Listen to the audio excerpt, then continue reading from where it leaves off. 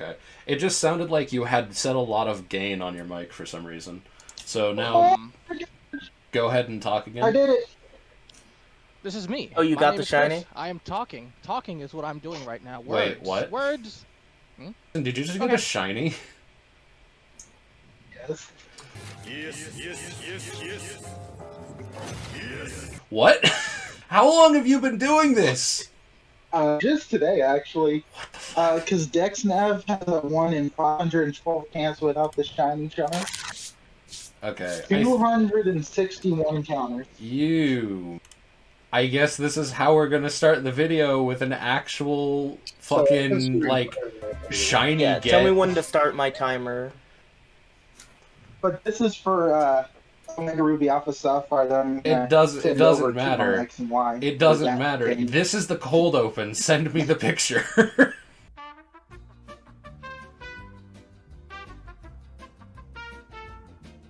Hey everybody, welcome to Experience Curve. This is episode number, I forgot.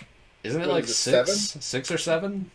Something like that. One, We're up something there. like that. 3, 4, 5, 6, 7. We're on 7. Yeah, Hey, I it's was right. It is 7. kinda crazy. And, yeah, pretty crazy. We are up to Pokemon Black and White. Oh, man. Pokemon Black and White are, Oh, of course, boy. the start of the 5th generation. This is the first time we have had a generation on the same console as the previous generation. Hold on just a second. And it came with a bunch of changes. The games came out at... Oh, whoops. Did they? Oh. Did they come out? They I'm did. not sure they came ever out did. At, I 2010 couldn't in tell. Japan and 2011 in America, or I guess internationally. And they made a bunch of changes from the previous game, and it is quite controversial. Well, not as much nowadays, but at It the was very time, reactionary. yeah, a lot of people were pretty upset about it. Yep. I'm going to go over some of the changes. Hold from the on, previous wait, game. hold on. We might have jumped the gun a little wee bit, because we have something else very important to talk about. Oh, yeah? We have a guest! Uh-oh. Oh my god! Oh, do no, have a I got so excited.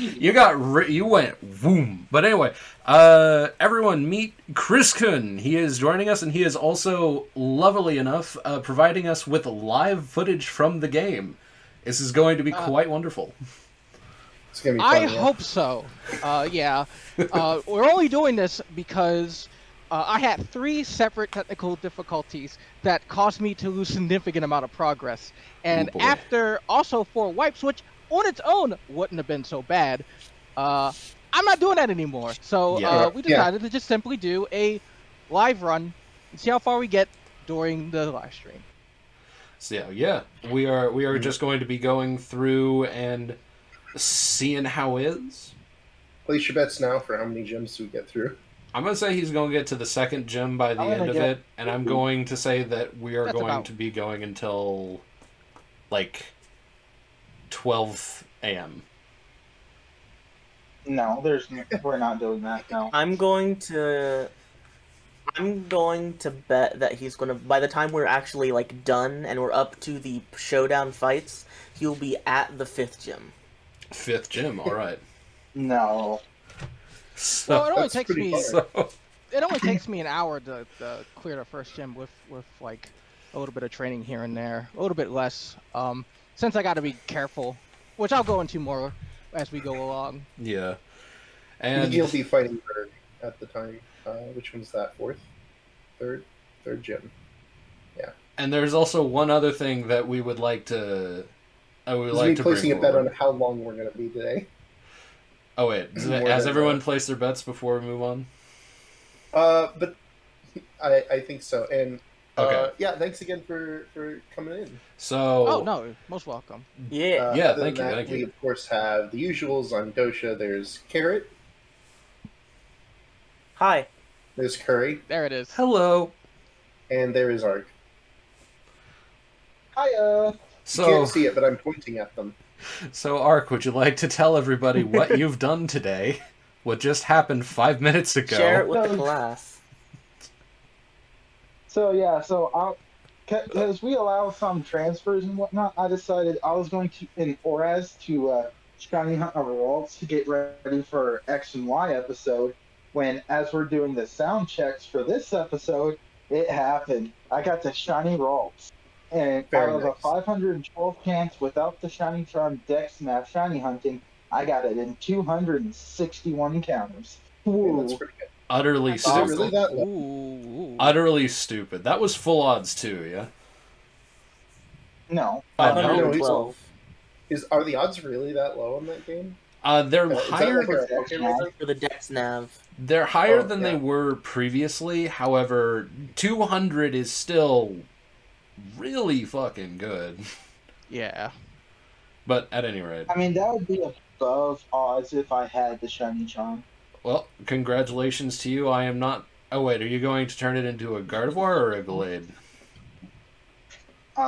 Of course it Was does. that a surprise? If we're in X and Y, of course I'd turn it into Gardevoir. Excellent. I am now not the only one with a shiny Fair Gardevoir. enough. At any rate. Okay, so now let's actually start, shall we? so we're talking about Pokemon Black and White again. But before we go ahead, what version did everybody play? I played Black. I played White. I played White. I also played White. I Then- was playing black, and that's what I'm doing now. Yeah. Yeah. It's Black on the screen. Oh yeah, I It's got one right other side. thing that I need to add before we start is I also had technical difficulties because apparently the ROM versions of Black and White can't even get around the anti-piracy policy without Yeah.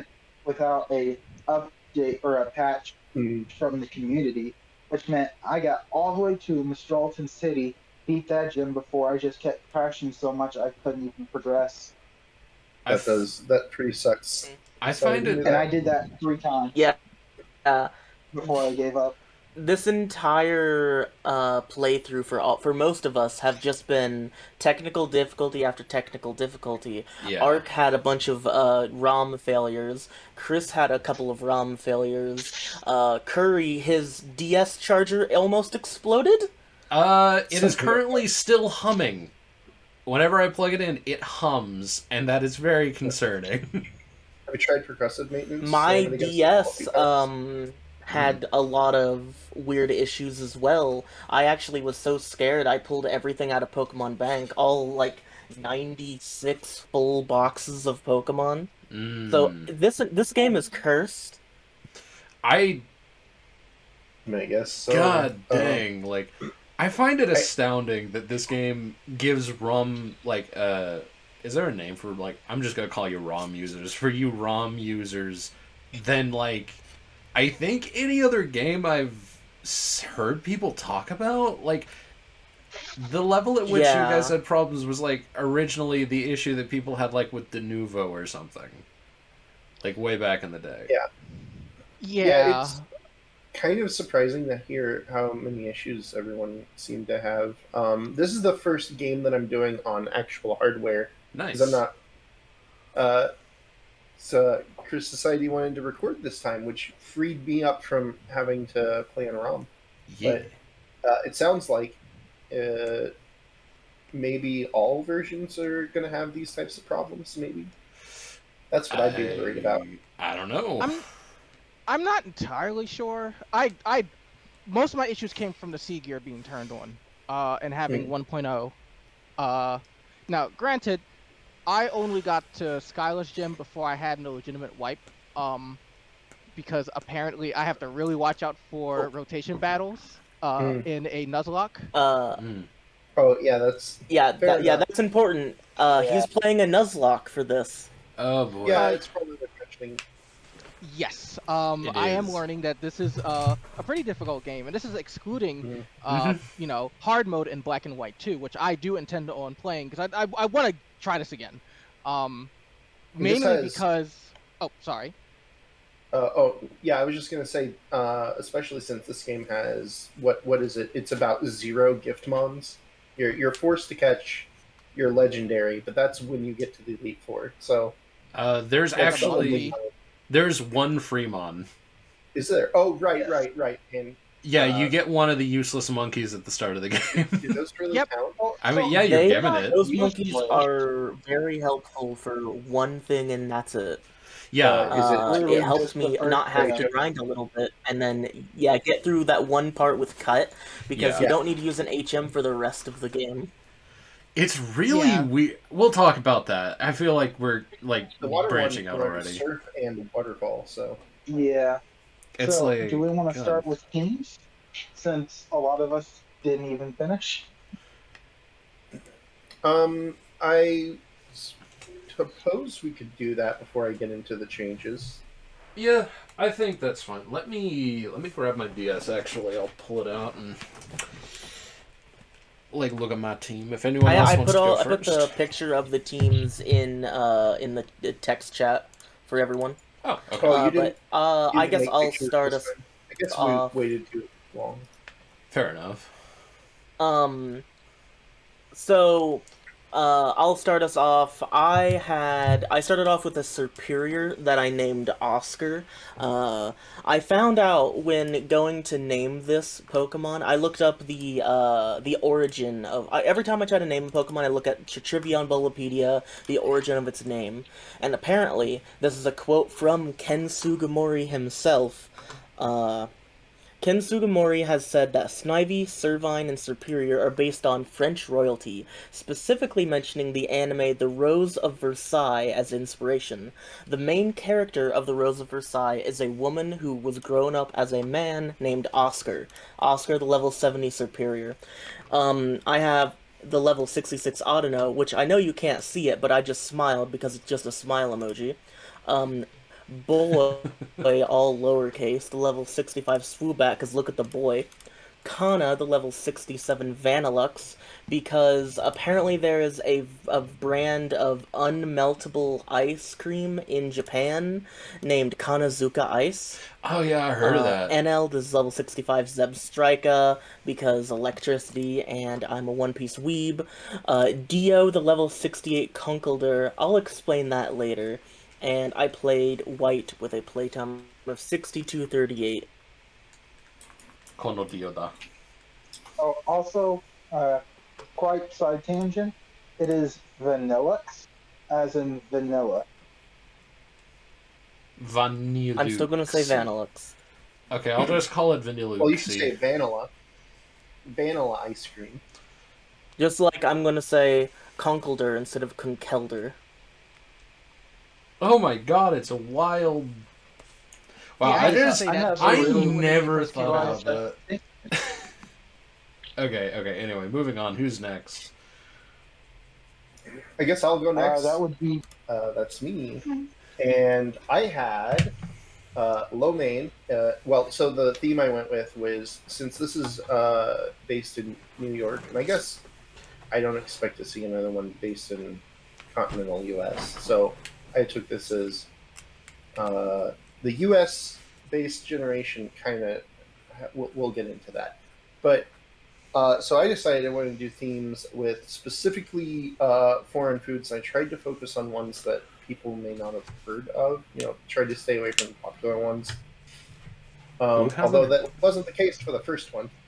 Who has not heard of lo mein? Yeah, I was about to say. Yeah. lo mein. I don't even eat that kind of food. Yeah, even I know I know what lo mein lo mein. is. I've heard the name. I don't know what it is, but I have heard the name. It's fried noodles. Because Superior's a noodle. Fair enough. Also Fair enough. It's made up the danger noodle. Danger. It was level 64, and then I caught a Scrafty and named it Lumpia. Lumpia is a type of, I believe it's Thailand, or no, it's Filipino. That's what it is, and it's very similar to a egg roll.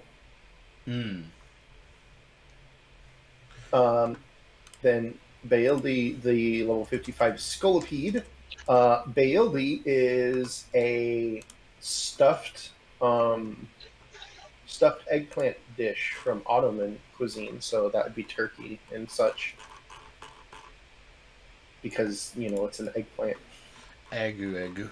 Well, it's purple and squishy. That makes it an eggplant. Conifa, the level 66 Cophagrigus. Conifa is a dessert that is, I believe, well, not quite unique, but almost unique to Egypt. It's made using it. Apparently, pastry dough gets formed into noodles and then deep fried, and then it's filled with sweet cheeses. It sounds really good. Mm-hmm. Sweet Jesus.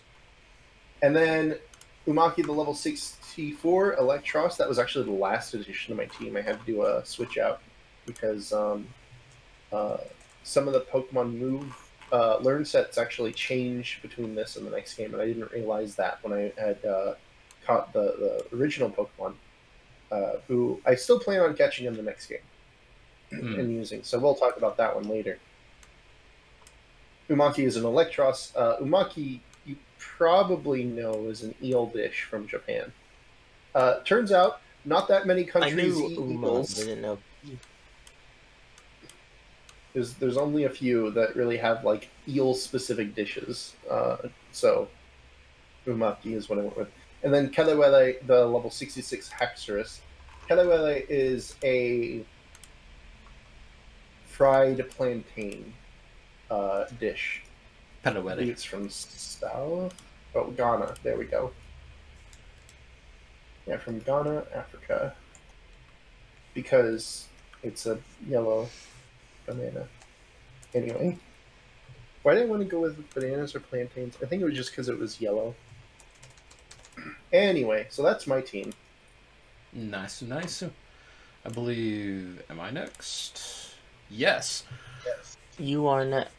As usual, I have the longest playtime. It's probably worth noting, but it's actually not that much longer than Carrot's playtime. Only another 8 hours longer. Although the other two are very short. Yeah. One of them's early. That's because Professor Curry was doing a speed run. I guess he can talk about that though. Yeah. Okay. So. I actually, for once, I was thinking to myself, I'll really try to play this in a regular amount of time. That didn't happen. Various things got in the way, so I ended up once again speedrunning and setting a bloody land speed record at just shy of 16 hours. I did beat the Elite Four. I got through all the gyms in the Elite Four.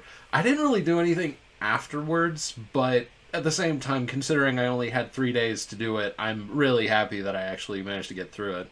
And my team, my first one is my starter, who originally I was considering removing my starter for something, but I decided I'll do that in Black 2 White 2.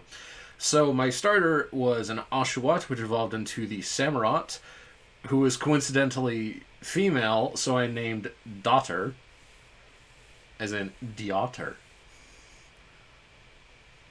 The next one is wonderful. I'm proud of that. Shut up. Anyway, next one up is Lumiere, the Chandelure, Facund, the Lilligant. Oh, I have got a question. Yes. You spelled it Lumiere. That is the spelling that I found for it. Oh, I thought Lumiere was spelled with a U. Lumiere. Like in the movie. Lumiere. I don't know. If it's incorrect, then it's incorrect. But that was just the first spelling I saw of it, so that's how I went with it. Anyway, next up is Adderall, the Reuniclus. K-Rule. Cruel K-Rule, the Crocodile. And does he throw his crown? He throws a lot of things. But Spades the Zekrom. Spades the Zekrom is the last one. Oh, no, he doesn't. Equip black glasses and fling. But anyway, yeah. I'm very happy with my team. On a side note, Jesus, can they please give us a lucky egg in the middle of, the beginning of every game? That made this so much better. It's insane how much that took it. But yeah, there's my team. I'll take it or leave it. I think the next gen handles leveling pretty well. We'll get to that when we get to that. Alright, so then I guess it's my turn. So I didn't go all the way, so the levels are going to be pretty low. But I got my starter, the Embor that I named Takeo Goda, the level 38 Embor. And the name comes from, like all my names, is going to come from anime characters that I think kind of fit. And Takeo Goda is just this hunk of a man, like huge, like big.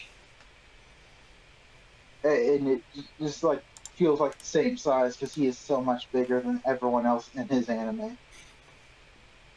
And then after that, I got Zakiro, the level 21 Lifeheart. And Zakiro is an anime character from the anime Tokyo Mew Mew. She is purple, like the Zakiro is, or like Lifeheart is. And it's also cat-based, because that whole show is cat-based. Yeah. Wow. And then I actually got a fossil. I got Maple Syrup, the level 40 Caracosta.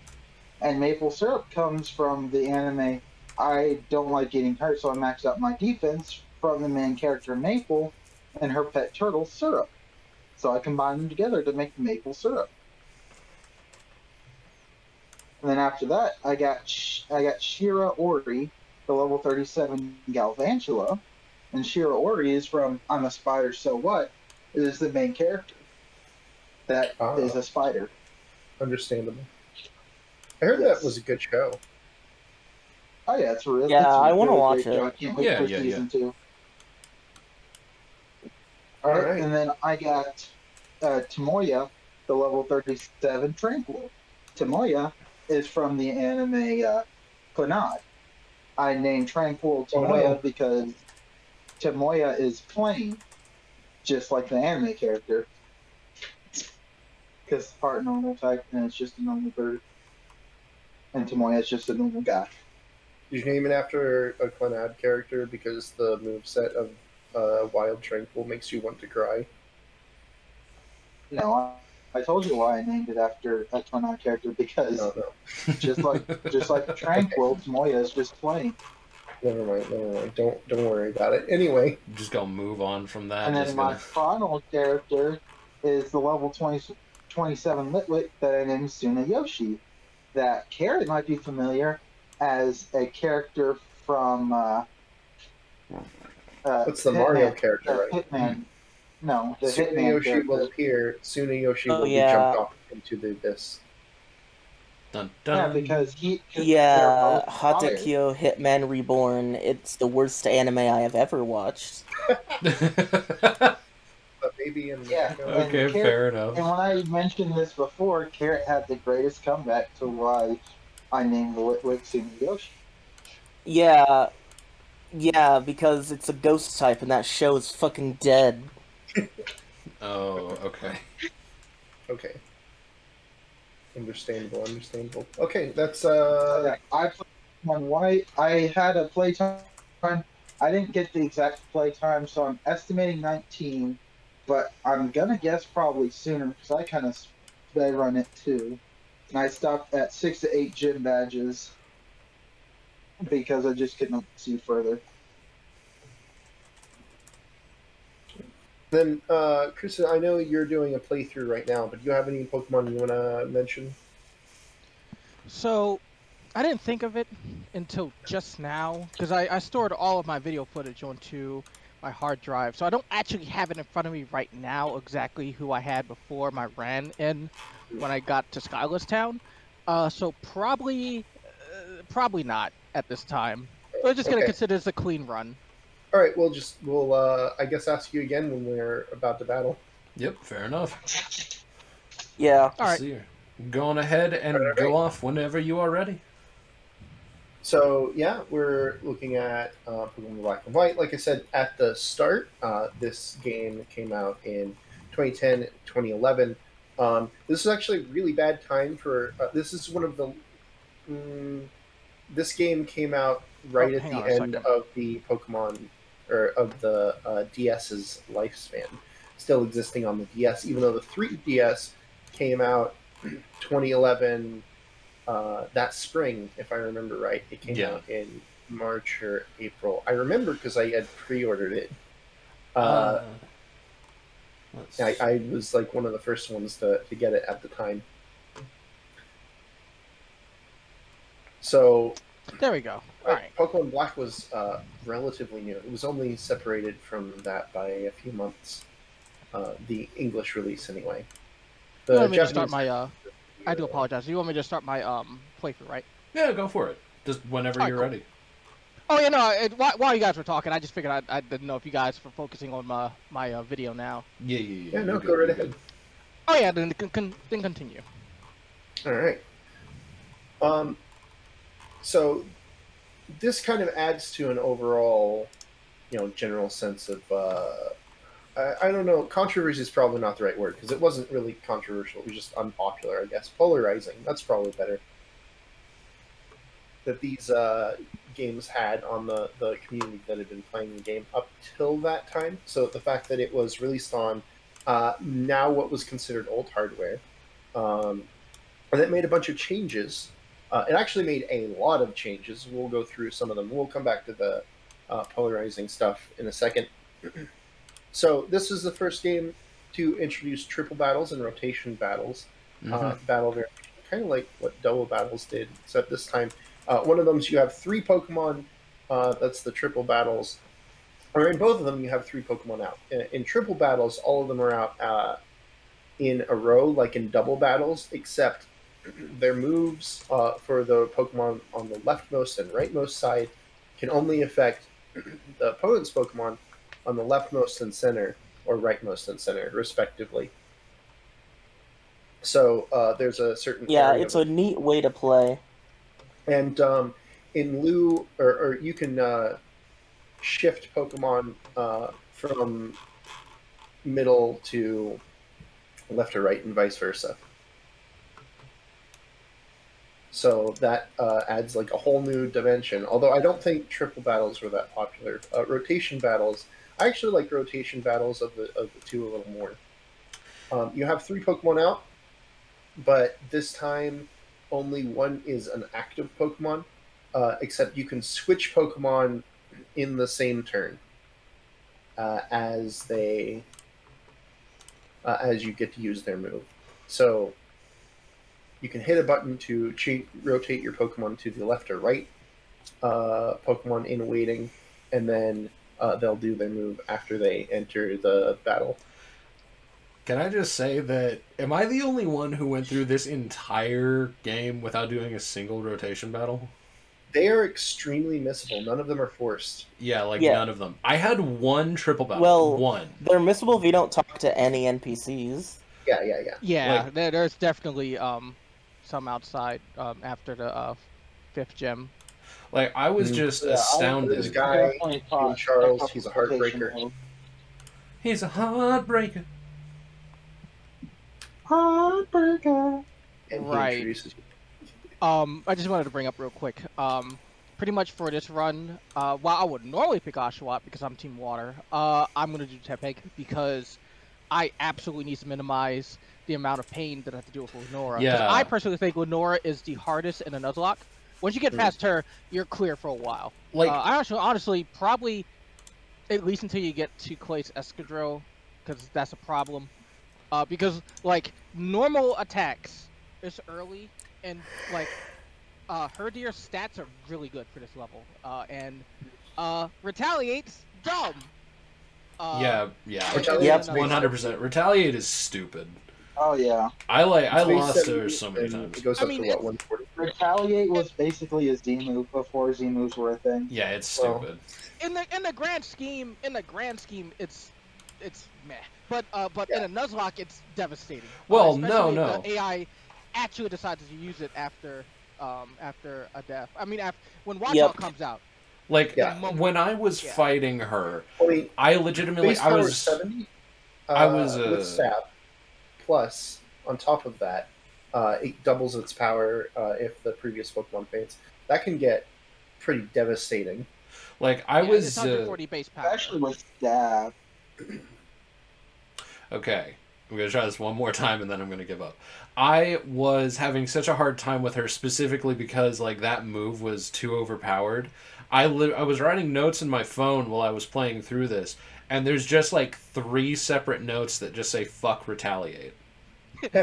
Like it's just such a stupid move. It didn't make sense to me.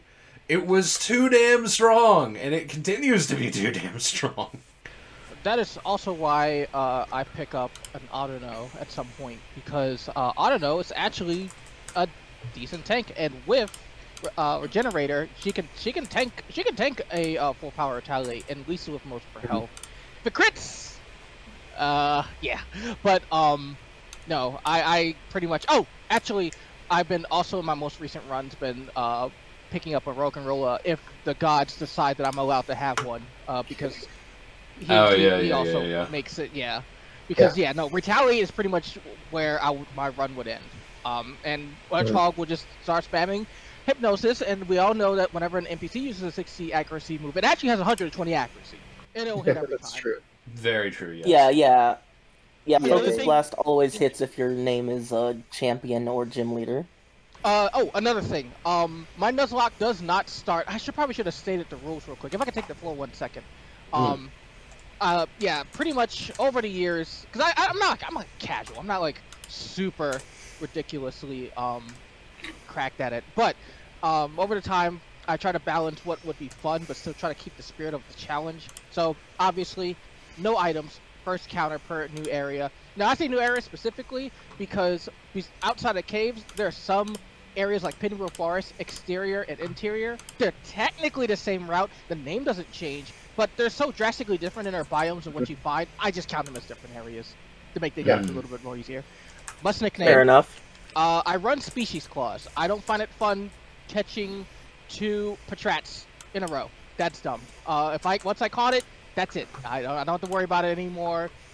Which means if I lose that Patrat, that's it. Which I'll get into Patrat later. Shiny Claws. If it's a shiny, all bets are off. I get to catch it. And I also, and 2 more things. I allow Giftmon. If the Giftmon is present, then it doesn't count, which works for me because there's only like 1 Giftmon in this game. And I can't outlevel the gym leader's ace. That's a new one.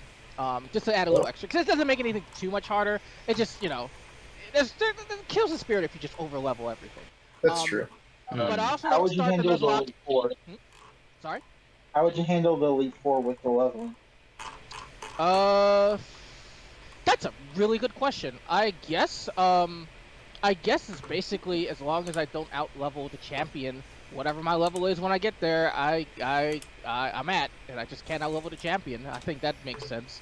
I was just gonna say, as you see, my HP is 5. I don't start my Nuzlocke until I get my first 6 of Pokeballs, because I also don't find it fun, like, getting really bad luck at this and just having to go through all the screens again just to get to this again. So, alright, the game was... because, usually the game will usually, like, not make it so you die, so it'll spam clear a lot when it sees the HP low, but there's a couple times where I actually did, like, lose once. I'm like, yeah, I'm not restarting. It's okay. But that's it. That's all I wanted to say. Alright. Well. Alright, so, aside from the new battle variations, there I love this cutscene. Also, the addition of seasons to the game. Seasons only exist in Generation 5. You have, it's the normal seasons: summer, winter, fall, spring. Only they're not based on real time. They change once a month, or I think it's every 30 days, right? Yes. Yeah, so once every 30 days, it'll be a new season. Which means I played through spring and summer. I think everybody went through one seasonal change, right? Not me. Oh, really? Yeah, mine was winter, then whatever was afterwards. I played for a total of 3 days. So what I found out is that since I have a DS and a 3DS, they are both set to different times, but I can plug in my game to one or the other, and it doesn't trigger the time event lock. So I also played a little bit in winter, because the DS was set to a different time. So that was interesting. That's an interesting, expensive loophole. Anyway, they aren't. The seasons are actually kind of important because they change what you have access to in the game. Some things are going to be accessible in summer, some things are going to be accessible in winter, and so on and so forth, based on weather events and things like that. For example, Cynthia is only available to fight in spring and summer, and it's not called Spiral Mountain. What is it called? Twist Mountain. Yeah, Twist Mountain. That's the one. That place changes quite a bit with the weather. I really like Twist Mountain. In the wintertime, you can basically access everything without having to go through the cave. You can basically skip the cave portion in winter. Yeah, like I really do like Twist Mountain. Except, can I don't. Can I just take this little brief moment, just a quick second, just a little aside, little thing. Fuck Sturdy. Fuck it. Well, I hate it so much. It is the most annoying goddamn thing. Oh my god. Because I love Sturdy. I hate it. I hate it so much. I think it's annoying when I think it's annoying when you basically fight a bunch of rock and roll and they just don't want to faint. It's just like I have to. No, exactly. You mean like every other fucking trainer in Twist Mountain? The rock and roll just go. Yeah, they're slow. I just skipped all the trainers in Twist Mountain and trained outside of it. Oh my goodness! Like it is ridiculous to me how annoying it is because I'm just looking at this like, okay, I know it's gonna go down, but you just like have these wild Pokemon and these random trainers just doing chip damage to you. And it's like, eventually it adds up. You have to use 2 moves to kill it regardless. Like, it is just a subtle annoyance. Yes, the multi-hit move that's special effective or super effective against the rock type. You mean Bullet Seed? Yeah, you mean the thing that you can't really get? Is there any Pokemon in this game that Isn't Bullet Seed a TM in this game? Is it? I never saw it. I feel like it was. Let me... Well, I mean, assuming that that's the thing, but like, my god, I appreciate Sturdy as an ability competitively, but out in the wild, it is insufferable. I hate it so much. It is ridiculous. It is insufferable. Oh my god. But anyway. I think it's just a minor inconvenience. You just train somewhere else. Oh, yeah, it's actually notably not a... TM in this game. It's TM in 3, 4, and wait, no, that's 8.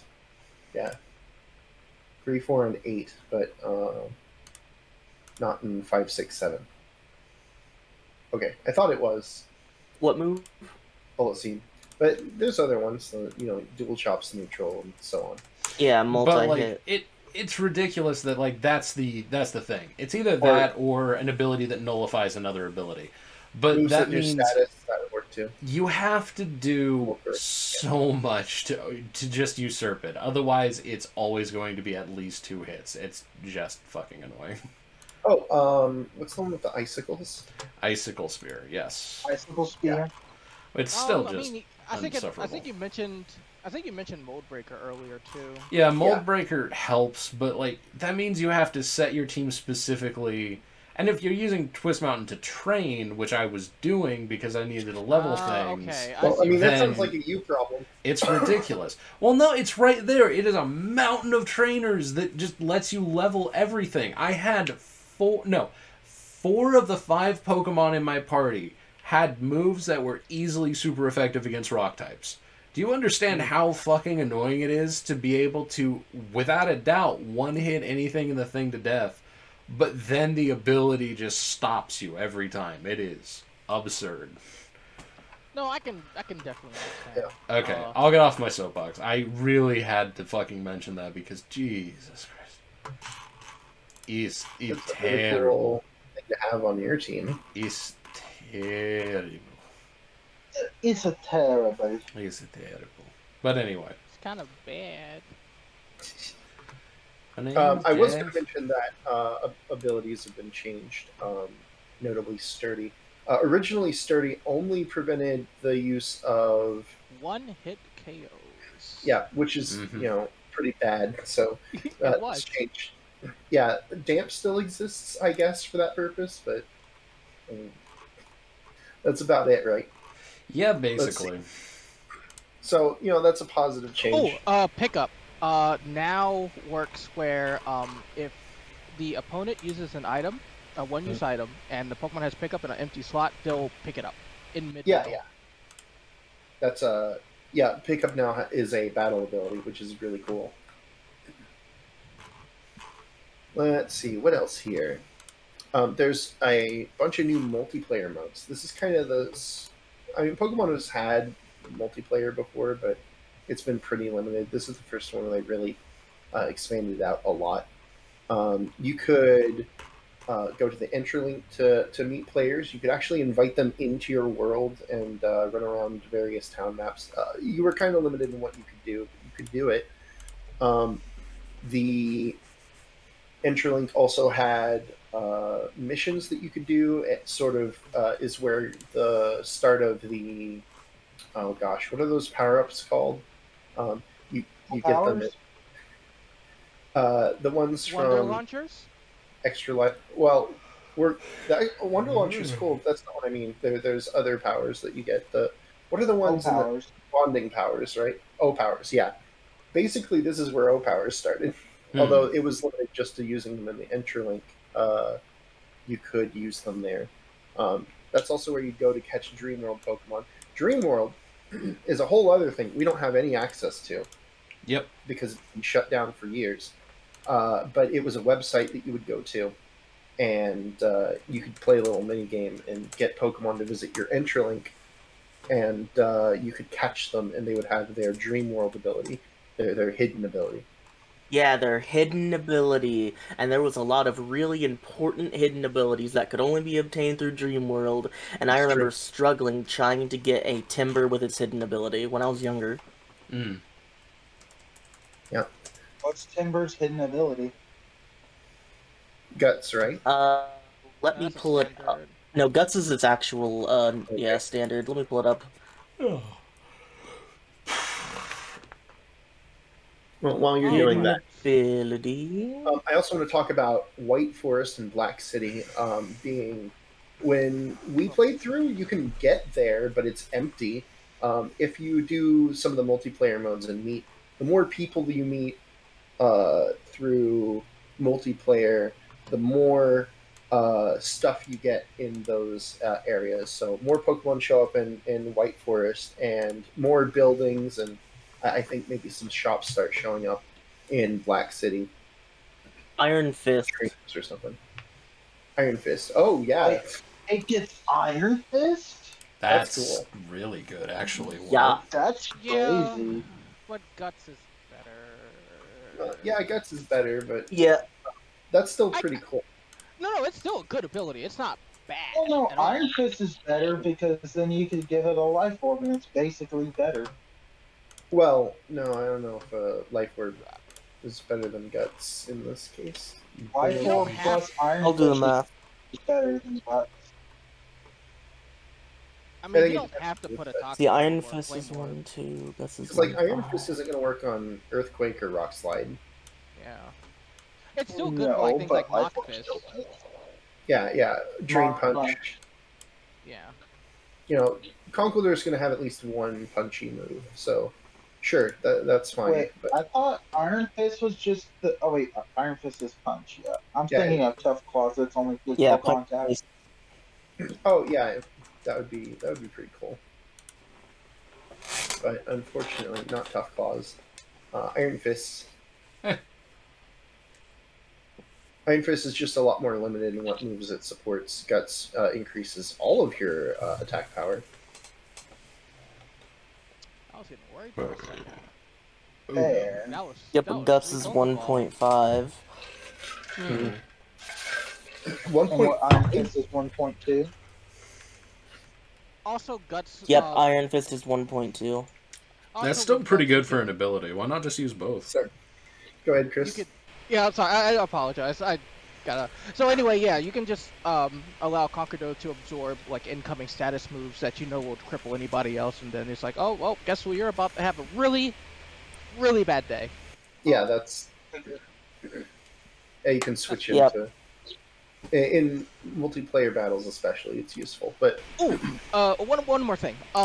I was doing this with my friends when I was doing my recordings. Outside of just my starter, because I name my starter the same thing every time. Would you be okay if you guys want to name my Pokemon that I catch along this stream? Sure. Sure. Let's see here. All right. What do we got? We got a Lillipup? female Lillipup. Female Lillipup. what should we name the dog? Comet. You want to name it Comet? Female Just go Comet. hard. That is, we're making magic because references. Because of that new Planeswalker. Okay, fine, I guess. Yeah, I'm going with Wait, Comet. Isn't Comet a I don't know, it's male just dog, a- though? Are you saying It's a comment dog like name. like making a comment, or the comment like? Comet is in the space. COMET. Okay. Okay. Either that or like Isn't that Leica, magic I guess. But male, Mm. though? It I doesn't don't think- say either or. It just It says doesn't really is matter. a puppy. It's a dog name, it's fine. I like comment. It's fine. Alright, so aside from those things, key items can now have multiple items selected. I'm sure a lot of people like that. I like that you could select the bag. I mean, I only ever really use the bike. I kept on item finder as much as possible. It made it really easy to access. If you fish frequently, that would also be nice to put on there. Something else you could do is you could put a bag slot. You couldn't put an individual bag item though, which is what I really wanted. I wanted to put max repels on there, but being able to Oh, that would have been access so the bag- nice. And what's nice is that means Well, you can no, in access this- the bag without closing the Well, item no, in finder. this generation, it starts to allow you when you run out of the max repel, it will ask you if you want to do another one. Well, not in this game. It didn't. This is the next. No, yes, it's. Wait, No, is it it's- only black and white too? Well, yeah, it's not this Hey, game. what It's is probably happening? the next one. That would be nice, but they didn't do it this game. They increased the, despite it being on the same hardware, they made some changes to the way the camera works and also some of the visuals in the game. It's definitely upgraded, right? Like Oh, when yeah. you go over, for example, Sky Arrow Bridge, and you see the camera going all crazy. You know, it's Yeah, that really was insane the first time. you don't even like have to go to one of the big show-offy things for it to really stand out. Like, so there's a lot of buildings in these cities, and some of the buildings have side entrances, and just a lovely little touch that they used the new 3D technology for the time was that the camera just can't slightly over, so you can like see yourself entering the side of the building and then goes back. It's really such a subtle thing, but it works very well. Mhm. Like, Yeah, it's neat that they do that here. I kind of wish that they did this in the previous game when they made it 3D for the first time, but yeah. I'm glad that we have it here. And of course, the dynamic sprites for the Pokemon. I don't think I liked them that much when they came out, but now I really like them. Like, Oh, I immediately fell in love with the animated sprites. I'm going to say, like, Yeah, I- the sprites in general are nice. I really think that I prefer sprite Pokemon over 3D, like, just in They just have general. so much character. But it's like, I really wish that they would make and I know this is never going to happen, but I want them to make another mainline Pokemon game that just has like the most polished sprite work possible. And I want them to do what they did here in this game with the moving sprites and like take it to the nth degree. Like get like as many pixel artists as you possibly can working on these to make the animations just really like breathe and be full of life and very expressive. Like the moves, make all the moves look good. Honestly, the only thing I really don't like about like the sprites in this game, which I guess it's not even really having to do with the sprites, I don't like the the stats went up, the stats went down flurry of blue and red bubbles. I don't think that looks particularly good. But aside from that, I love all of the battle scenes in this game. It's really lovely. That's fair. I don't particularly mind the particle effects for showing that. I just wish that in later games they consolidated, because boy is it really annoying now when having so many things happen and you have to wait for the weather, the item use. Uh, if another status is happening, and it's always one at a time rather than consolidated and shown on like your heads-up display. Yeah. Like, here they That, do something like that, right? They have, like, the weather display in your bottom touchscreen whenever you're selecting. yes, but like but each of those statuses have to happen one at a time, and then you have to wait for it to all finish. I was gonna actually add on to the whole, you know, the character and charm with these sprites, because honestly, a lot of the sprites, because it's still limiting because it does a lot. There's a lot of work hand animating each of these sprites, even though they're using rigs and tweens.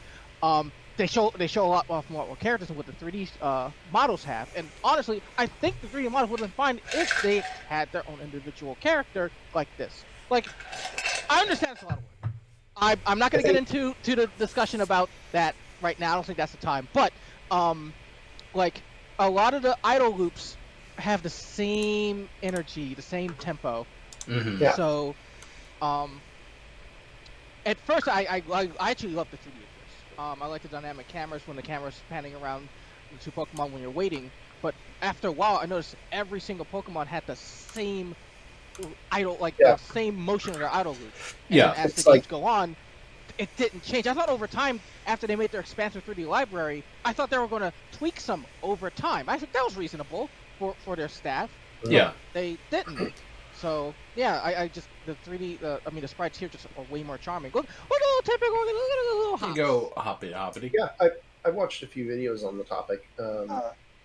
They really like to go in detail about this, how the Pokemon Company, or I guess specifically Game Freak, is largely comprised of sprite artists. They generally knew what they were doing with this kind of work. So when they transitioned to 3D, they basically outsourced it. Well, that's fine, but it also ended up leading to these really kind of bland, neutral animations. Even compared to like what they had back with Pokemon Stadium and Pokemon Battle Revolution. It's just very, neutral and boring, lacking personality like it does in this game. I think that... And now I would like to make about the sprites is, like, to me personally, the outline edging just seems to be really weird. Yeah. Like, it's not that's mainly because line. It's a bit harsh. I'll admit probably because it's hard. sprites exist in a 3D space, so when a camera moves in and out, the anti-aliasing kind of freaks out a little bit. So it like when the sprite's up close to the back sprite where it's supposed. Actually, no, other way around. When the front sprite of the enemy is at the maximum distance, the sprite details is 1:1, so it looks fine. But when the sprite zooms in, like look at the NPCs that are closer to the camera. It looks terrible because right now the camera is rendering them like that because the sprites are static pixels. Yeah. So I mean, I definitely agree with that criticism. Yeah. But that's what we knew what we wanted until it was gone. Well, I mean, that's what I mean by, like, I just want it to be taken to the nth degree. Because, like, the reason I'm playing this on my DS... not DS... What was it? A DS Lite, I think it is. Like, my DS Lite is because I wanted to do the first one on my DS Lite and then do the next one on a 3DS. Because I wanted to see how the pixels looked if they were kind of, like, increased. Because, like, I wasn't sure whether or not it would have, like, a super big effect on the game, because pixels scale much better than, like, 3D avatars. So I'm going to give that a shot later on. But the more I looked at this, the more I was like, man, this is, like, one step or two steps of polish away from just being, like, the best presentation Pokemon has made for their things. The one thing I really wish that they would do, aside from, like, just adding, like, a little bit more touches to the general animations, like, give a couple of different idle animations, but I want there to be a reaction when a Pokemon gets hit by something. Because it's like, would have been really nice feedback. Like if it, like in Stadium, for example, when you hit a Pokemon, it recoils. It recoils. And well, in this one, it's like, okay, so the animation just pauses and the attack animation happens, and the attack animations look fine. But I think that's the one kind of like blemish on this system. It just doesn't look really good when you hit something. Well, it's not satisfying. It's not tactile. Yeah, it's only an animated loop. So yeah, up until now, this is the most we've gotten. We haven't gotten anything with that type of feedback. Yeah. But so, I apologize again. No, you're fine. Go ahead. Generation 3 kind of figured that problem out, mainly because they use limited animations for their appearance out of the Pokeball once Emerald came around. Yeah. Honestly, one single frame of a hit stun animation with the sprite being shaken, that would have been honestly more than enough to convey actual impact from attacks. Yeah. They don't even like animate anything outside of that. Because like in Gen 3, when a Pokemon came out the Pokeball and were animated, it was just 2 frames of animation, and then the sprite would just be tweaked or just loop the animation really fast or something. And honestly, that alone conveyed a lot of character. There is someone at my door. I will be back in a moment. That's okay. But the sprites are not the only thing that they changed when it comes to battles. Also, of course. Probably worth mentioning. There's now dynamic sound changes too. When your Pokemon's health is low, the music changes, and when you're fighting a gym leader, if they're on their or like an important trainer, when they're on their last Pokemon, the music changes also. It was kind of rudimentary, but I really wish that they expanded this out. This is the only game where they do this stuff. I don't know why it's the only game. Maybe because they found people probably hardly noticed. And so they're like they want to put the effort in. I don't think people. Well, if you're going to do that, then that would be an argument to take out music entirely from a game. I don't think they want to do that. Like the soundtracks always have, and as far as it seems, always will have a lot of effort put into the Pokemon soundtracks. They're always pretty exceptionally good, but. I mean, yeah, the soundtrack was and this soundtrack, this game was so good. Layers. Yeah, the sound font didn't change, but you could be fooled into thinking it because they went for more of a jazzy theme this time. Oh, and they had sound layers too. There are NPCs that you could talk to play around with that. It's probably most notable in Stonebridge because there's... Yeah, I really like that. There's 4 different NPCs, and you can talk to them, and they add different elements. One of them's a beatboxer, one of them sings, one of them plays a flute, and then there's a 4th one who I don't remember what. He plays the bass guitar. So it adds different layer notes in there. So it's got a bunch of extra sound channels to it. And I forgot to stock up on Pokeballs when I was in town. That's okay. Oh no. Well, that's okay because you'll catch it. You got first time catches. So meet our first sacrifice. If anything goes wrong, Patrat's gonna die for this country. What is our soldier's name? His name. Let's see. For a Pat Rat, let's name him Jeff. Monkey D. Luffy. Okay. Sorry, we can't. She. Boy, did I misgender. Yeah, we're gonna have to backtrack that a little bit. What is her name? Oh, okay. Monkey D. Luffy, since she is going to be fodder. No, just Lucy. All right, I'm taking that one. That works in a multitude of ways. Fair enough. What do you mean? Unless we got another contender. Because we already took one from Carrot. Well, I mean, I already mentioned Luffy, so that would be my suggestion on Carrot. Can we call him all lowercase long rat? Okay, All wait a right, minute. so I'm back. Luffy's starting to sound good again. Okay. The name. I have a suggestion. Oh. Yeah. Roadkill. Oh, okay. Well, actually, that fits really well since it's a fodder. Have I mentioned that I absolutely despise... You know what, actually? I don't know where I'm jumping into this conversation with. You'll take your next name for sure this time. We'll go Roadkill right now, but you get a freebie. We'll take your next name. Okay, real quick, I did want to mention, a couple days before we did this podcast, a couple of us sat down and we decided to look through all 5 of the generations that we're currently up to and see what Pokemon from those generations we like and what Pokemon from those generations we dislike. Now, I've always been under the impression that I dislike or straight up hate more Pokemon from Gen 5 than any other generation so far. And I was not incorrect. I was not wrong. When we went through, I think I crossed out like less than 10 total Pokemon from generations 1 through 4. And I crossed out a whopping 40 Pokemon from Gen 5. 40. Like, that is absolutely absurd. That means I have more than 4 times the amount of dislikes for this one generation than I did for all the generations prior. And honestly, I'm pretty sure that means I dislike more Pokemon from this generation than I do from all other generations combined, which is absolutely absurd, but it's true. I really don't care for this generation.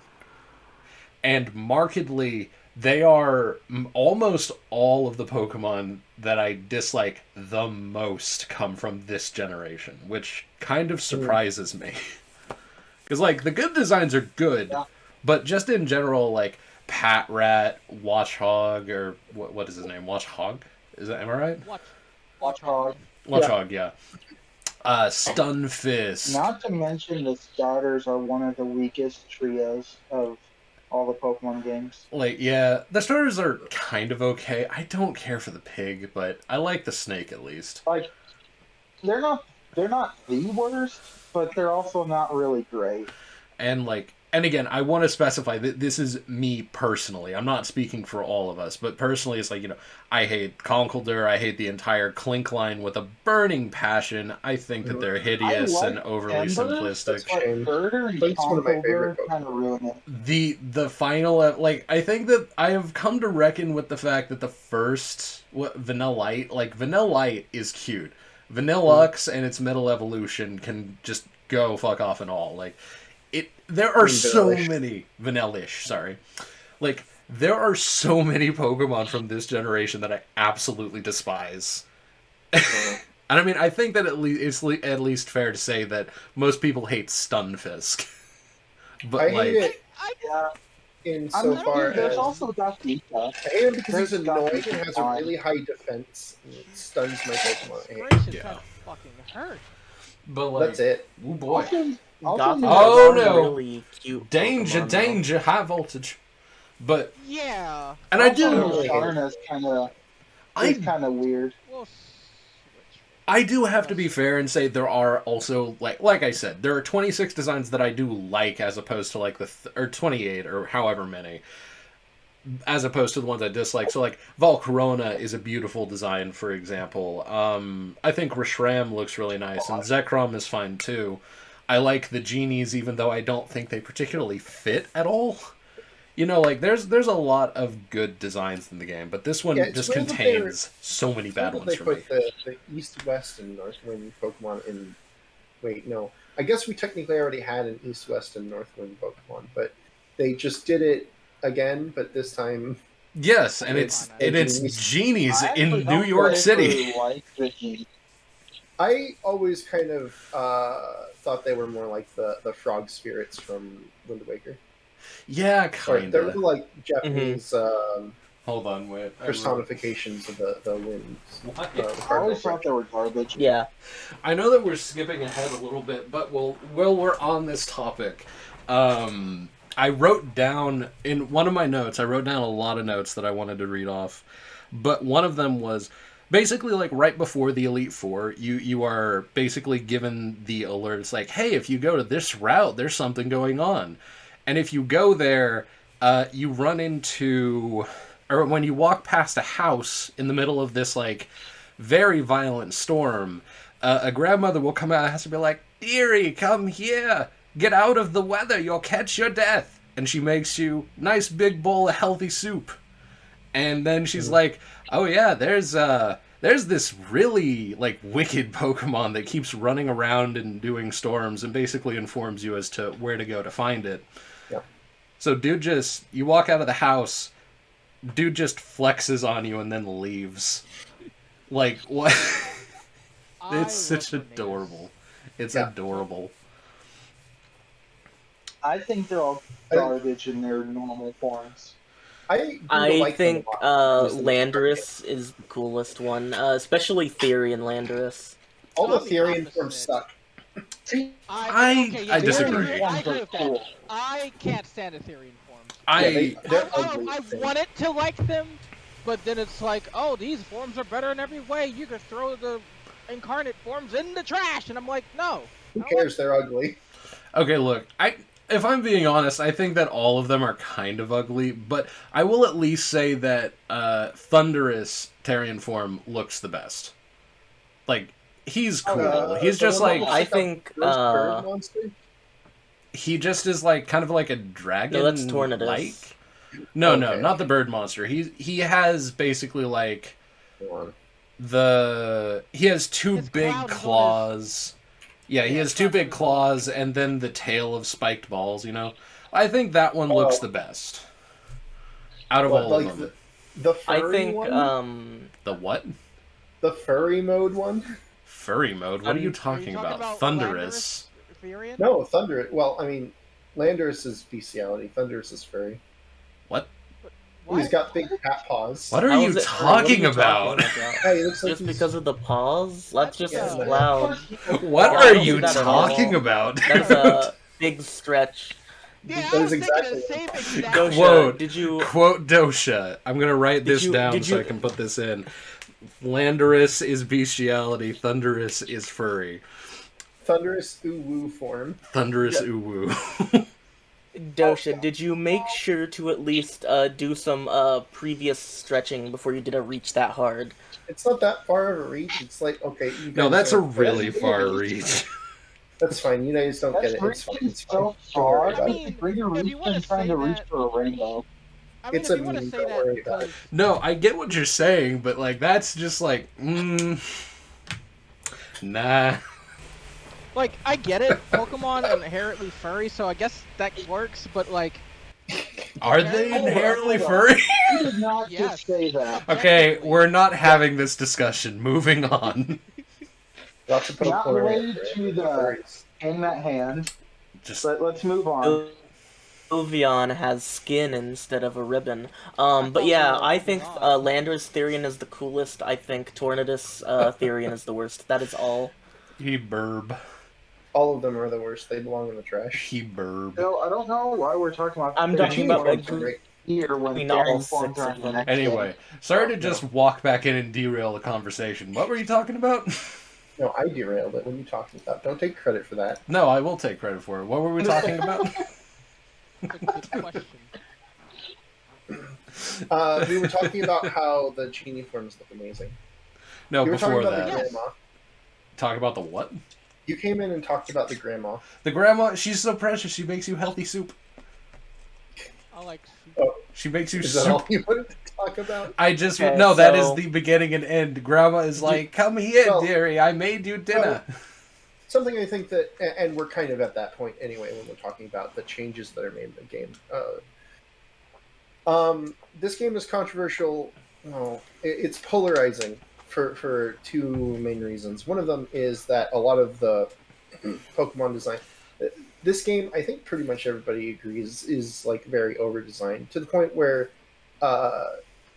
they kind of walk back their design philosophy Yeah, in the yeah. next games. I think it doesn't help the fact that they're also trying to reboot the series.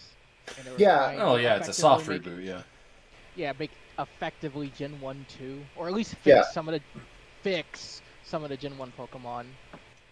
It's Yeah, just the like design was okay, what if we were to I do think Pokemon Over and we wanted to make this like the one game? That was the design principle they started with. So they created I think we went 159 new 2-3 Pokemon, Yes. for sprites. and a lot of people don't like, or I guess a lot of the design. I wouldn't say a lot of people don't like them, but I think at the time that was a big complaint. I think it Yeah. still is for a lot of people. Is that Yeah, a lot of Pokemon are like unpopular Curry said a in this while generation. back. Yeah. And on top of that, you are forced to use them. Up until you beat the Elite Four and Champion the first time, the only Pokemon available to you are the new ones. I mean, there is no well, Pokemon from I don't previous know You if can't generations. that's beat the champion at that point. yeah. I don't know if No, it's well, necessarily fair to be like, can. oh, you're Ken is stuck the with champion. them, because like even I I who yeah, I like like that. even I who like very much say like this is probably my least favorite generation. No, this is my least favorite generation. Even I have highlights from it. So it's not like every single one of them is bad. It's just that a Sure, lot sure. of them are just meh. But I think a lot of I people would don't like the still fact that put they this can't. higher than the first and second generation. Mm. I mean, I would have to actually like really think about it, but like just with a cursory thought, I would probably put either Gen 8 or Gen 7 at my least favorite for Pokemon design philosophy.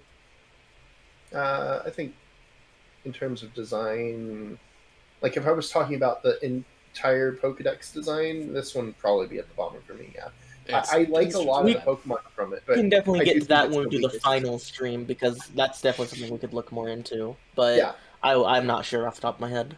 I think my list would be a lot close. Like the different tier. I like Pokemon from every generation. Well, The yeah. only one I don't have anyone that I don't like is Yeah, I like Pokemon from Regeneration too. I guess we would just be ranking how like the Wow, you like all the Gen uh 2 Pokemon? the ranking all of the percentage of Pokemon we dislike in each generation and scaling that to each other so the fucking Yeah. I don't know how voting works, you know what I mean? How Yeah. voting work? How do But vote? I mean, the Yeah, how broad do you perspective is a lot of people want to be able to catch Pokemon they like from previous games, or you know, they want to be able to Yeah. at least use some of their Pokemon they think are cool from previous games. This game didn't have that option until you beat the Elite Four. I So, mean, If I can inject with that thought, I Uh-huh. actually, and I'm a minority here, I guess, on this, but I like that, and that's because when I got Yeah, I online do with too. Gen 6, my immediate thought was, oh no, there's Pikachu again, and it's like, oh, there's a Zubats, and here we go again.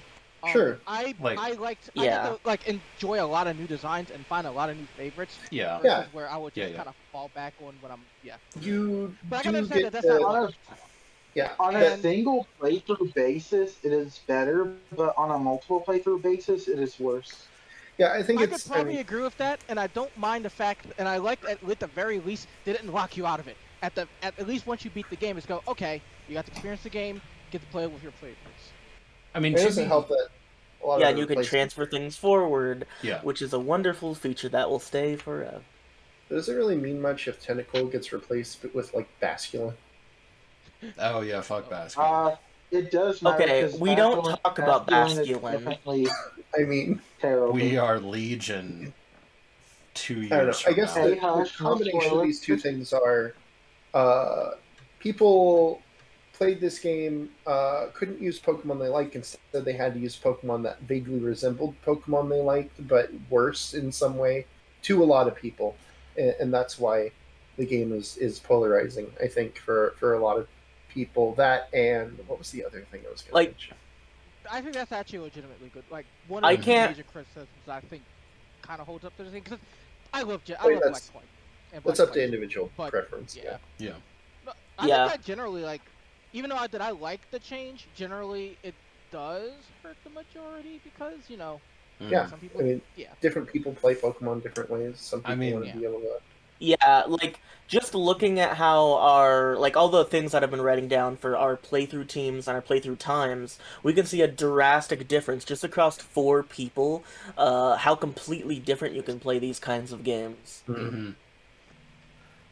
Okay, so one thing that I really did find while playing through this game, I chose Oshawott. Choosing Oshawott is suffering in this fucking game because you like, as weird as it is, the pig makes everything so much easier. Because like I could not get past the Leaveney. I could not. I had to go and train an entire other Pokemon that I didn't even use on my final team just to beat that one Leaveney. It's insane how difficult it is to overcome that.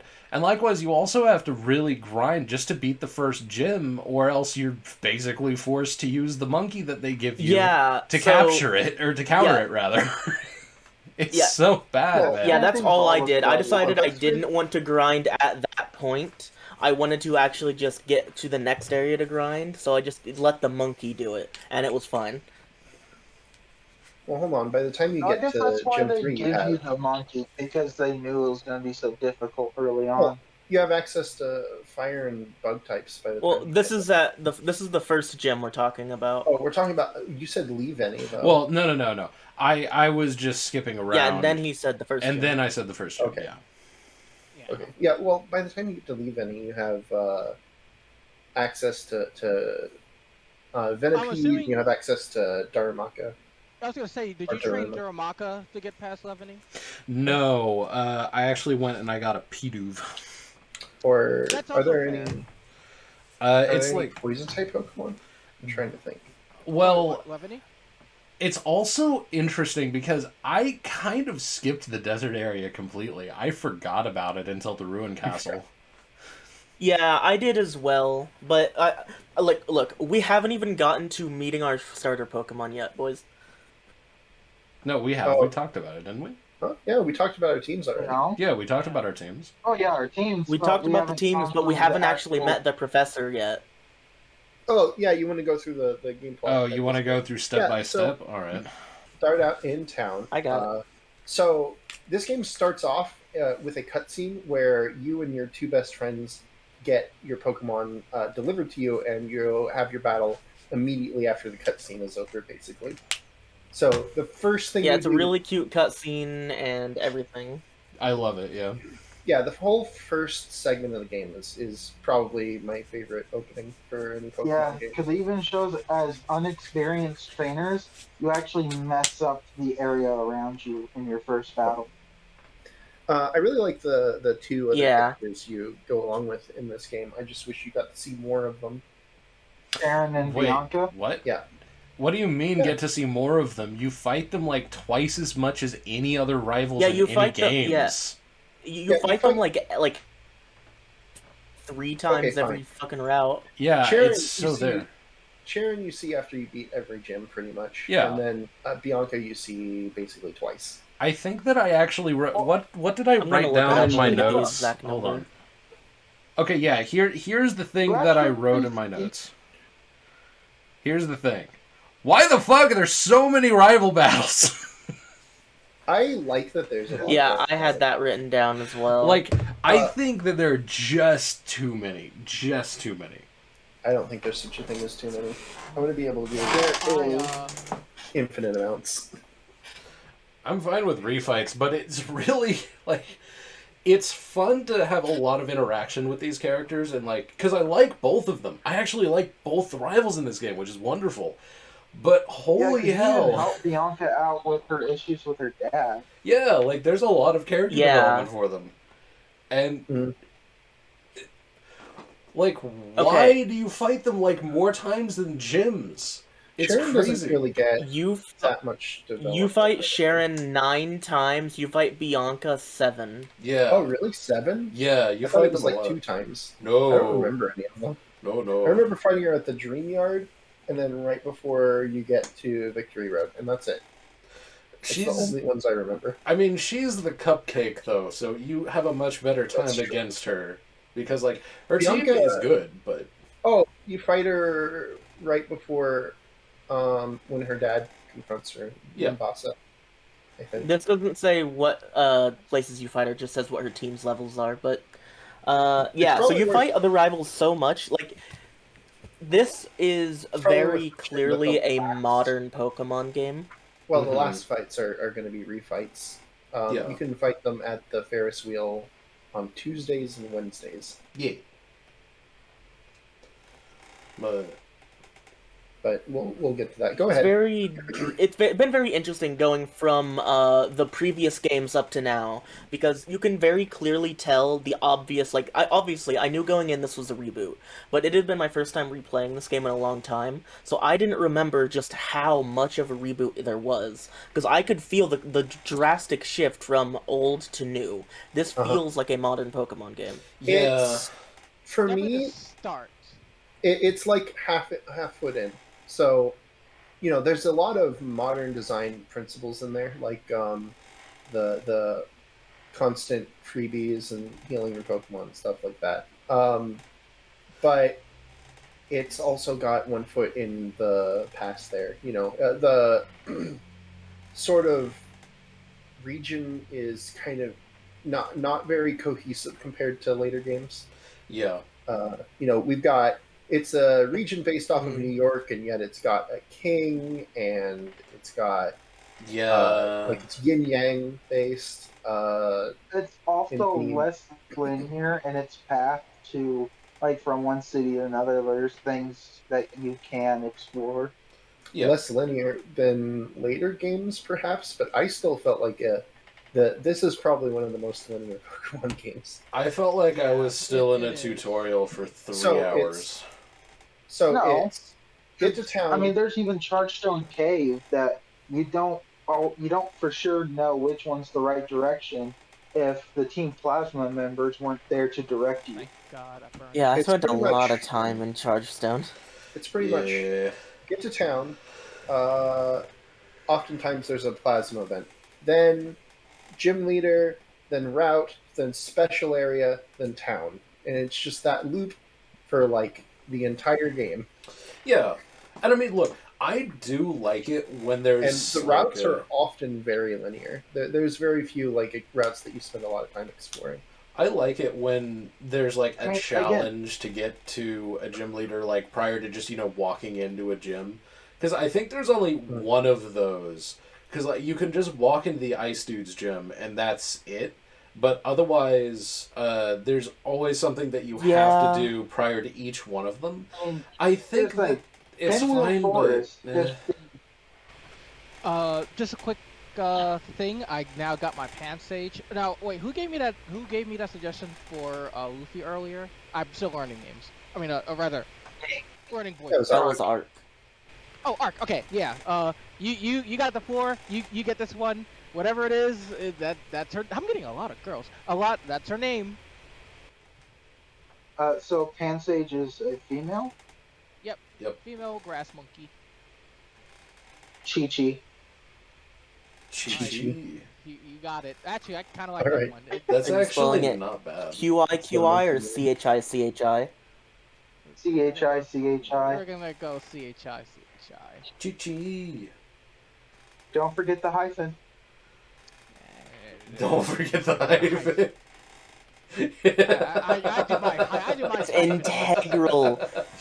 If your Pansage doesn't have a hyphen, what's the point in having a Pansage? Like, It's like that's such like a wag of the finger kind of. It's like, oh, don't forget the hyphen now. Because that's exactly what the Pansage would I do. think Josuke is a pretty good name for a Pansage. Yada yada. Well, no, Yeah, because and also Josuke Pinwheel doesn't. so to bring us back, Because it's Yeah. got the hair, the same hair. Okay, so Yeah.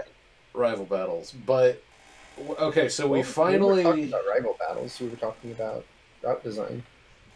route design. Well, no, we went. Route design was a tangent Yeah. when we're still in our rival battles for the first time. Well, we haven't gotten. Oh, yeah. I guess that's what we were. It was the first battle that we were talking about in the game. Oh, no, Yeah. that just spun off. I We're guess. just gonna we have were talking about the I fact that you fight the rivals like 20 times. This Yeah, game's like really repetitive, and I don't like that aspect of it. But yeah. yeah, Oh, actually, I think I realized why it feels repetitive. This is the only game, at least until like later games where these don't matter and they have different ways around it, that they only need one HM use for the entire main game. Yeah. I don't think that's it. Well, no, but he's right though. I forgot that surf existed there is like no areas until after the Elite Four that you are required to surf over. That's true. It's Quite the crazy to me. fixation. Yep, there is 0. You only need 1 use of cut, and that's it. Yeah, like, I don't know why they designed it like that, because that's like an integral thing to Pokemon games, is to use moves or at least call for Pokemon to traverse areas They were that you weren't trying otherwise able to go away from it because people knew it was annoying. Yeah, Yeah, I'll admit, think- I'm not a big fan of HMs HMs in the suck. grand scheme. I think. Because they're just keys that pretty much take up a move Yeah. slot. Well, that's Yeah, kind if of they the didn't idea, forcibly take up a move slot, that would be great. Well, yeah. Right? Well, that's kind of the point. Is they want you to not always have them, so that you have a reason to revisit places. Well, you It's could sort just- of You could just it's appoint. game design. I'm sorry, I didn't mean to interrupt. I was gonna say you could just appoint a Pokemon. Like if you say this Pokemon can use Cut, that Pokemon can only use Cut until you teach it to somebody else. So if I give my Pansage Cut, he still can do Cut instead of his 4 move slots. But if I don't have the Pansage, I can't Cut. I think they want to make it some type of restriction. At least I with mean- the early TMs, they don't want it, or HMs, they don't want it to be strong enough so that you're like, this is the best choice for battle, and it's also a move that I can use to That's do why I things felt- outside of I mean, battle. Yeah. They want you to literally choose one for or the other. special attacking water types. yeah, like, Surf is just one of the best water moves in the entire game. It's kind of Yeah, that's- ridiculous, really. That's why I wish they were not. I mean, Flight's pretty good too. No, it's Flight just a 2-turn sucks. move, but told to better. Fly It's funny. is You can do meh. a couple of funny things with it, but it's Base power 90, or base power 70, 90 accuracy. It's Okay. weaker than. I mean, it's only And it's a slightly 2-turn. stronger than. However, Yeah, so- I will say, I feel like this might have been like a limitation of the medium.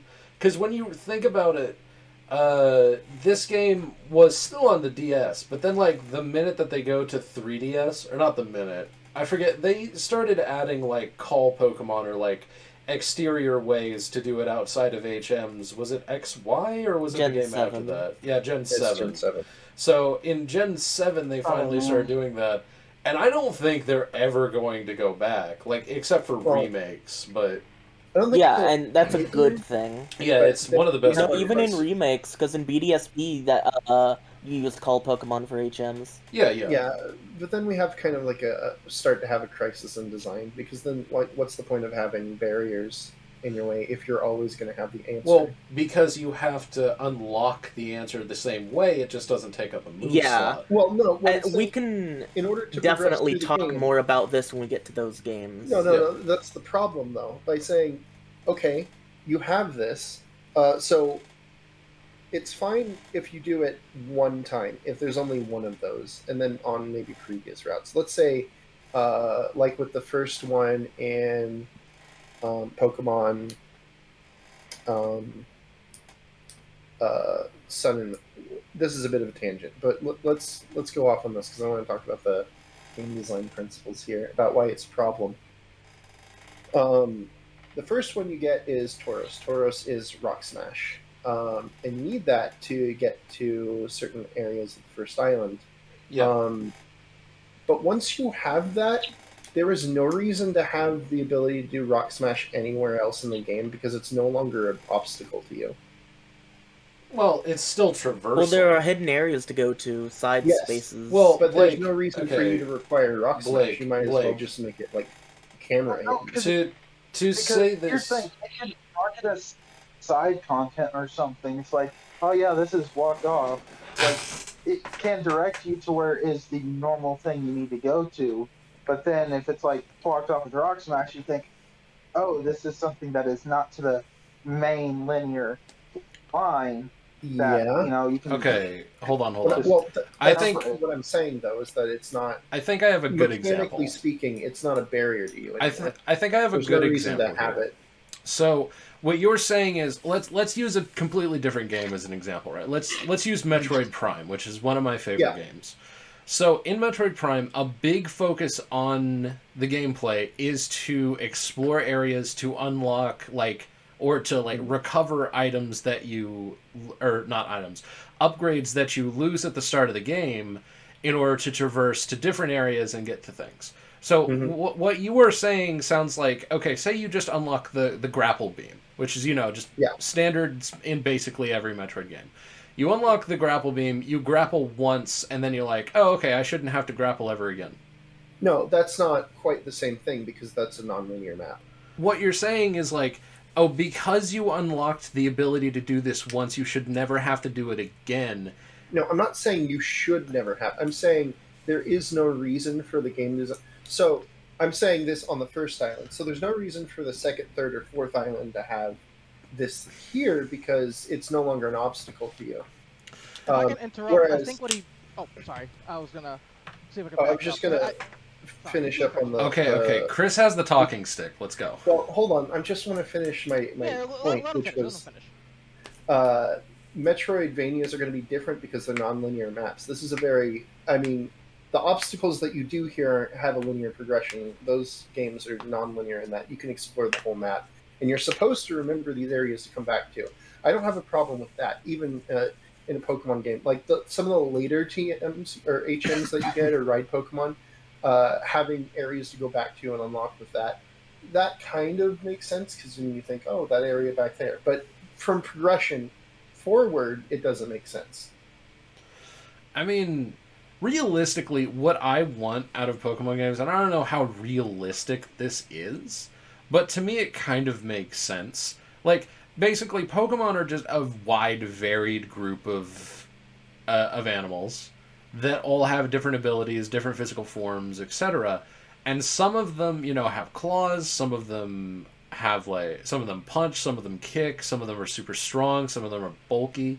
It would make a lot of sense to me, like, if you just had something, like a Pokemon in your party that was intuitively, like, if you have Scyther in your party, then you can cut trees down. If you have Golem, then you can, break or move rocks.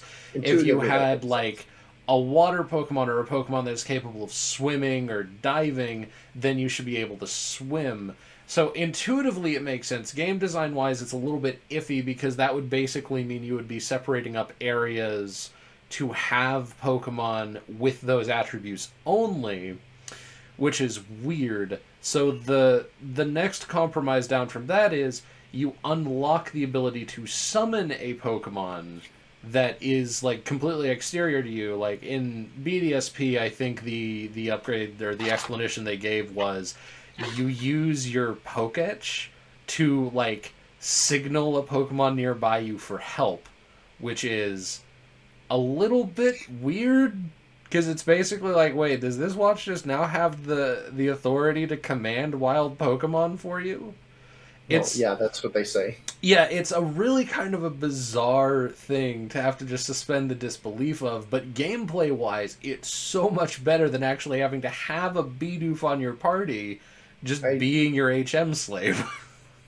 I don't completely agree from like a game design perspective. I understand. From a playing perspective, I get it, but from a game design perspective, that misses the point a little bit. I feel like I don't completely agree with your argument of it being, like, superfluous, I think is the best word to describe what you're saying. I'm not saying it's superfluous. I'm saying that the point was to make areas that are blocked off that you see and then you want to go back to access once you have the ability to do so. But you need to make some type of sacrifice in order to do it so that you won't always have it.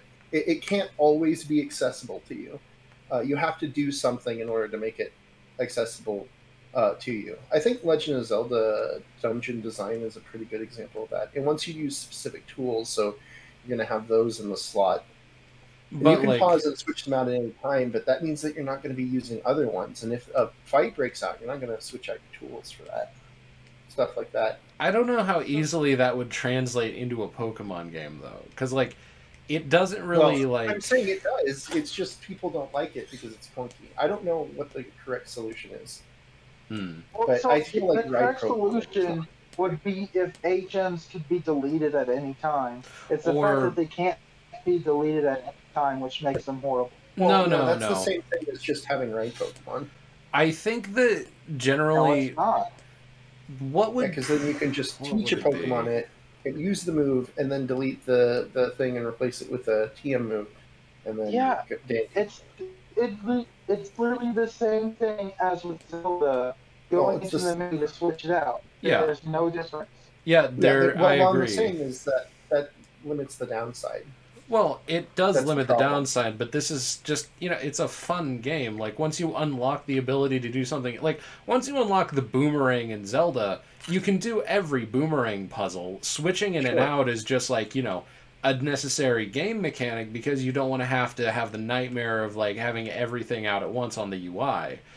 So It's probably worth mentioning that it's a puzzle game, so Yeah. that makes things a bit different. Yeah, and these are totally different. Like, same thing with Metroid Prime, because, like, whenever you get an upgraded Metroid Prime, your first instinct is just to go back and, like, look at all the areas that you missed to Sure.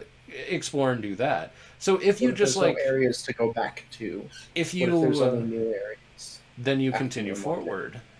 Right, but then it's not an obstacle at that point, is what I'm saying. Well, you've unlocked the way to continue forward. Like, unlocking it or gaining the ability to do something doesn't inherently, Okay. like... let me try to recontextualize this. Okay. So let's say you're playing BDSP Okay. and you don't have cut yet, but Yeah. you saw in Turn Forest there was an area that you could cut and it had an item behind it. You're like, Yeah. okay, I'll remember that and I'll go back. So I get the cut ability where I can call a Bidoof and have it cut a tree. Great. But now when you go to a later route, what's stopping you from just going and cutting down the trees in I don't know, like Route 36?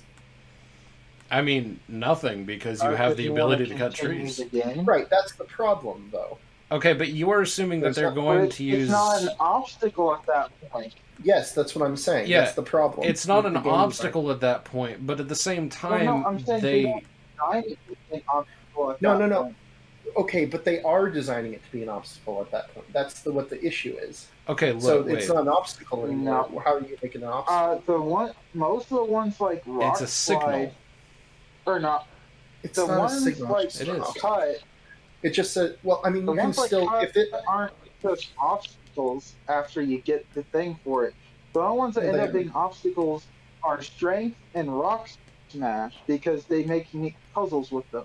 they're all obstacles because you can't cross them unless you have the tools to cross them. Okay, Which means wait, you wait. usually have to go back to town, switch out your Pokemon, then come back, and then you can cut it. I mean, And usually the Pokemon. the that only has time cut- I've ever had to go back and switch is if I didn't have cut, maybe, but that happened like once. I had to do it all the time. But So- none of my main Pokemon have TM moves or HM moves on them. When you consider it in the way that you're considering it, there's two issues that I see with the argument.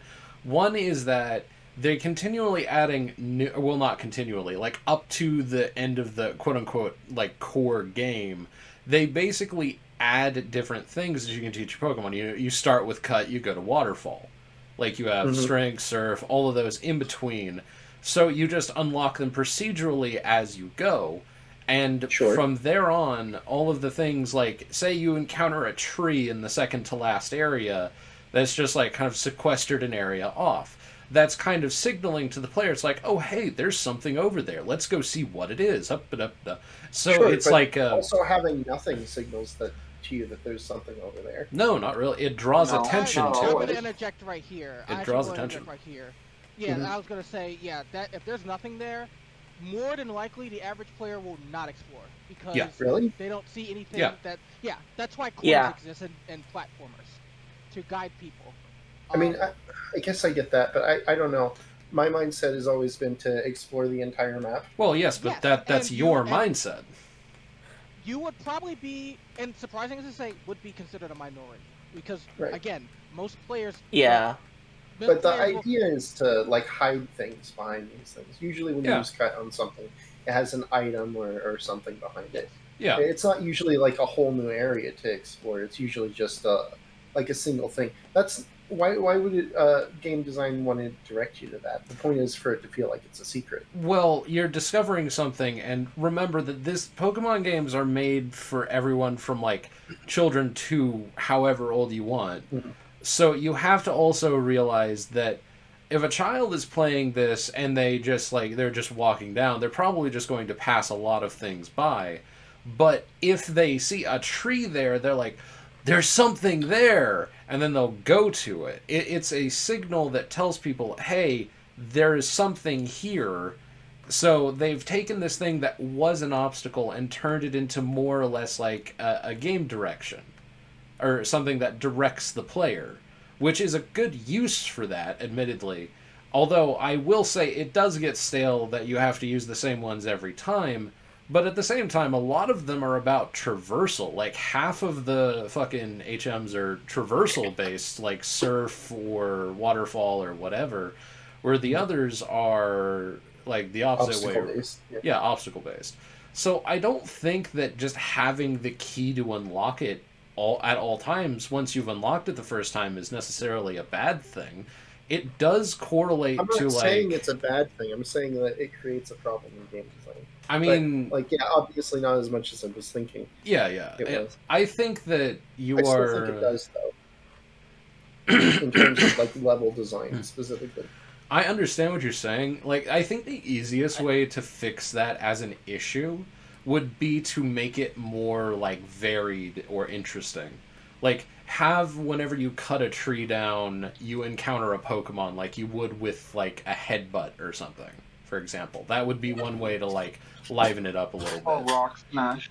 Yeah. I did just think of something. So, I maybe in previous games, and obviously with strength, of course, these were obviously meant to be obstacles. But I think if you contextualize them more as just environment, like they add the Yeah. environment, maybe that helps. Well, I mean, like, we're talking about gameplay design. That's a bit different from aesthetic design. Yeah. I mean, well, what I'm yeah. saying is from the gameplay design. What if they just added them as an environmental detail? Well, I was gonna also say, it's their actual, so it's not really. I did want to add Well, another thing 'cause- too. Oh, I'll let you first, but there's something I did want to add. No, wait. Chris Gunn has the talking stick. Go.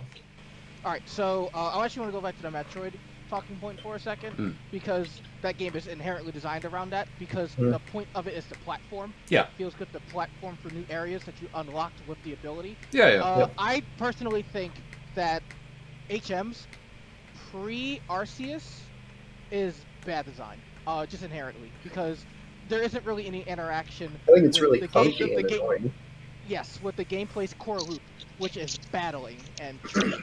It doesn't really add anything to those things. In I know. Arceus, the main core, one of the core features, since catching up with the forefront, is traversing with all the different new Pokemon you can ride, and unlocking those Pokemon and traversing those new areas feel nice, because now the gameplay's focus is around traversing. Yeah. When I unlocked Braviary, it was great to just go to a really high area and just glide around. Something simple as that felt nice. Where here, cutting down a tree, like back in the Game Boy days, felt nice at first because it was the first time I was experiencing this. But as this trope went over for years and years and years, eventually it became boring. There isn't really anything interesting after cutting down the tree. They're useful as a game design element in terms of using the player, but they don't really. Antiquated. Yes, it doesn't really add anything to what you're actually doing in the game. Sure. I'm not saying these are like great game design things. I'm just trying to say what I think is the reason that they were there in the first place. Oh my! I can get it auto fucking right now. All right. Nice. I was gonna actually just run around. Awesome. Okay. Well, Yep. here's the thing. Like, when the HMs are first needed, they are blocking your main path to getting to where you need to next in the main story or your gym challenge. Whatever it is the main point of what you're doing. But then after that, it's mostly used to just block off side content. Yeah. It's not blocking That's what off I'm any saying. main content, so it's not a main roadblock at that point. Right. That's So what I'm why saying. does it matter? I mean, that is- Got to get Pokeballs again. again, it's But that is for directorial. purposes of level design. That's the just because it's not an obstacle to the main route doesn't mean that it can't still be an obstacle, right? Yeah. But I'm saying, if for being an obstacle for side content, why does it matter if you always have the key or not?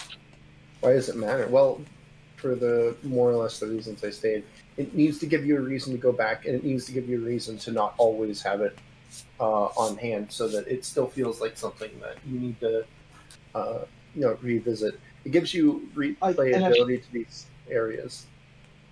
In a vacuum with only one HM, I would agree, but most of the time there's still going to be other HM requirements to access other site content.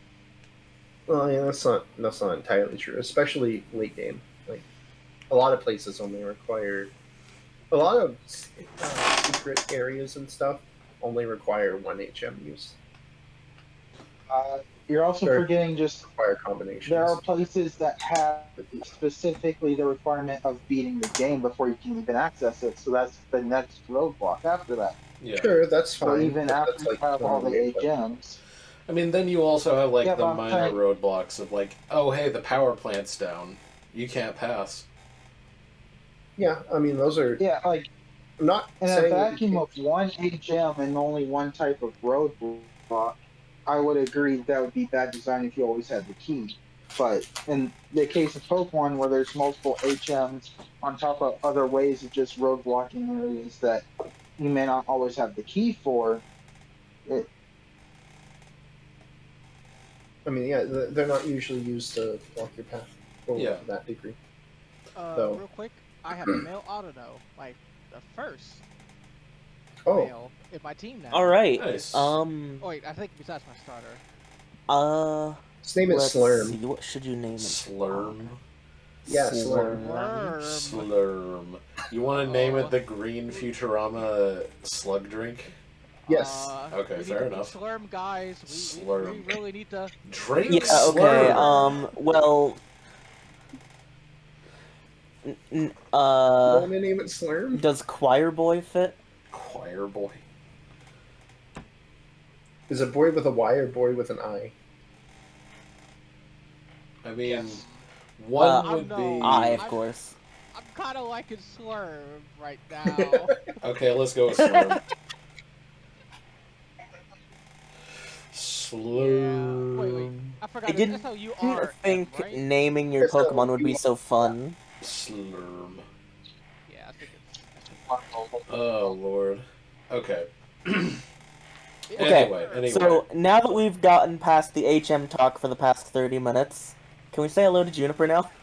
Yes. Yeah, sure. Do we Okay, so have you to? do your Pokemon battle. Hey, something before we move on.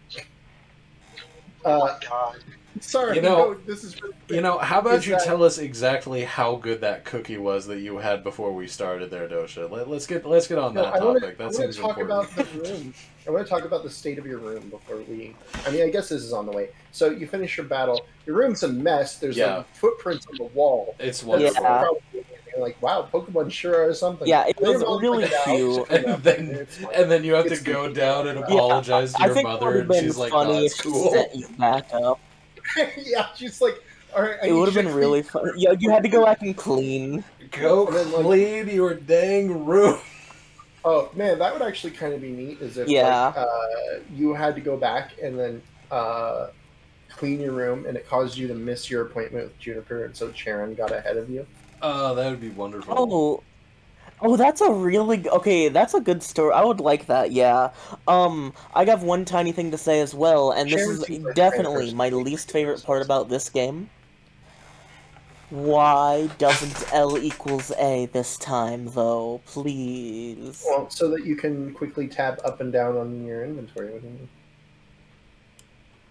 I But don't that's think such I. a bad. Like, just let me do in the overworld. L equals A is the best setting in entire franchise. I don't think I use it ever all the used time. that. I had to break my muscle memory to use this game. This entire game was so awkward for me to play. I don't I think had to I've play with my ever. right hand, not my left. I don't think I've I don't ever really- used L equals A. Come to think of it. I've never used. It lets you play the either game of those one-handed. features. I've never used either of those features. I don't have an opinion on this. Yard lady. Yeah, no, I know your Okay, name, so I what just- were you saying, yeah. Dosha? Yeah, please, I don't please. remember. What were we talking about? The little So animals I'll have tell you made a what mess of the L room. Who's Alice? No, I said L equals A. Oh, right. Yeah. I've used neither of these features, so I guess I'll just defer to you on that. I don't really have an opinion. So Hey, what I've you're never saying, I used agree with. features. I mean, I genuinely, Other than I it's the best feature in the game. don't think I've ever Oh, used I that. remember. I was going to ask you if you use the Pokeball Plus control for the later games. We can talk about those with the Pokeball later plus game. control. Yeah. You know, it's the controller that's shaped like a Oh, Pokeball you play in one hand. So that would be cool if I like really like if I looked outside my window, I don't see a yacht.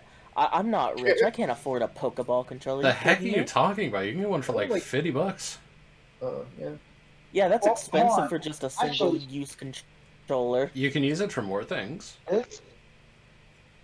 This talk only doesn't even have any effect on with this because we're not going to be playing any of the games where you can use the Pokeball Plus. Well, yeah, we are. We're going to be playing Sword and Shield later, and we're also going to be playing Violet Scarlet. Okay, so I'm gonna go ahead and like rip the train back onto the tracks here. Juniper, You really need to. because like now we're just getting on wild tangents. We Well, haven't even gotten to the first gym There's yet. only one other really big discussion I think we're going to have anyway, so it's fine. Yeah, literally, Chris is ahead of us in his Nuzlocke before we've even got to the story points. Yeah, well, that's not going to be for too much longer because the rest of it's kind of really straightforward other than the plasma stuff. Anyway, Juniper, you talk to her, you get the Pokedex, she gives you the unskippable Poke catching tutorial, which is unskippable this time. It wasn't skippable in the last game.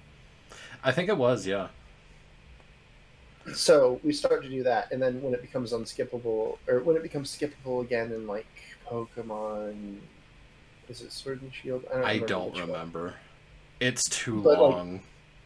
Is it skippable? I thought it was unskippable from now on. I really feel like it's a mistake. Yeah, I think think it's always been unskippable. No, it's not always been. We've definitely been able to skip it before. I mean, I'm not talking about in the past. I'm talking about for the more modern games. It is always unskippable. You mean past this point, it's always unskippable. Okay. Yeah, fair enough. Maybe that's the case. But so I guess this is the start of it, more or less. I don't remember if the last game did or not, but it definitely feels like the start of it. And then she gives you 10 Pokeballs. Yeah, well, you have to remember this is Again. a reboot. They're trying to get newer players into the game. Hey, by the way, did you have to catch a new Pokemon in order to proceed from this point, or No. No. I talked to them and they were like, "Oh, you only have the one." What the fuck? Why didn't you catch something? Yeah. okay? They were just like I didn't they try. expounded on it, and then they were like, "Yeah, what? Wait, I you want only you have to one?" get it. Oh no, wait! I remember. Bianca looks at you and she's like, "Oh, you only have one, but that means they'll be lonely." Oh, that's sad. That's what she said. Oh, yeah, it's so adorable. It's really cute. I love Bianca, man. What the heck? I'm gonna take the reins for just a bit because I have a few things to say going into the next area. Oh, do I need to prepare a slideshow? Yes, please. The first picture. We get into the first town, and Juniper says, "Hey, go to the Pokemon Center." So you do that, and I'm throwing it into the text chat for all of you. She says, "Humor me and let me talk. Humor me and talk to the lady at the counter. Let her take your Pokemon." That was me trying to run away. She said no, and I thought I was about to be robbed. That is all. Humor me. The tutorial in this game is really, really ham-fisted. Oh, hey, by the way, Also It is very pretty aggressive. aggressive. this is the point where, like, Bianca asks, "What's someone's PC?" Did anyone figure out who someone is? I never found one. I did before. I couldn't remember I don't where. think I did. Same. I do not. If I did, I don't remember. I Isn't found it still in that?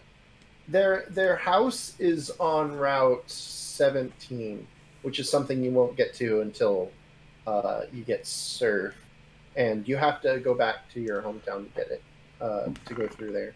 It's, if you found the sages, then that's where one of them is on that route. But if you're not doing that, it's totally skippable. Anyway, their house is there, but they're not there. I don't know where they're supposed to be. So, okay. Yeah, I'm not sure exactly. I didn't care enough to look it up. So it's just someone's PC still for me. It's just like Yeah. yeah. So in this area, a few things happened for me specifically. I think I accidentally clicked on a TV, and the TV was someone who was like supposed to like teach you about a TM, and his name, and I shit you not, Dr. Technic Al Machine. Yep.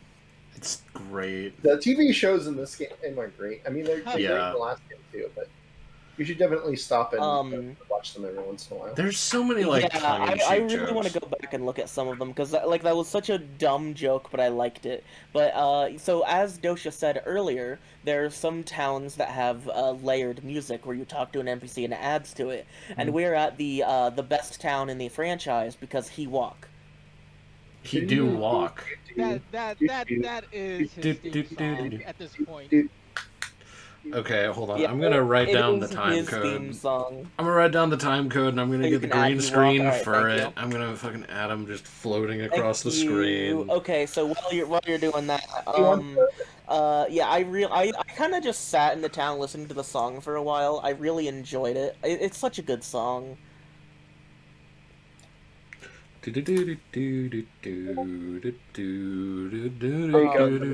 So, Thank you. in this town, we actually... so I wrote this down specifically because I was in my head thinking this game is very hand-holdy, it's very clearly for new players. Then, bam! Fuck you, moral quandary, you're a piece of shit for catching Pokemon.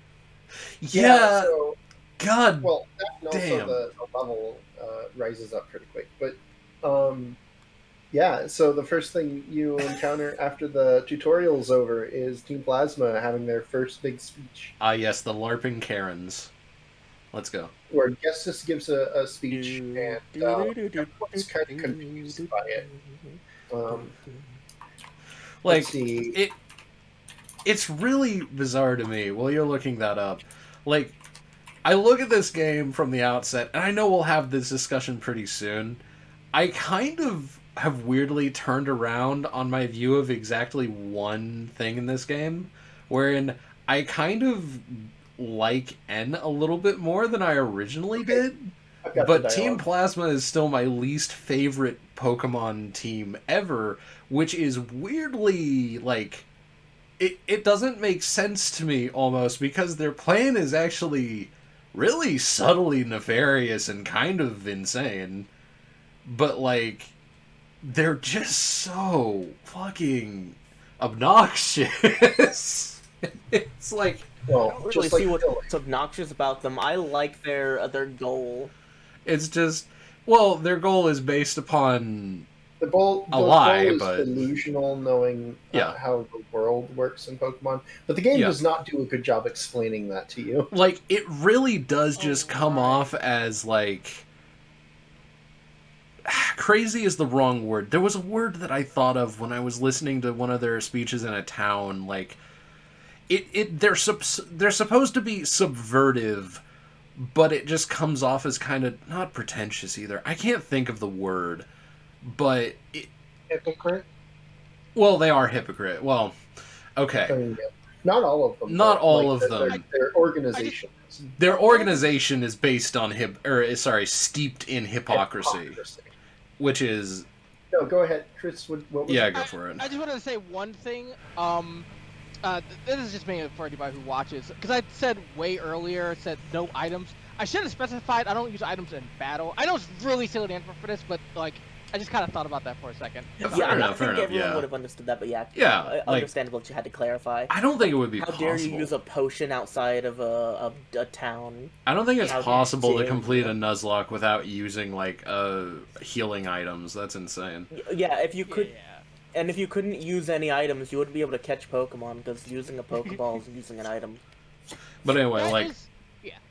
so we get there and we have this first conversation with, or not conversation. There's this group of people, right, and they're all grouped up because a bunch of people in New York City showed up in full-on Knights Templar gear, and then some crazy dude in an eye sweater decided to be like, "Hey, y'all, we're the counterculture. We're the counterculture. Y'all are horrible people. You are enslaving innocent animals who love you." Like, this is the PETA argument, which I fucking hate. Oh, you got the quote? Yeah, I've got the whole thing. Oh, you do? Okay, My please. name is Gestus. I'm here representing Team Plasma. Today, ladies and gentlemen, I would like to talk to you about Pokemon liberation. as I'm sure most of you believe, that we humans and Pokemon are partners that have come to live together because we want and need each other. However, is that really the truth? Have you ever considered that perhaps we humans only assume that this is the truth?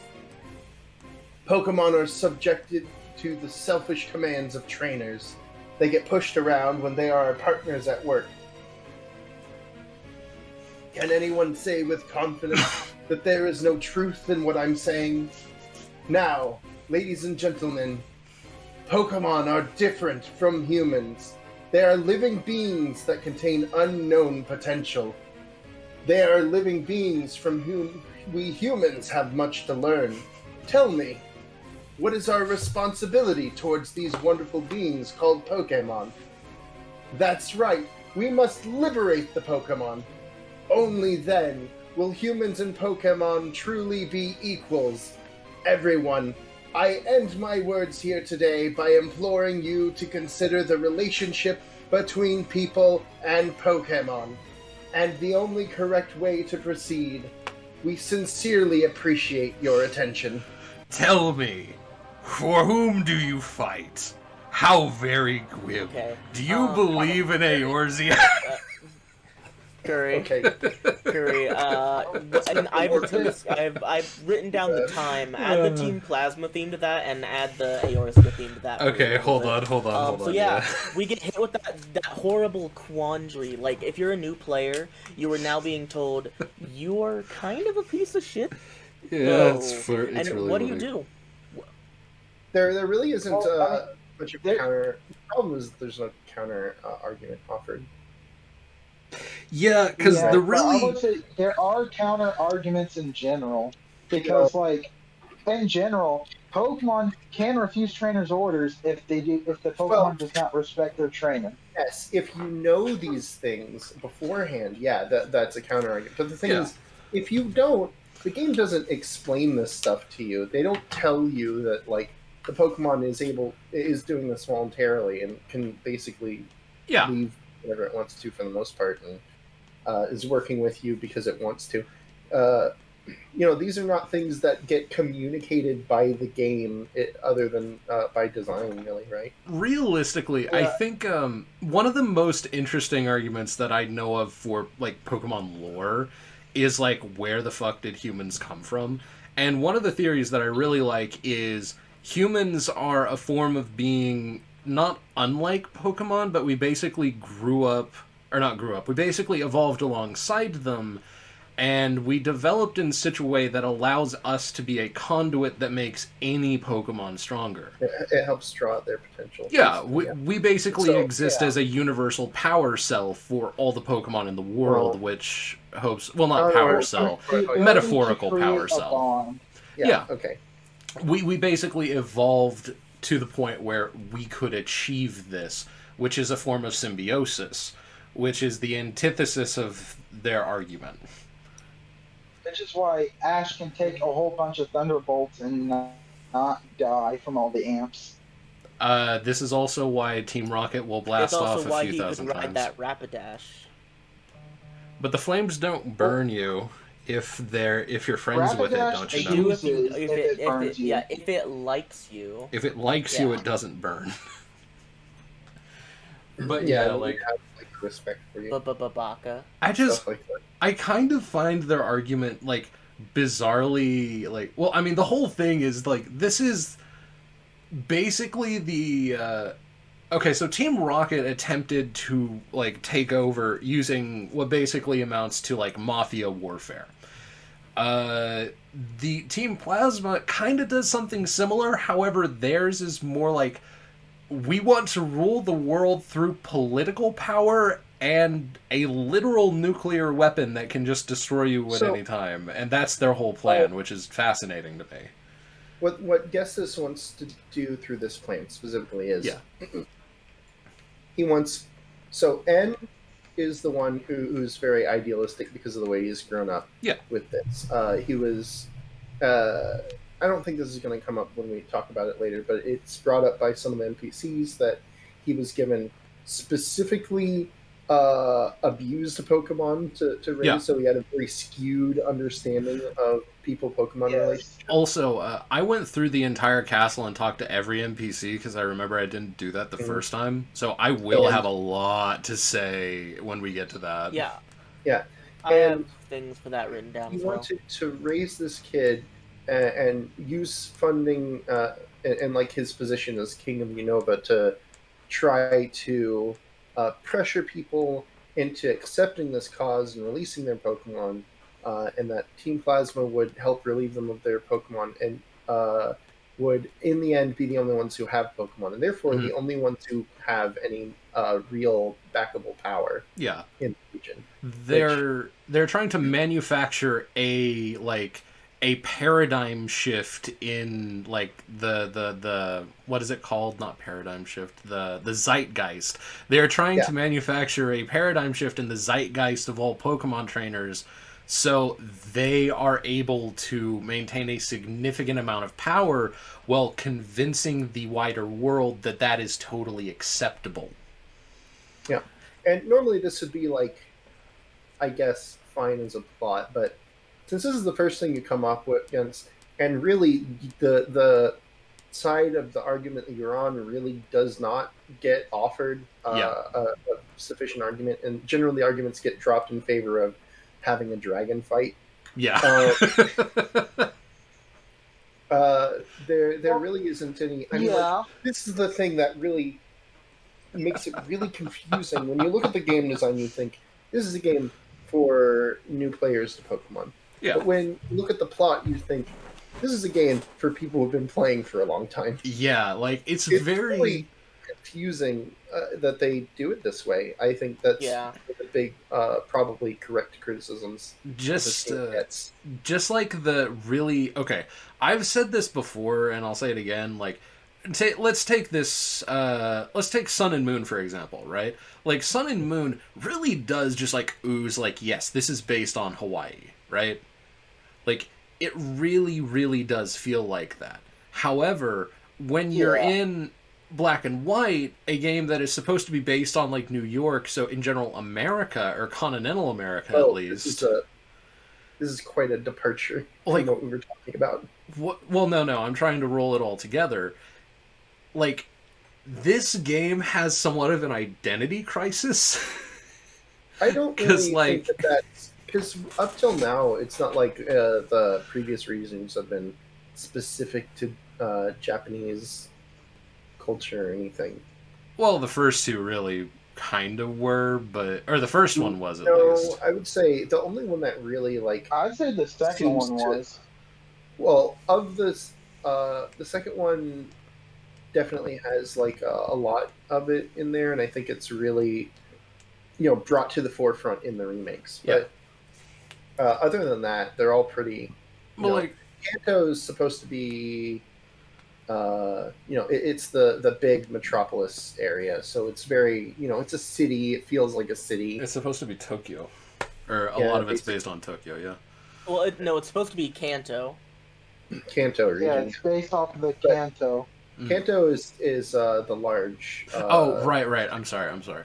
Yeah, there are cities that are based off of Tokyo, or the idea of Tokyo. And then Johto is like Osaka, right? So it's more like, or is it Kyoto? I don't remember which one's the more like, oh, this is where like the old temples are and stuff like that. So it's more traditional section. Well, the point that I'm trying to raise here is this whole kind of thing where it's like there's a story that's kind of really invested for like older players while trying to draw in newer players is really comparable to like, and again, maybe I'm just the only one that feels like this, but I don't feel like this game particularly takes place like in America. Like, aside from when you go to, like, Clay's city. When you go to Clay and there's a dude in a big cowboy hat that's like, drill, baby, drill. Right. Like, yeah. I mean, there's also Castilia. Yeah. That really seems like a really, like, thriving metropolis area. Like, the thriving metropolis is, like, fair enough. Like, maybe the city does look like it, but that's And just the one desert. part of the game. Like, to me, this I doesn't mean, there's look also the like... deserts that would be more American. This doesn't really... is not reminiscent of a... I think that this game doesn't really feel like a game that takes place in a region that's based on America at all. I feel like it's like Yeah. a region that's kind of more or less just compiled of all of these different things and made up. Like, they could have just said, oh, this is our first take at a completely original region, and no one would have guessed the wiser. Well, this is the first time they're like basing a region off of something, so it's going to be like half in, half out, right? You have your New York City, you have your 5 regions of New York. Yeah, you have a couple of Pokemon here and there which are clearly American, such as Braviary. Braviary. Yeah. You've got your Buffalon, you've got your Trubbish. Very American Pokemon. Meanwhile, it's like right on screen now we have the dog Pokemon, but the dog Pokemon looks like it could be from Britain, like super easy. Well, I mean, it's a Scottish Terrier, Yeah, right? it's a Scottish Terrier, basically. Yeah, And like, this could have just released in They Gen have 8 and it Western would have Sword been Shield. I guess fit just as fine. I'll also just mention this here It's since not we're available in Japan for some reason. since we're on this tangent. I'll also just go ahead and recommend this. I will preface this by saying I like the design and the lore of Reshiram and Zekrom and Kirim and all that. I like it. I think it's a neat idea. I have no idea why these two are in this game. Like, I don't know if, like, it particularly makes sense for the storyline. Like, maybe it's just, like, a mishmash of different things put together. But when you say, hey, we're basing this game on, like a region of, like, New York in America, and you're fighting the Knights Templar with 2 different dragons, it really is kind of, like... Of all the things, I thought that they would have taken inspiration from America for, like, the 2 flagship legends. Well, but I have what I'm saying no is- idea what the hell they're supposed to be. They're just have it, dragons. well, they're Taoist. They're Tao. Yeah, they're yin yang, which again makes no sense. It's like, why did they do this? Well, I mean, they haven't exactly based any Pokemon from previous games on like things specific to cultures in Japan. Like, I don't think Japan has a legend about 2 birds that sit atop towers or anything, or like there isn't like there's this beast that created the land and this beast that rose the waves and they eternally fight. That's not like a thing in Japanese mythology. That either. sounds That's- like something that would be in Japanese. Wait, what? That's what I was about But they to are- Yeah, that definitely sounds like something that would be in, like, Shintoism.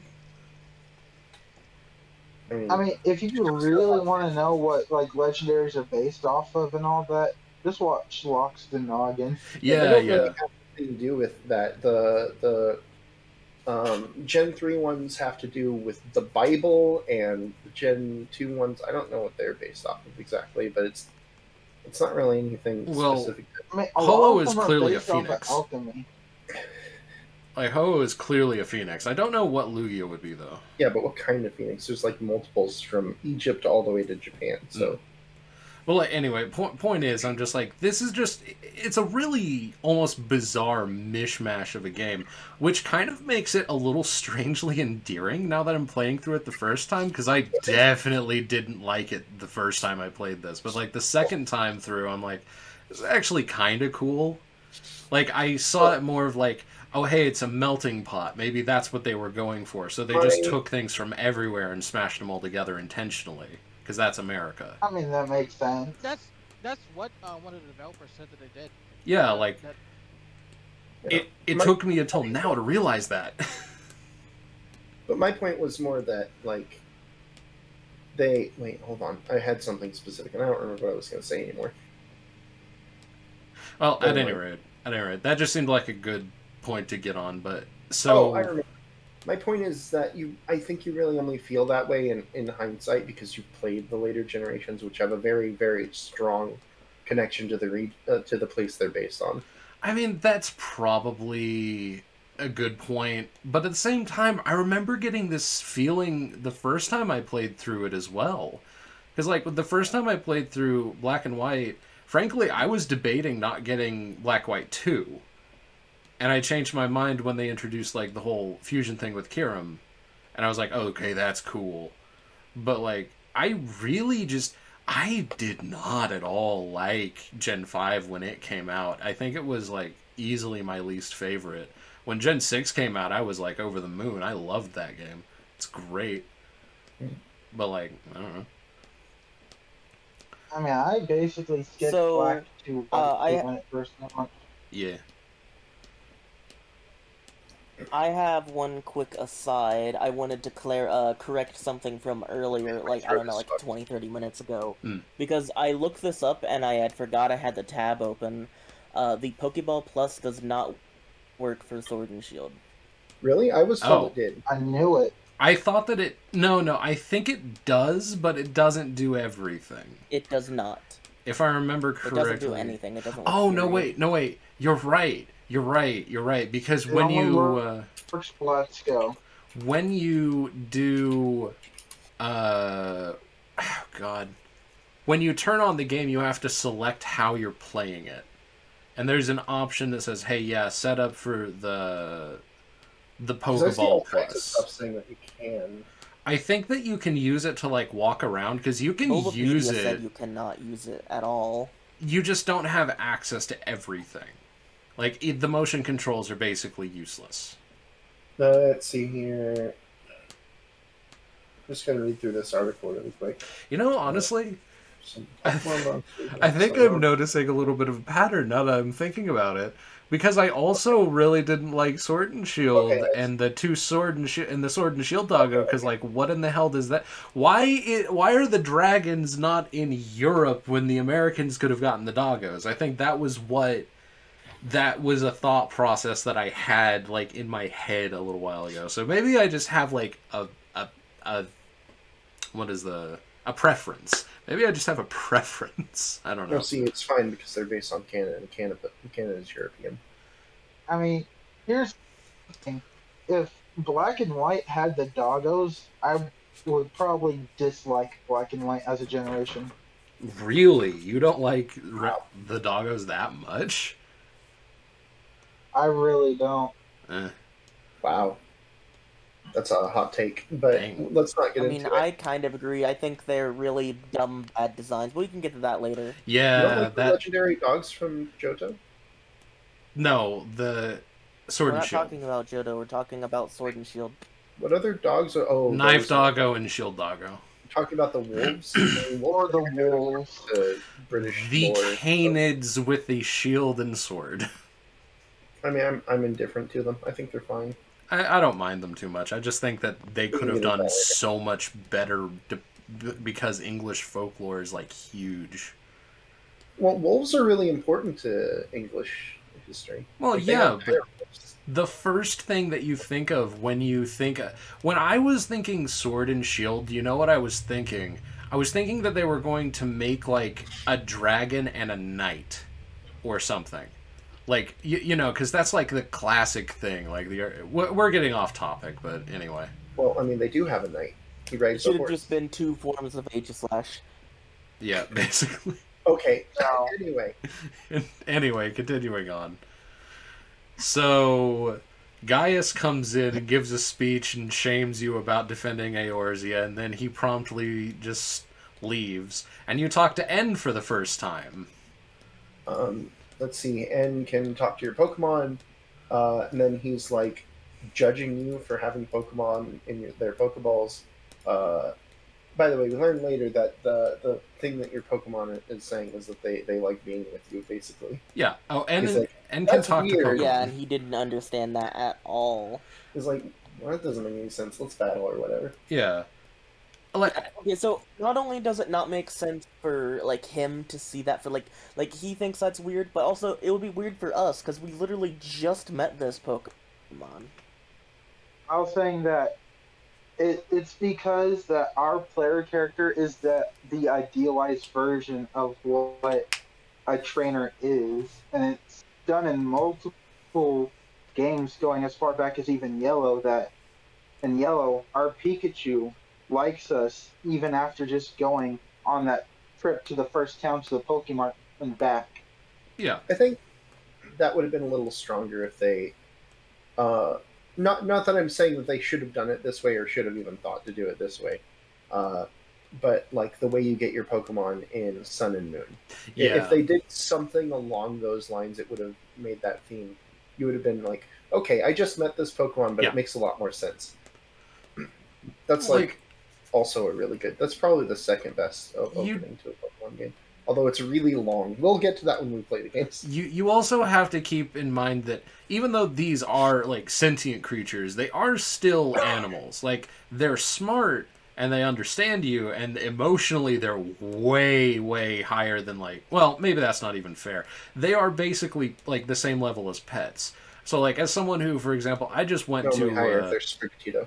I just went to a pet store because I was called out there to like look at a dog because there was this adorable dog, and the second that, because you know they like let them out of their cage so you can interact with them, they put them on a leash for you so you can walk them around.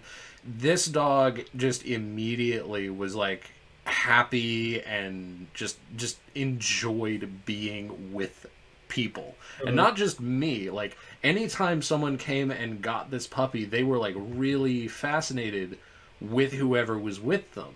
So it makes sense that, like, especially for like younger, like lower level Pokemon, that they would be enthralled with a trainer in the same way that like a dog is enthralled with a new owner, because they just like, you know, there's this tall thing that is giving me pets. What is this? I like this. I guess so. I can't see a Sir. Dang it! What's its first evolution called? I would Serv- say that I always call it Smugleaf. I know that's not right. Snivy. Snivy. There we go. I can't see a Snivy doing that. Snivy's just like Snive. Yeah. I would say the Pokemon are on the higher end of sentient, and even Snivy would have say. some Pokemon even be sapient. Yeah. Snivy would say it's not like I like Ibaka. But they still like you, Baka. Because like Slowking, Slowking is well aware of his surroundings and even himself. And they're like, I suppose you'll do. Like, there's a lot of Pokemon I really that are need to wear sapient. pants. God, Slowking is just a really good character in that movie. There's a movie with a Slowking in it? Yeah. The second one. Pretty much he's a it's Pokemon the first movie 2000. Oh, sorry. I was thinking of Slacking for some reason. Oh, okay, yeah, that makes more sense. Slacking would just be sentient, not really sapient. I'm just like picturing people talking about Slowking. I'm just picturing now there's a Slacking that's wandering into like a JCPenney like, I need pants.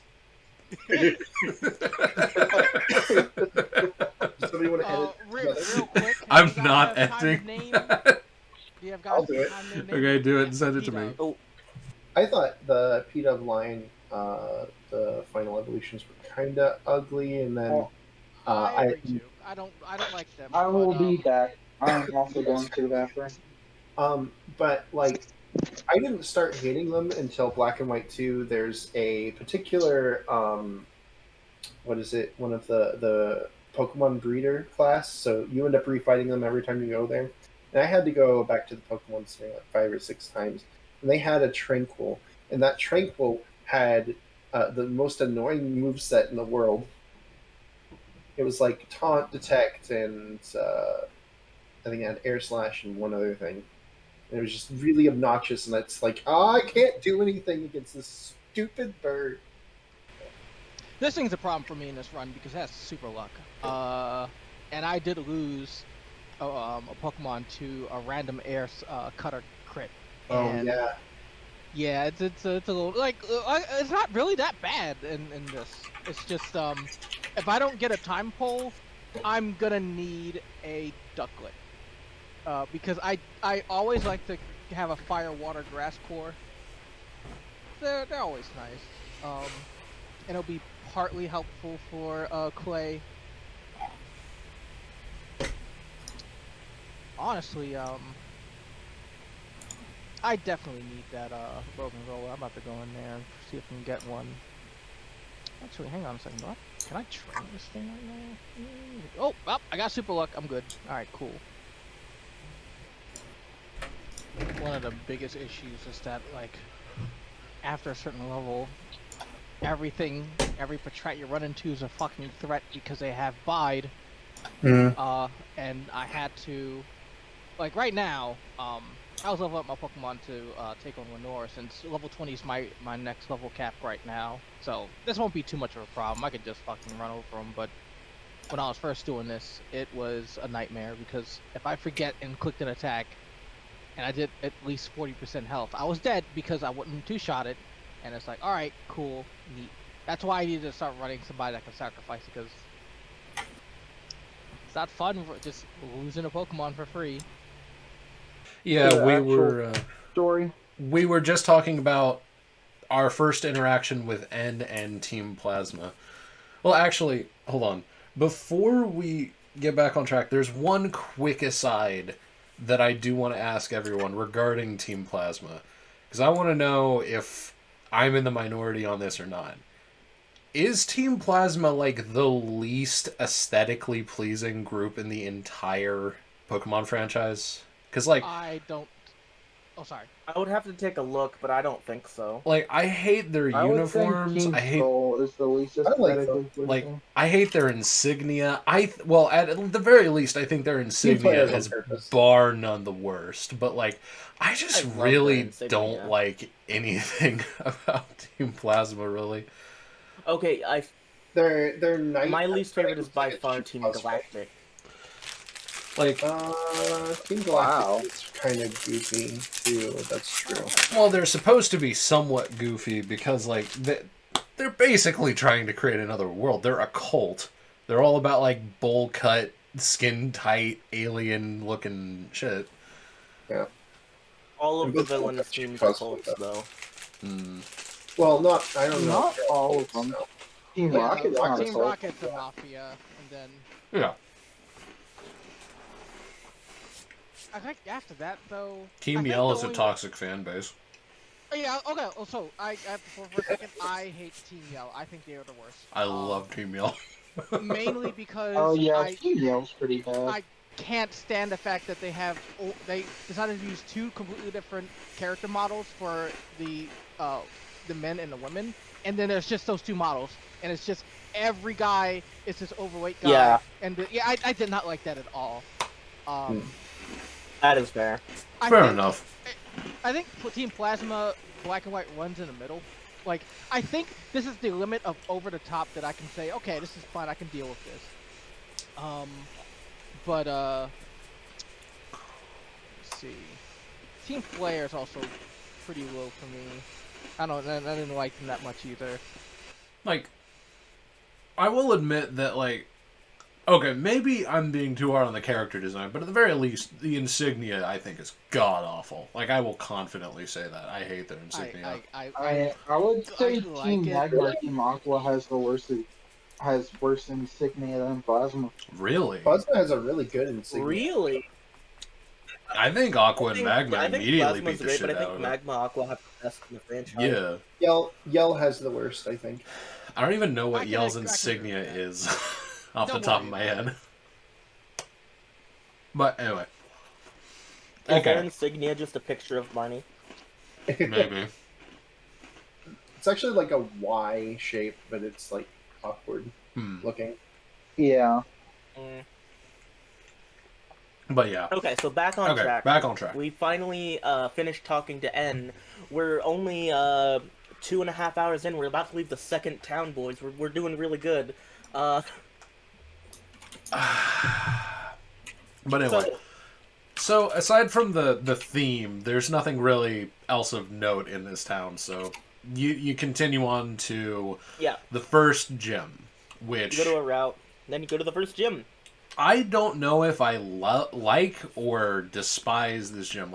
Realistically, there's no problem with it. I think it's just laid out super awkwardly because you have to. It will always be a type matchup that your starter is weak against, which basically forces you to get another Pokemon or massively overtrain. I tried to beat the gym. I had to either overlevel to level 20 or go and get the fucking monkey. I mean, for Tepig, it would take until he learns Arm Thrust. Yeah, Like- but like, man, I got the monkey, and that was it. I didn't have to level it at all. the monkey is on level and can kill like the most troublesome. Hey, I have a question. How does this look? As what look? Hold on a second. Oh, are you making the slacking thing? Oh my god. That's wonderful. While you guys are doing that, I don't want to like distract. It's wonderful. Did you want to name this female rock and roller? Oh yeah. Oh yeah, Rogan Rock and roller. Rock and roll.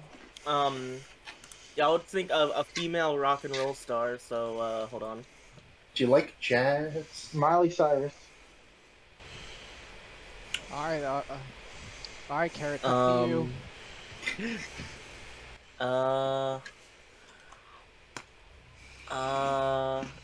I'm looking. I can't. I don't listen to like this music, so I'm looking at things. I don't know. Let's go with Miley Cyrus. Ninja Sex Party. I can feel the pain in your voice. We could call it baby metal. I mean, there's Baby 3 metal. Days Grace, Coheed and I Cambria. don't want to do that actually. Oh wait, Benjamin Yeah. from Breaking Benjamin. No, Yes. not Breaking Benjamin. Get him out of here. Breaking Benjamin had good Whoa, songs. whoa, Fuck off. whoa! What do you have against Breaking Benjamin? I Yeah, think they're just tired. I those are one of the few. They're people all that I know I tired. like them. I'm breaking the habit. Oh, yeah, that's the song. Okay, no, Yeah. I never liked There Breaking we go. Benjamin. Get out of here. Dang, that is a Garbage. shame. They had a I mean, couple of there's really also, good like, the songs. song "The Diary of Jane." Next, you're gonna say That's a Volbeat. killer song. Wait, what? Next, you're gonna say Volbeat. What the fuck is Volbeat? Okay, never A mind. Pokemon. You guys aren't A Volbeat. really bad Pokemon.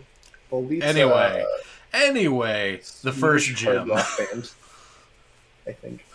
Anyway, the first gym. Okay, so First gym's super Um, freaking cool. yeah, first gym. Like, I want to like the aesthetic, but Yeah, it is I agree. just It's a frustrating little harder. enough. Just frustrating wish- enough. I I wish mean, they it had tests your type matchup. Like, Sorry, it go tests ahead. your knowledge of type matchups. Well, yeah, which that's the is point. neat for a first gym. It's like one of the very few gyms in the game that does not have a type. It's really Or it's supposed to unique. type. What I really wish that they would have done is if they had like Pokemon in the route prior, like if the route prior you just had access to all 3 of the monkeys, like that would have made more sense to me.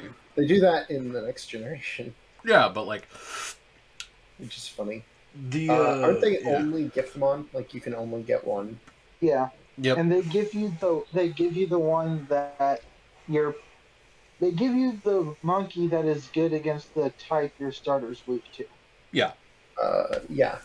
So in my case, I got the fire one that I Yeah, so I got immediately paid for it. I immediately named it Trash, and then proceeded to go to the gym and put it in the box and leave. I kind of wish. I just kept mine and used it to beat the gym. It was really easy.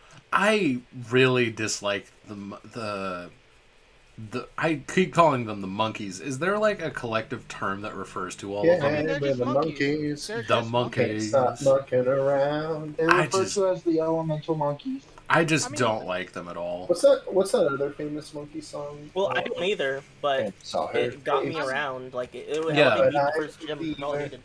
I mean, I'm with Carrot here. It's like this is a pretty good tutorial Down on is teaching my type mind. advantages, and honestly, you don't need to level up the monkey. I'm You in can love. easily beat Ace at level 10. Maybe okay. I'll just chalk this up to a personal thing, but I detested even having to use it because I viewed it as being forced to use it. Justin. That's Be fair. fair. That is fair. It is technically a forced tutorial, So, but I like Not it for because me. there's not a lot of tutorials that just like through gameplay teach the Well, player was about out to get mechanics. me. It's just either that was text boxes or text boxes. something in my dreams. Oh God, what's happening? Okay, there we go. Then I saw her face. Why are you singing So- a Smash Mouth song? Ark, did you have It's anything not a to say about Smash the Mouth song. It's by the Monkeys. All I have to say about the gym was I leveled up my starter until it learned arm thrust. Then I did one flame charged out, speed everything, and iron thrust with the rest. And I stole their lunch money. Fair Nice. enough. And lunch. Okay, so Chris, do you have anything about this, Jim? Oh yeah, that's what I just said. I actually think it's a clever tutorial. Yep. If it honestly wasn't for the forced tutorials at the beginning of this game, and like I would say that it was a great tutorial. That's it. Yeah. The little tips are a little annoying. But, I agree. Feels good, a little contrived, but I like it. Yeah, Yeah. contrived is a good word for how I felt about it. I can agree with that. So, as for my notes for this, I have two things that are important. One, holy shit, the gym theme is fire. I think it's pretty good. Yeah. I don't think I like it as much as the previous one. Although when they're on their last Pokemon, that feels good. Yeah. Yes. It's like it's kind of the same thing when It really does. Proof of a Hunter comes in when you're fighting a monster. in Monster Hunter. Yeah, exactly. Yeah. Same kind of feeling. It's great. I It's really do super like cool. that touch, yeah. Why Honestly, did they stop doing it? I don't get it. the rest of the game's music And is it's a little really hit or repetitive. miss for me, though. I guess the low HP theme and the close to victory themes are both kind of repetitive. They're very short. Yeah. So I guess that's a problem. But Mhm. overall, I like the idea. I wish they kept that in. Yeah, I agree. I think that's a really good... I guess Generation 8 has variable music to some degree, but it's only There's really the like DLC. there's people who are shouting differently when you do your Dynamax, and that's about it. Mhm. Let me see here. Yeah. For the second thing, I realized I had my timeline mixed up. I forgot we had to go to the Dream Yard first. Do you mean you mean talk to the woman who you can no longer actually work with to do the thing because it no longer exists? Hooray! Yep. It's just, it really is a shame because I remember the Dream Yard actually being quite fun. I liked it a lot. It's like a flash game. Yeah. My They No, the really Dream should have Yard. future-proofed some of these things. my sock is still internally trapped in the void that no longer exists in there. Oh yeah, the sock. We all lost a sock. Damn. Oh, no. I forgot about that. Wait, what do you mean we all I lost love the that. sock?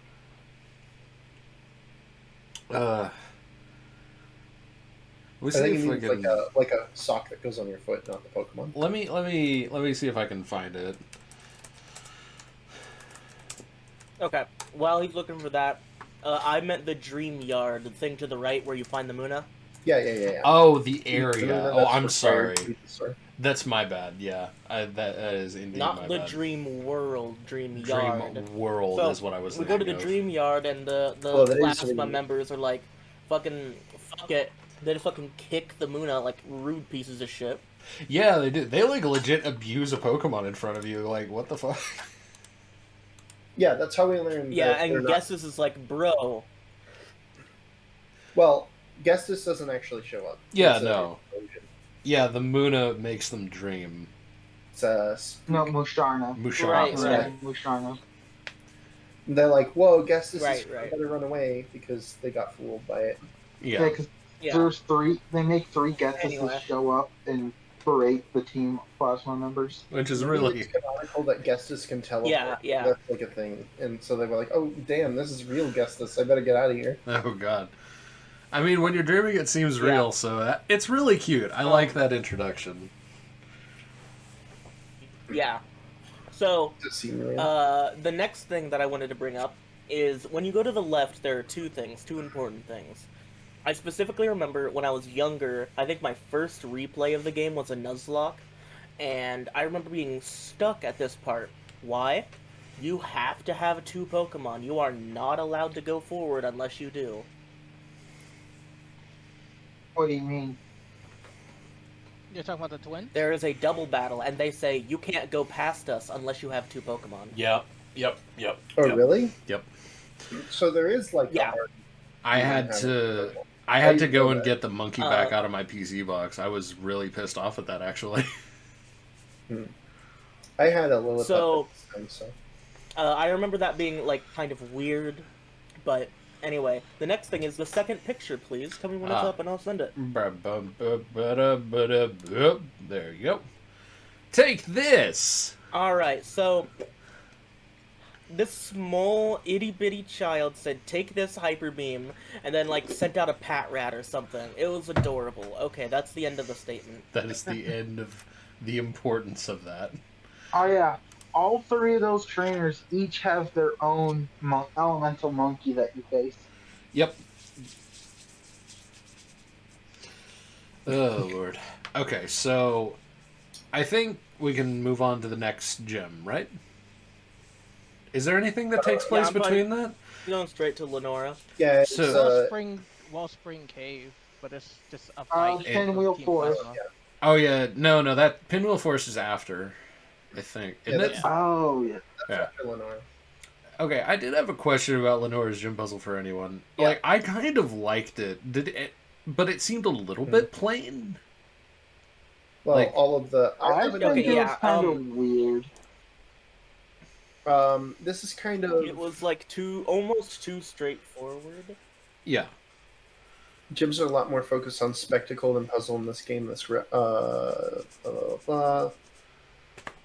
only one that seems like a I good mean, it's puzzle one of those is things where when you first do it, it is like can take you longer just because you don't know the orientation of like the books and what each book is. But after you play it one time, it's just like Yeah. Well, like, I didn't And remember the the books orientation of don't any of the always books. I make actually sense wrote either. down that Lenora jebaited me with her Tepig book, but Yeah. it was still really quick. The puzzle was fine. However, holy shit, I agree with Chris. Lenora is a hard fight. Yeah, she's ridiculous. I had to fight her 3 times. Like, I didn't fuck. ever get the- It's almost Yeah, strange I- on how much of a difficulty spike it jumps for that I fight think- only. I lost to Yeah. her oh, twice. yeah, but the ball Oh. Watchog, Yeah, the which Watchog at that really point in the gets it. game, you know, you're not gonna have like like I went and I Pokemon of caught, that same level. I caught a sock and I didn't have problems after that. A sock. Yeah, Did you So find it in I the would dream? like to pull up the third picture, please. Ah, yes. Yeah. I guess I didn't like that I had felt like I So had. To, I managed to beat her on the first try, but only barely. My Wow, boy one had one HP. health left over. 1 I don't like the HP fact- I don't like the fact that it's not leveled up. What's wrong? It's, is just a Woobat. I leveled it up as much as I needed to. I was actually No, I did a lot of leveling that's before not the problem. fighting her, and I did a lot. Well, what do you problem mean? is- look at the XP bar. Oh, okay, That's that's the just problem. funny. So That's that annoys me. Oh boy. you can stare at that picture forever. Leave that up on screen. Okay, so No. I had a lot of fun. I have with taken the it fight. down. It was really I am the easy, winner. After I almost lost, but I did beat her somehow. That's all I have to say. I mean, I For me, yeah, For you, for you. for you, a very merry unbirthday to you. And To you. you. and you, and you, and you. Okay. Okay, seriously though, uh, Ark, what? So my experience was just I flame charged one shot her first Pokemon somehow. Then I saw the Watchog came in, so I switched out to Zakiro for fodder, so that it took the retaliate, came back in to then flame charge and then arm thrust, and proceeded to kick her butt and take her lunch money. Yeah, and again, I will say this again. Choosing Oshawott as your starter might as well be a difficulty spike in and of itself, because getting a fighting type helps you so goddamn much early Yeah, game. well, it's not even funny. It's more like Oh yeah, No, Generation 5 is like the generation. It's like the king of fighters. It's just the fighting generation. They added so Well, many. I was Yeah, it's thinking got a of really Fire Starter lot of good generation. ones. Yeah. Drain Punch was improved also, so Yeah, now yeah. it's usable. Not to mention that, Oshawott I think is the hard mode. But Snivy wasn't super easy either through this No, point, but because Snivy's also hard mode. I Well, think I had don't a know lot if of. that's- I didn't have any trouble with my Snivy. Oh yeah, you would actually have some. Well, yeah, Berg would give you some trouble. Yeah, Berg would give you trouble with that. yeah, Berg gave me a Joshua fuck ton of would give you trouble. Yeah, because Berg Right. is still super effective against Snivy. But like, by Speaking the of, time you get to Berg, you've But already passed Snivy, by. but Oshawott also have issues with Arena too. So, like you're going. Yeah, because it's part draft. You're going 2 gym. The electric. You're going 2 gyms where you can't do anything with Oshawott that much. So yeah, by this point, though, you would have had access to 5 different areas. So Yeah. Route 1, Route 2, the Dream Yards, Pinwheel Cave, or Pinwheel Forest outer and inner, and then also that cave. So that's actually 6 areas. So by the time you get to Berg, and then you also have access to the desert. So Yeah.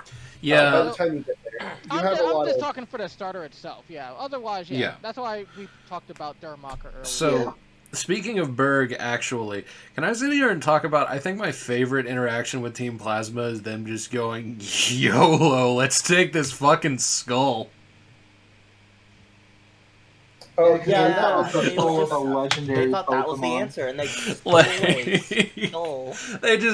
they just fucking came in and yoinked a skull from a museum. I love that. It's so stupid. It's great. They wanted to get it revived. It's even more or- stupid because Yeah. the actual Ex Machina thing was in that museum. Yeah. And they thought the skull was of Yeah. a legendary Pokemon when it's clearly Dragon. That They was were a- so close. That was a really good That plant. was really dumb. That was like some of the things that Team Skull and Team Yell does make you think they're dumb, but like this is probably the dumbest move ever Yeah. made in the Pokemon game. I mean, like, when you go into the museum the first time and they give you the tour, they're just like, oh yeah, this is just a rock. And you don't think anything of it. And then you get the skull back and come back and it's like, oh no, this is the mulligan. yeah, I It's, thought that at first too. I got caught in Actually, this, like- I think the. Sorry, go ahead. I was gonna say, but after replaying it, like knowing all the gaming tropes now, it's like, oh, this is just an ordinary rock. Don't worry about that. Ah, the most important item. no, see, here's the thing. It's been so long for me that I actually didn't even remember that. So, That's fair too. yeah, I got that surprise and I was like, right, shit, they got me. And that was like a really good feeling, honestly, because it's such a minute thing. They really don't draw attention to it much. They're like, Yeah, no, they did a good Yeah, job. Yeah, I was the same way. It's right in front of you. And I'd say it's a decent twist because, again, it's not as obvious because it's the opposite color of the game you're playing, so you probably wouldn't think anything of it. yeah. It's an interesting twist. I liked it a lot. Yeah. And then you So, meet. going back to what Dosha had said about this being the dumbest move that an enemy team has made, I think the dumbest thing an enemy team has done or said is when Team Aqua suddenly realized, wait, shit, I'm going to flood the world. Oh no, that was your plan from the start. Yeah. well, Like, yeah, but it was flooding too much. but it was like, we didn't anticipate this much. Such devastation was not our intent. Oh, that's true. Devastation. Go ahead. I think Yeah, I you're just gonna interpret it edit as- in a small little head of Gaius over yours. I'm going to have him like float in and then do like a small 2-frame animation or something. So I think the way that I interpreted the Team Magma, Team Aqua Gaius thing was Dab. more like either it's going to be, they thought we're just going to lower / raise the water level in such a way that there's still going to be some water or / some land for us to settle on, but there's going to be way less / more of it. Whereas I believe what they were trying to get across at the time is there's going to be no / only water within a week. Yeah, like they were trying to raise the water level so their city property became beachfront property. Instead, it's all underwater. Yeah. Oh, what about Team Magma? Like Team Magma things, like, oh no, it's so horrible, but at the same time, It's not as bad as compared to the water.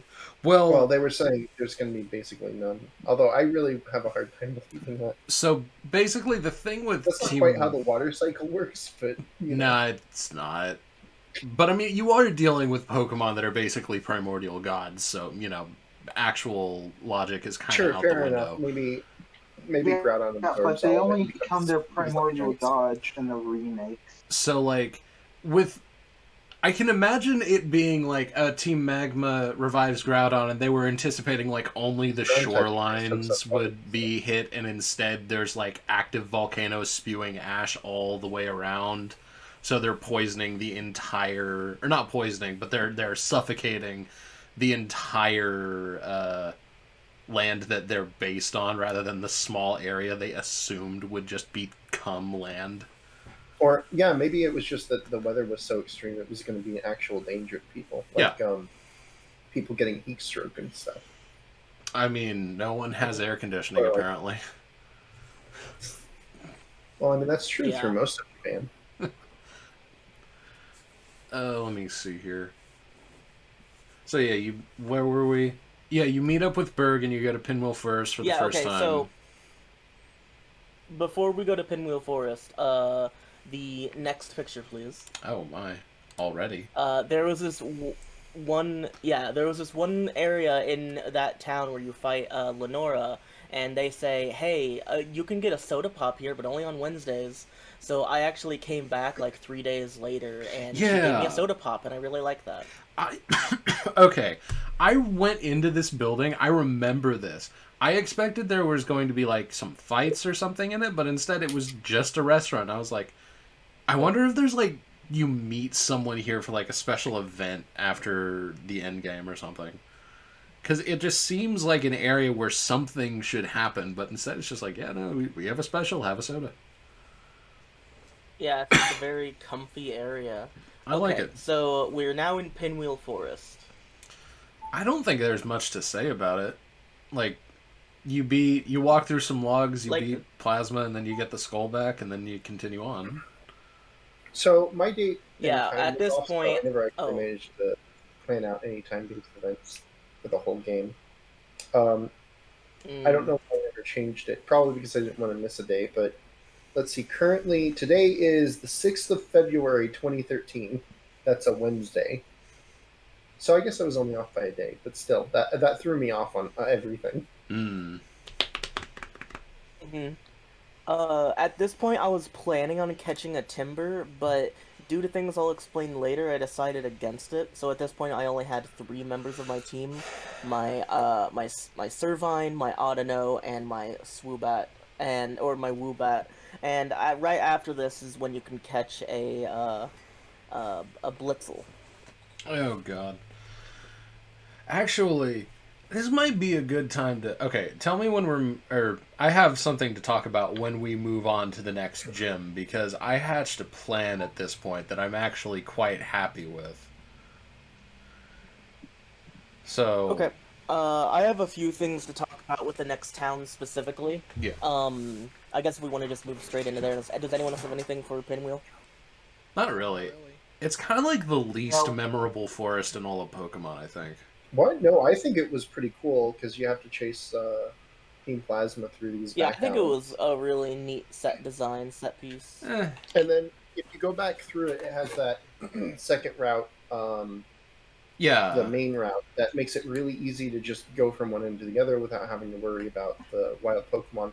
And then it has a third route with a bunch of extra hidden goodies. There's a lot to explore in there. It's probably one of the better areas in the game. Maybe I just didn't explore enough, but I don't know.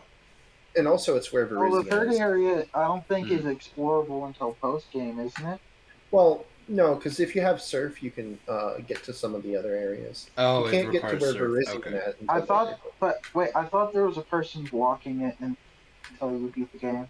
Yeah, the part with Virizion there is, but not the part where you need to use Surf. Yeah.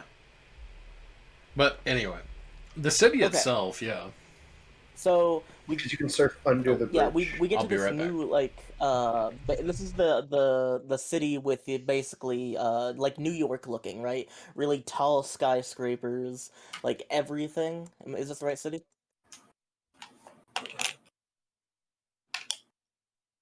If we're going on to Castilia, then yes.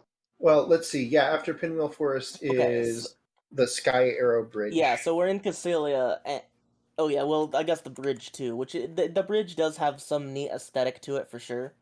I like the I music. like the camera pans. The It's a music is lot. nice too. It's a lot Most less of the game's exciting. music is nice. It's a lot less exciting when you realize that there's only one truck model.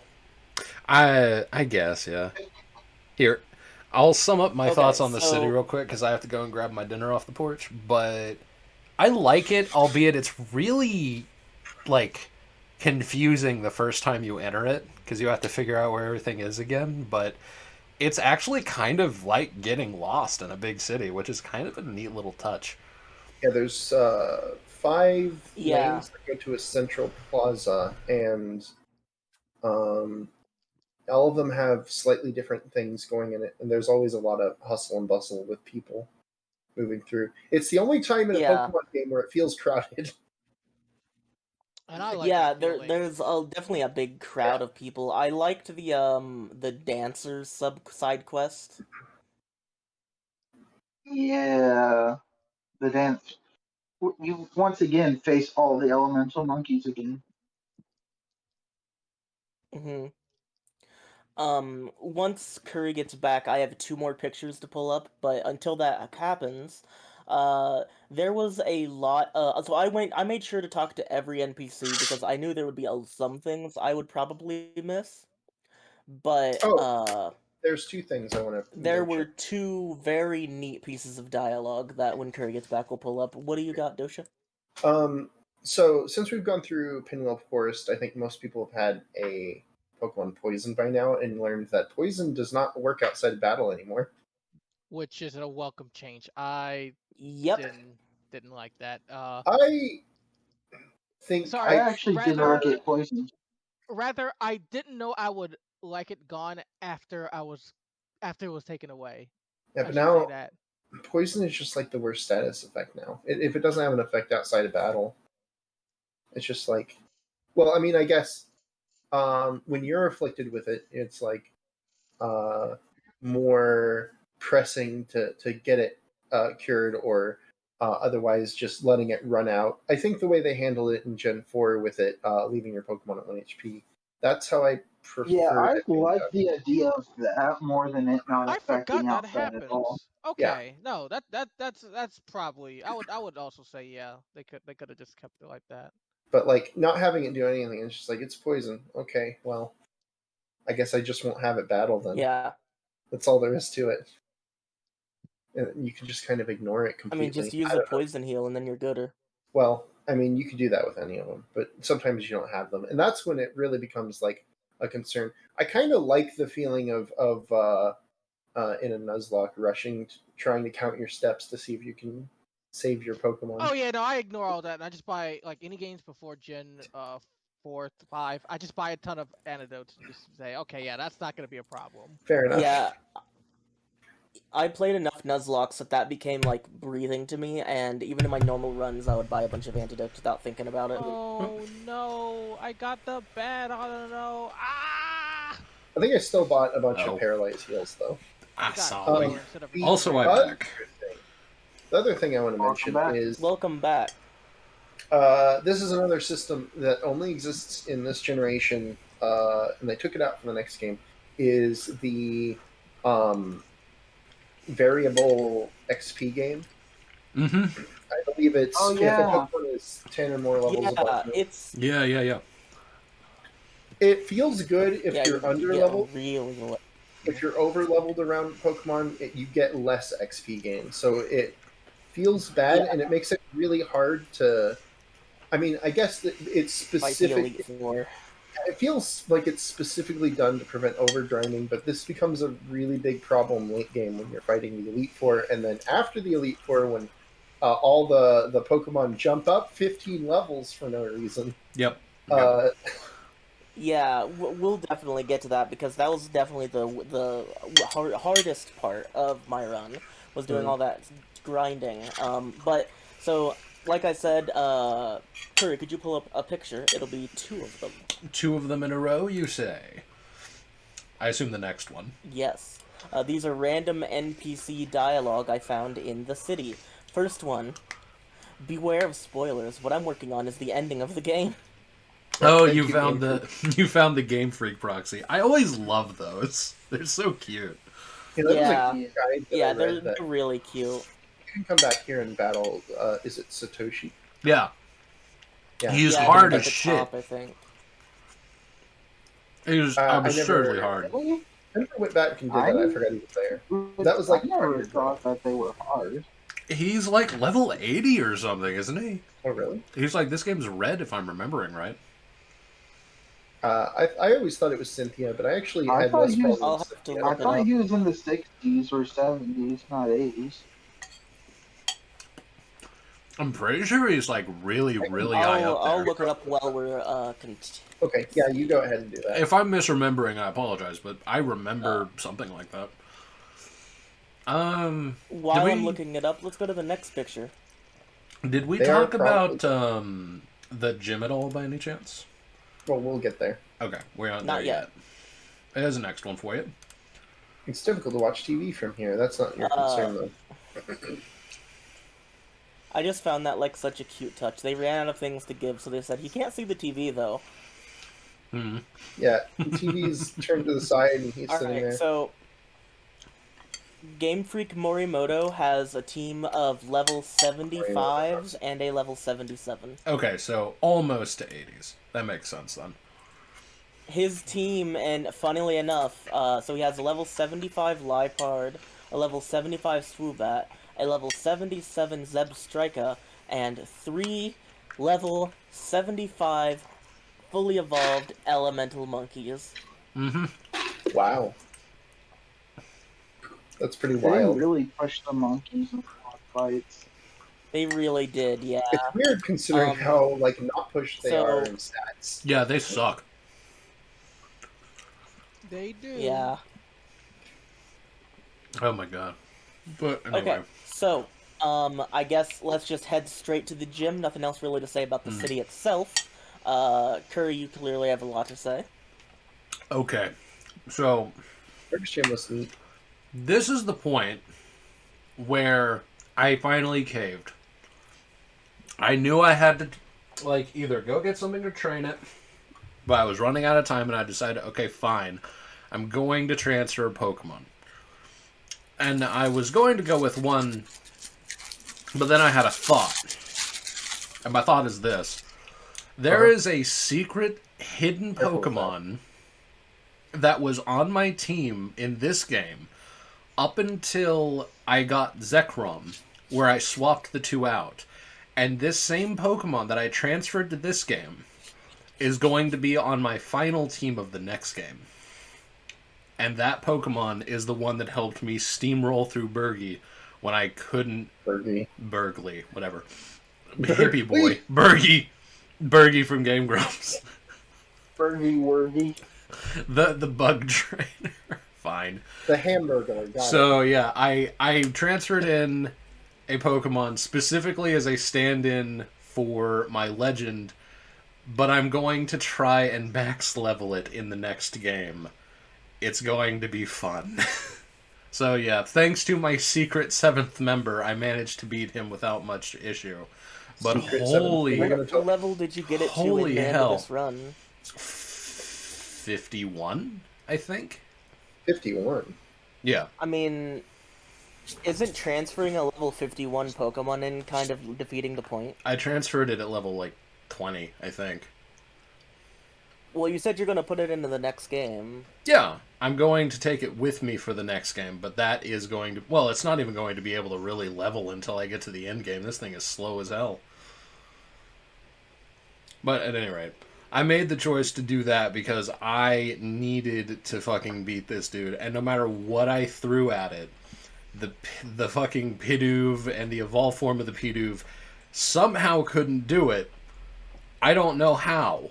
What? Yeah, I tried twice with a leveled bird, and I couldn't kill him. I can't tell you how many times he crit killed the bird in one hit. It was ridiculous. Oh, you got unlucky. I see. Yeah, like this gym nice. was my bane. Nice. I couldn't deal with him. I was really kind of flabbergasted.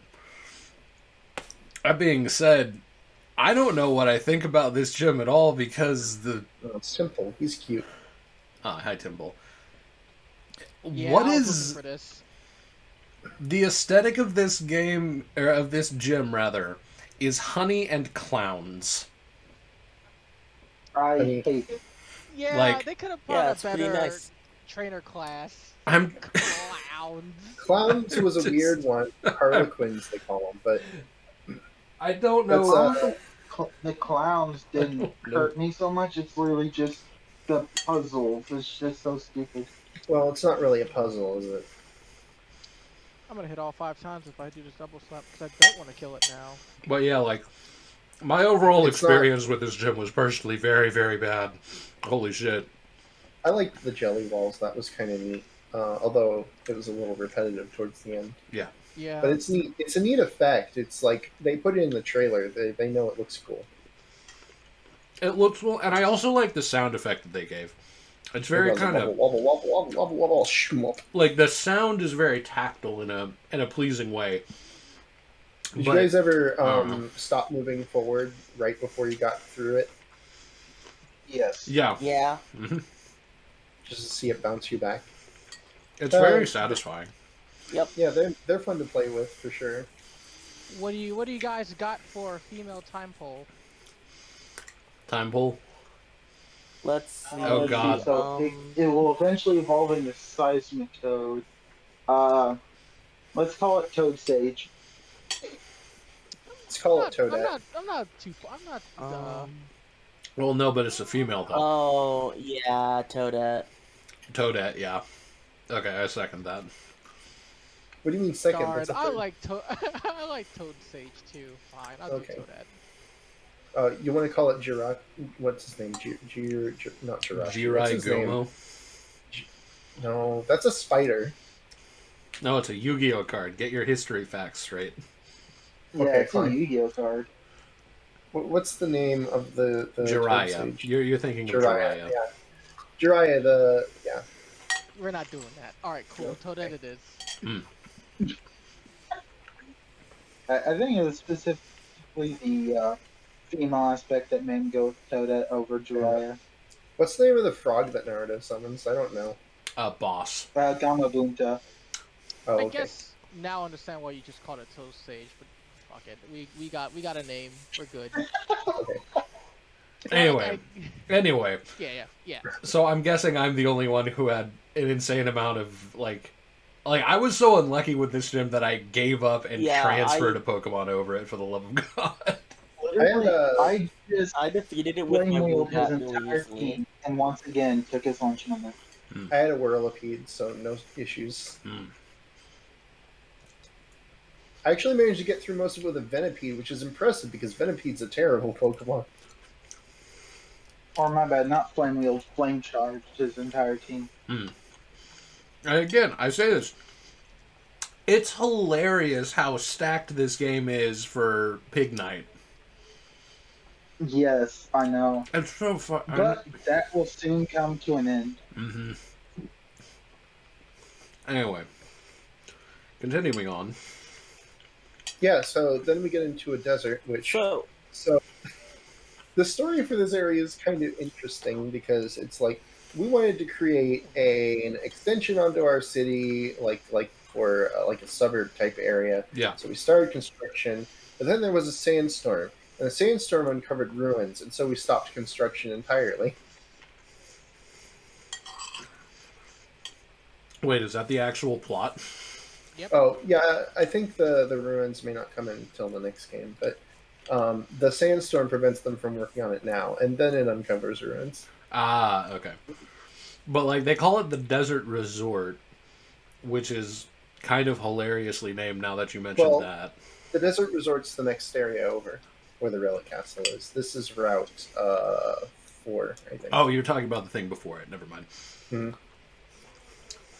Route 4, it's called the Desert Resort because it's a popular tourist spot. And that's the only reason. Yes, desert, popular tourist spot. Resort sounds better. Mm. It'd be nice if they had like a building that you could see as being like a resort or like a hotel. Most Pokemon games have a hotel starting in Gen 6, so it feels a little weird. They could have put one in there. I don't know. I wonder why they decided to start doing it in Gen 6. Is it just because like the French are known for having fancy hotels or something? I don't know. I have no lot of idea. A lot of the terms And we didn't use for Gen hotels 4 are have French, like actually. a motel sort of thing? Did it? Yeah, Gen like right next to Sunny Shore. It had like that area that people rented out. Things Oh, like that. yeah, that's true. It had a villa resort. That's true. So Gen 5 doesn't have one for some reason, but they probably should have put one in there at the Desert Resort. It's very...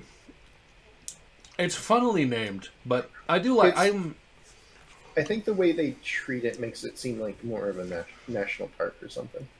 I really do like desert areas, like anything that's like kind of arid or barren for some reason. I really like that in these games because I have a proclivity towards desert style Pokemon. I really like Flygon, Cacturne, Maractus, like all of that kind of stuff.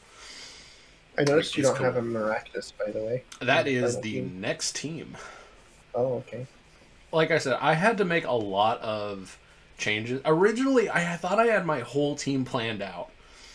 I think I have one Pokemon on this team that I kept from the team before, and it was just because I didn't feel like I had enough time to actually do this, so I just kind of freeballed most of it. Which, I mean, in the end, it actually turned out incredibly good. I'm really happy with this team. Like, it did great. But, yeah. Next time, the cactus will be among us. No, don't ever do that again. Imposter sus cactus, lol. Alright, so after Okay, that you're really gonna bad do joke, we go on to the town with Alessa. Yeah, Nimbasa Isn't it City. Elisa? An old man is being harassed by a Team Plasma member. You beat it and you get a bicycle out of it. Mm-hmm. Also, he's the daycare man, which means now you can have 2 Pokemon at the Yep. daycare. I really like the way they set that up. It's just like, oh, you actually get something for protecting him, and he gets a lot like, out of he it. gives you his bicycle. It's just like, That's not normal. no, That's it's a just little like, too much. you saved me and my They were trying to Pokemon. rob him for his Here. bike, and we robbed him instead. I mean, to be fair, they do that in several games where I mean- where you like save somebody and they give you their whole ass bicycle. Isn't it like somewhere in the neighborhood of the thing where if you find someone's wallet and return it to them, they give you some of the money from out of the wallet? No, but As this would be repayment. like them giving you the entire wallet. I mean, You know how Yeah. expensive bicycles get? I mean, especially we don't know in the universe. Pokemon universe. Well, we do know. We've seen it. It's like $1 million Poké dollars for a bicycle. Wait, really? Yeah. Or a price. Yep. Oh Yeah, my because god. in the original Since Gen games, 1. Or was it 10 million? I don't. I remember it was an amount of money that you couldn't actually get in the game. And even if you did have Yeah. it, you still wouldn't get it. Yeah, it's Yeah. like buying the Slowpoke tail. Yeah. Anyway. But like, Okay. it really is just kind of fascinating to me. Just like it. I That's don't pretty know much why I like Nimbasa City so much. Well, it's got a lot to do. It's got a football stadium. It's Yeah. got a basketball stadium. It's got a it's Ferris got a wheel. tennis stadium. It's got Like- a Ferris wheel. Yeah. Where first you meet N, and we'll get to that in a second. But Mhm. after you beat N, you can come back, and depending on what season it is, there will be different people there who will flirt with you. Like, Nimbasa City is just, I Yep. think it's the best city in the game, just because it's really easy layout to understand. There's so much to do. There's American football. Because, like, originally I thought they meant soccer. but I went in as like, no, just full on like actual quarterback getting ready to tackle you down, and you just like walk out in the middle of the field, and you're like, yeah, I want to fight you specifically, and they're like, all right.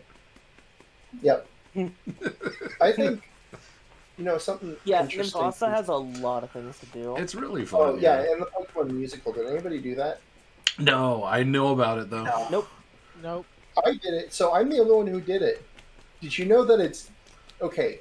You dress up your Pokemon, and then there's a cutscene, and then it's over. That's it. That's the whole thing.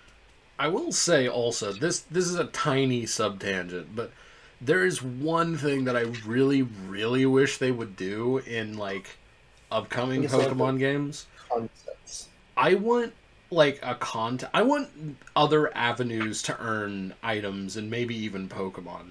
Like, this is a crude example, but, like, you could play in the game corner in the original, like, Kanto, and you could earn enough to get, like, TMs or even Pokemon like Porygon and Dratini.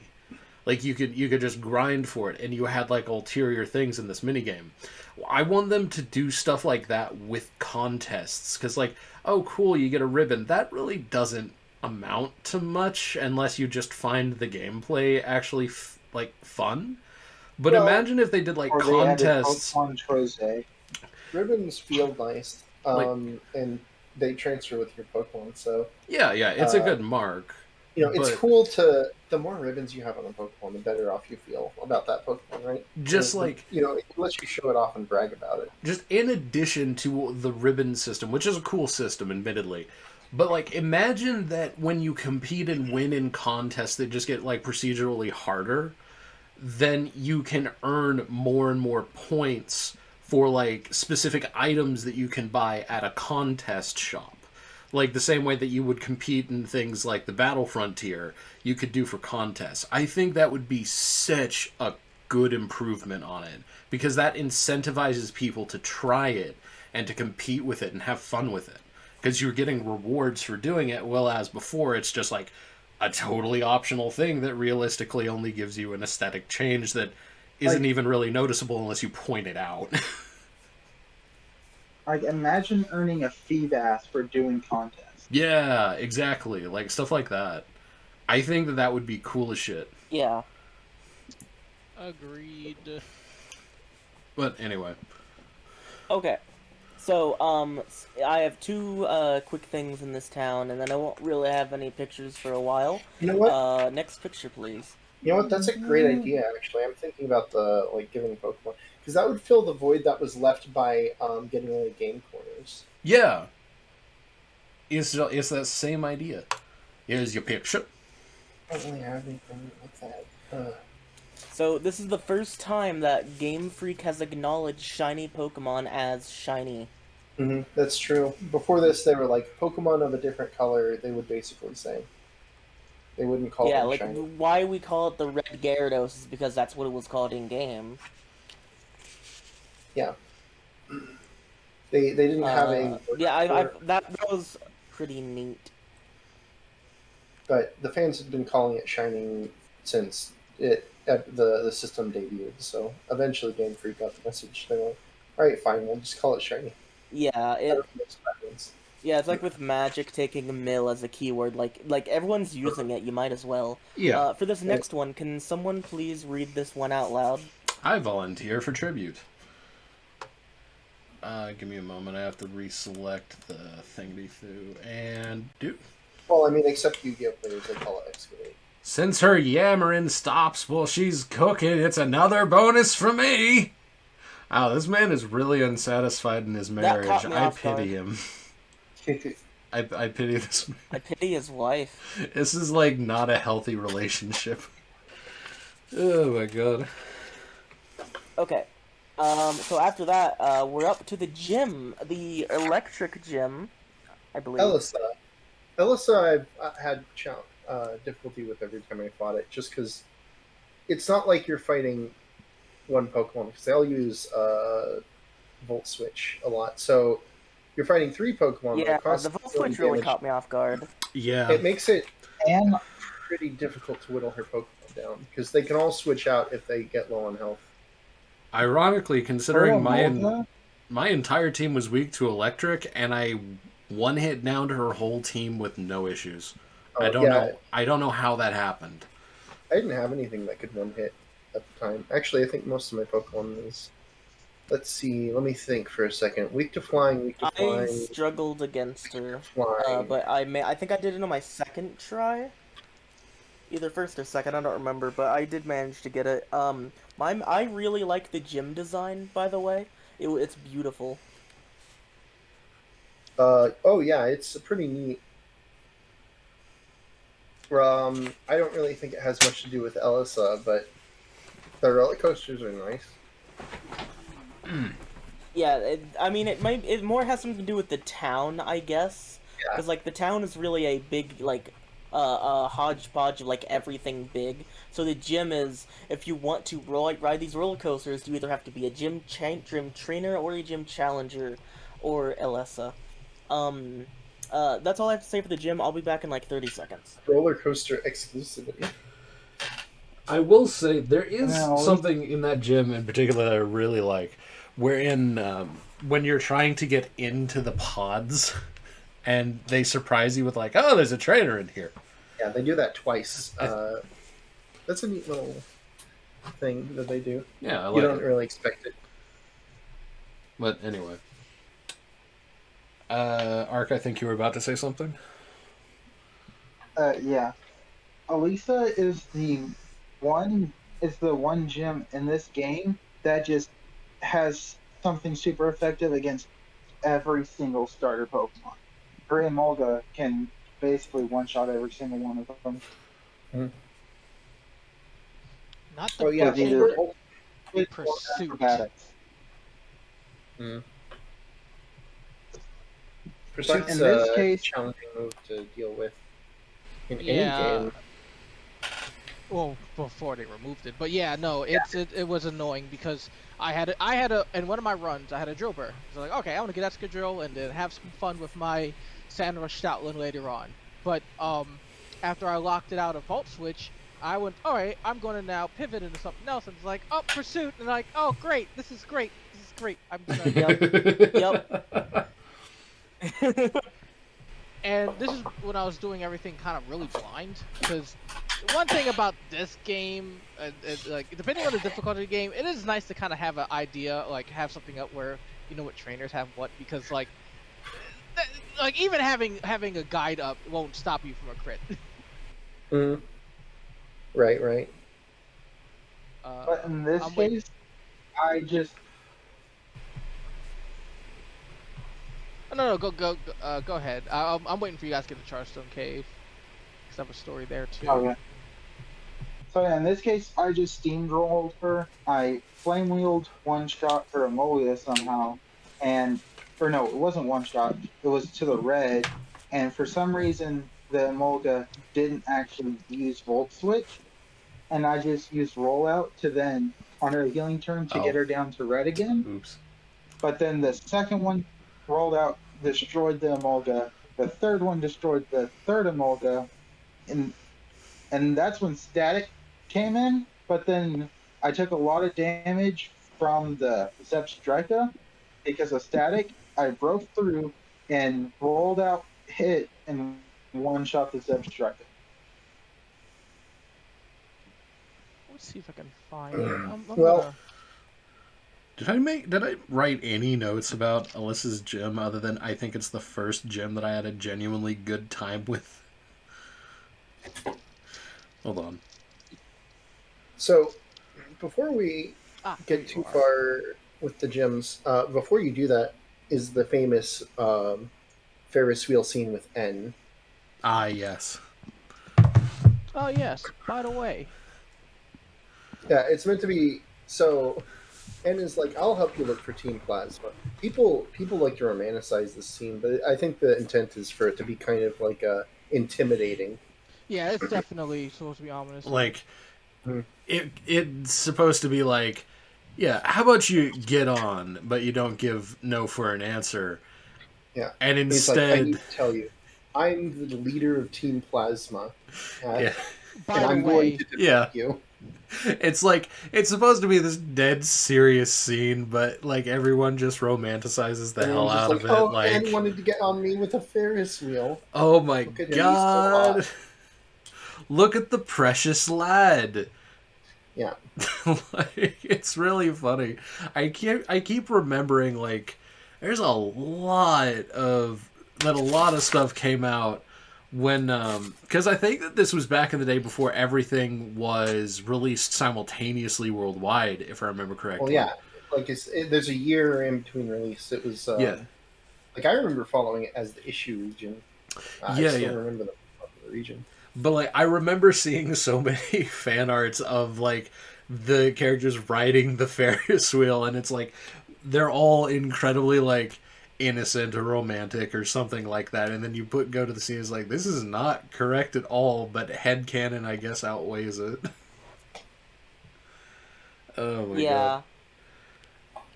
God, can we talk about that for a second, actually? Now that I think of it, I think that this is actually the last series of Pokemon games that weren't simultaneous worldwide releases. Like, this was the last Yes, couple of you are Pokemon correct. games that came out in Well, Japan before anywhere else. I was going to talk about that because they have a big trailer that specifically goes over that in X and Y. They say worldwide release. That was like a big deal. Yeah. With the X and Y. Like, I I remember remember specifically being very, very upset and confused as to why there were spoilers for Platinum Online when the game hadn't come out yet. yeah. Yeah. Well, I mean, traditionally Pokemon games have been out for usually around a year before they came out in the States. I think it was more like 9 months or something, but like Here we go. you knew every It's single about a year. Pokemon that was in the games before they even came out. So That's still true. the interesting thing I actually was did. okay. Well, You if could you choose to followed it, ignore it. if you I followed mean, I it, followed all the Koro stuff and everything at the Yeah. time. yeah. But the thing that really strikes me as interesting is back then it was not like, oh look, a new Pokemon. It was, I wonder what the English name's gonna be. I Because like, watched Giancarlo Glockenmango, 33. oh my Right. god. I knew what was going on. And Jubilife TV.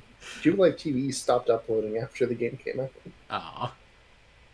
But yeah, no, that's just a quick aside from, good lord, many years ago. Holy shit. But anyway. Obviously, my experiences were a lot different because I try not to look at things like that. Yeah. Yeah. But, okay. I was never in any circles to be allowed to know Japanese stuff ahead of the American stuff. What, where were we? Oh, right, the Ferris I had wheel. PC access. So we get on the Ferris wheel with Andy, he's like, haha, I'm actually the leader, haha. Uh-huh. And, Yeah, it's intimidating. Everybody thinks that it's actually romantic. So, unless they play the game again, they're like, oh, wait, he was trying to scare me. Yeah, but I and- was looking at how hot he was. And so- actually said, I'm the leader of your heart, actually. I mean, if you talk to people, to certain people, they're going to be like, yeah, that's what he said, I basically. swear to God, if I go to fanfiction.net and I type in Pokemon Ferris wheel, how many results you reckon we get? Too many. Let's say 250. That Oh, should be a God. good estimate. I'm not gonna do that because, good God, I haven't been on that site in like fucking 10 years. Okay. For good reason. I'm trying to remember what comes immediately Yeah. after Nimbasa City, and I cannot recall it at Yeah, all. so Okay, that doesn't hurt that bad. she gives a phone call. Darkstone Cave? Nimbasa City is going to be the bridge Whoa. that goes into Dressvale. Oh, everybody talking at once. Okay. Okay. Who said first? I think it was Dosha. Ellis, you go over to the bridge, or Alice is like, I'll meet you at the bridge outside town. Oh. You go to the bridge outside town. She goes, hey, Clay, lower the bridge. She's like, I guess I reckon I might as well. I love Clay. I forgot. Yes, this is where Clay You're still goes. forgetting one important aspect that happens before that. I don't think there's anything that happens between that. Yes. What? Oh, What? God. There's Bianca and Bianca's dad. Oh, yeah, Oh, well, that's yeah. before you fight him. You have But yes, the her big dad comes confrontation. to- After the tutorial for the musical.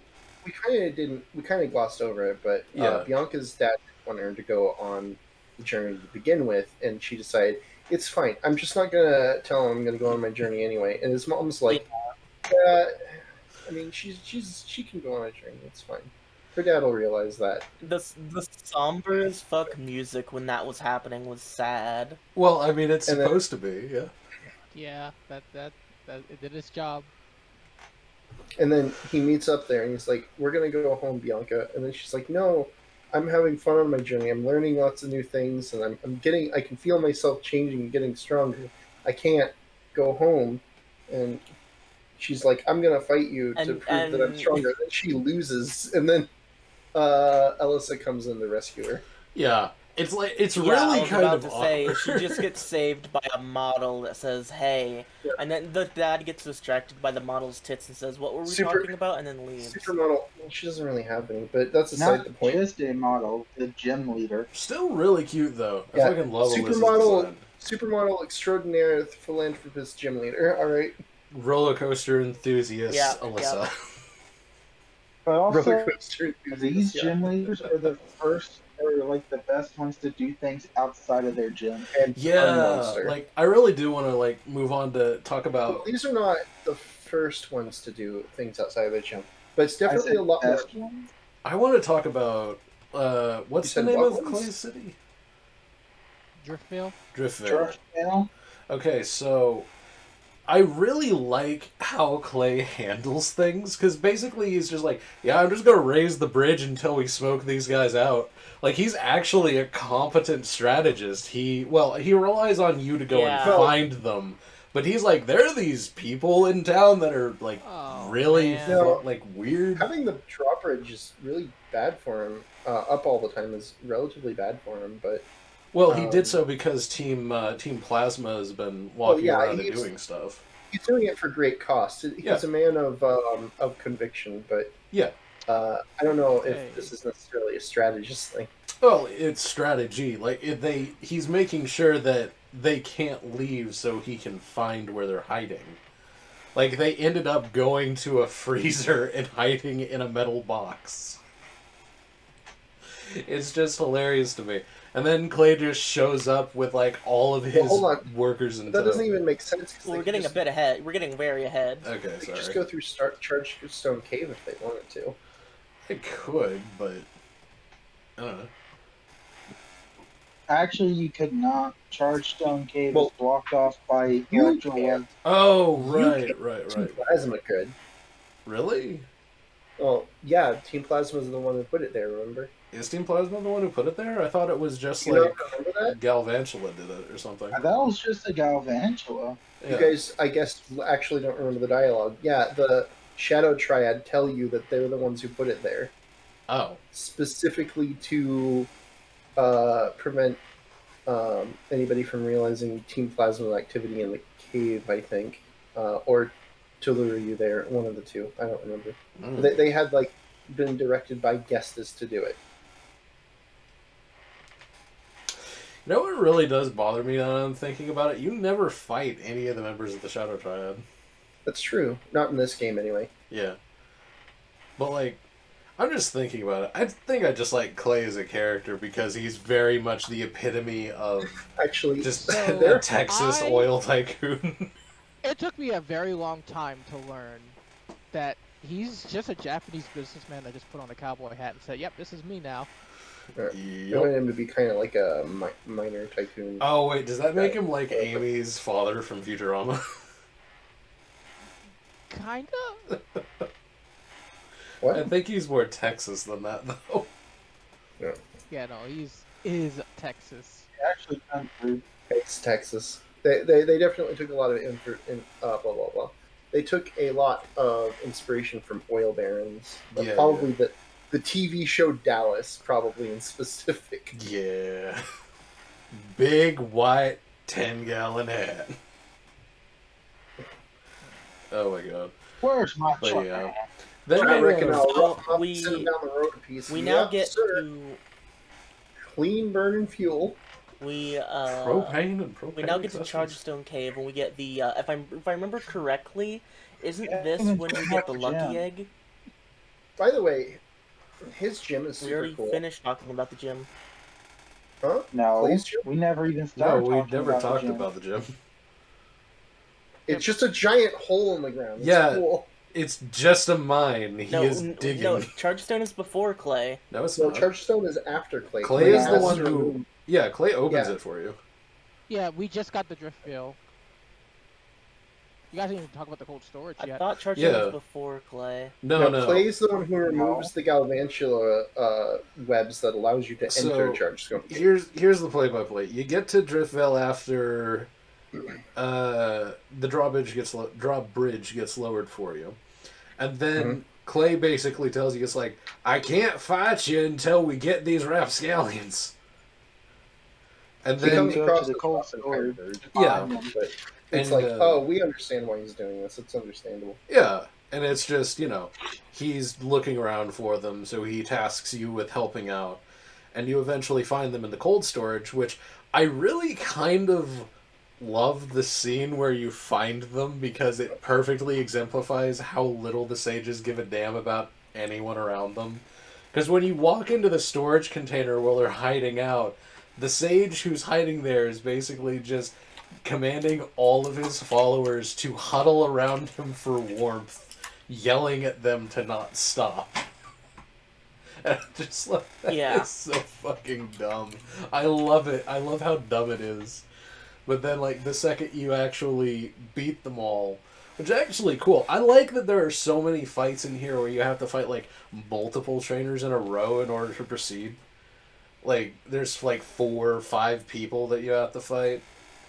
But then after that, Clay comes in with all of the people who are working at cold storage and basically incarcerates them under his own authority. And then you can go fight him. Yeah. Yeah. It's good God. for getting XP if you need it before the fight. Yeah. But I had a lot of fun in this area. I and thought it because was there's cool. such short distance between Nimbasa and Driftvale. Yeah. I'm trying to remember if there's anything specific. I feel like we've seen the actual environment of the gym is different because it's a mine shaft. You are literally fighting in a mine shaft. But I feel like a lot of rock and steel gym leaders have done. I don't even think it's a mine shaft. It's literally a giant vertical. It's like a Minecraft hole in the ground. Yeah. Dug. It's a vertical mine mine shaft. shaft. Yeah, it's a vertical mine shaft. Mine shafts are vertical. Mine shafts are really small elevators that go into a cave system. This doesn't have a cave. It's just a hole. This is a Pokemon Well, mine it has shaft. a cave. That's where the leader is. No, there's no cave. There's no roof to it. I will look Yeah, up the he's actual sitting in front of the definition cave. of a mine shaft. No, is he? I don't remember that. Yeah, when you get Yeah, to he's his literally A level. bunch of crystals around him. Well, I remember that, but that's at the bottom of the thing. I don't remember there being a cave. Well, that whole Definition. thing is a cave. Well, no, it's not a cave. It's just a Yeah, hole. yeah. That's like saying if I dug a hole with a shovel, it's a cave. A deep, often No narrow vertical hole or sometimes horizontal tunnel that gives access to a mine. Yeah, but there's no mine there. There It's is. just a hole. At the very Yeah, bottom, yeah, there's there a is. He's crystal sitting in front mine. of it. Yeah, he's standing in front of a giant crystal as conveyor belts But that's at the lead. bottom of a hole. That's not at the bottom of a mine. The area No, opens Yeah, up. the But there's a bottom whole of the open mine area. shaft. I will get a picture of Clay's gym. Hold on. Anyway, and then if you get a picture of a mine shaft, you'll find that At the it's bottom usually of the one mine elevator. shaft is the gym. One leader. very small elevator. It's not a mine shaft. Hold on a Yeah, minute. the definition often It is very says clearly that mine it's shaft. often small. But Yeah, the here we keyword is go. often, not every time. Okay, here It's we not go. small. It's massive. If it's noon, there will If be anything, sunlight. it's more along the lines of a really deep excavation site. Okay, Yeah, exactly. this is a small picture, but there you go. When you get down, all of the walls around him have been excavated, and there's even a thing in the back there that is drilling further in. Okay. And there's so, conveyor belts like all around him that are carrying things out and up to the surface. Like they are actively mining this area. Okay, yeah, sure. They're mining, but it's not a cave. It's not a mine shaft. Yeah, It's just it's not a mine shaft. No, It's no. just an excavation. The part that leads to the bottom It's of a the mine cave shaft is a that mine goes shaft. into a cave. A mine shaft is just Where's the a cave? vertical Point to me where the hole that cave goes is. down into Right the there. hole. Like he's standing in it. I don't see it. He is standing in it. No, he's standing at the bottom of a hole. Where's the cave? Do I have to look for like a? Okay, fine. There is sunlight. All around him. Yeah, There is like sunlight. where you he is have at. to Just as a walk reminder, to it him. might be something to look into later, so you can stay on track. This is Yeah, on yeah. track, unfortunately. Oh, okay. If it was Oh. noon, there would be sunlight. It's not a cave. You do know that there. Well, also, I think the crystals just glow. Well, no, I'm saying like there's nothing separating the top, the sun from where Clay is standing. Okay, actually, Yes, well, there is. Why does that than- matter? they're in Well, a building. Okay, The If mine there shaft is wasn't- inside of a building. building is an Wait, wait, I got artificial. that written down. The only way you access the gym leader is going through steel doors that Ever are been in a vertical. cave? You know that it's supposed to be like dark and there's supposed to be no direct sunlight. That's kind of the whole point. There isn't direct sunlight. Yeah, there is no direct The sunlight. only reason there isn't direct sunlight Okay, is because it's inside. to a building. quote if there wasn't the a wiki- building, there would be direct No, sunlight. To quote the no, wiki, that's not at all true. the How is drift it not true? The Driftvale Gym features a number of elevators that are in a mine shaft layout which must be navigated up and down, and girders which need to be crossed to reach the central elevator, which will take the player down to Clay at the bottom of the mine shaft. So Sure, it is sure. I know classified that as a mine shaft, and mine Well, I shafts know- lead to mines. I know the wiki would call it a mine shaft. I don't agree that it's a mine shaft. Yeah, what we're saying is everyone else would too. Yeah, like Okay, you well, are in the everyone else is minority. wrong, so I don't care. I'm not going to call it a mine shaft. If it's a hole with a tent over it. That doesn't make it a cave. It's What are we on about? What the fuck? Okay, shall we just move on from this rather silly A discussion? tree grows over a Apparently, hole. it was on track. Let's see here. Okay, so after you fight Driftvale, he opens up the what is it called? The cave, the cool cave, the neat cave, the blue adu Charge bi stone. adu bly. Yeah. Oh my goodness, I really like Charge Stone like a lot. It's I hate it. neat. It's so Alright. neat. I like it. It has Clink in it, which automatically makes it a B instead of an A. But aside from that, it's I like great. that. There are crystals that you can move, but there are also crystals that just kind of wibble when you walk under them. Well, you have to. Go ahead. No, I was gonna say there's some neat Pokemon in there, but I was gonna. This is actually where effectively started one of my wipes, my latest one Oh. before I started giving up. I forgot there's somebody with an Archeops in there. Oh, Yeah, that's really dangerous in a Nuzlocke because not Archeops. Yeah. Archops. Arkin. That's the name. The fetus, makes it bad. But when it's not at health, it hurts really bad. That pretty much wiped out two of my Pokemon I had from the beginning, like right there, because I forgot about it. Just did acrobatics and it's like, oh, there it is. It surprised me because because of competitive Pokemon, I'm like, oh yeah, whatever. Who's that? That pretty much caused my downfall because after I got out of there barely alive, then I ran into that triple battle after you leave the city, and that's what ended me. So that's all I can remember from Chargestone. Other than that, I mean, we got Anyway, Arrow Seed. uh, Yeah. to complete what I was saying really quick, and I wonder how many people actually don't realize this because I found it kind of interesting. I don't remember this being the case. Like, I don't remember recalling this when I played through this the first time many a year ago.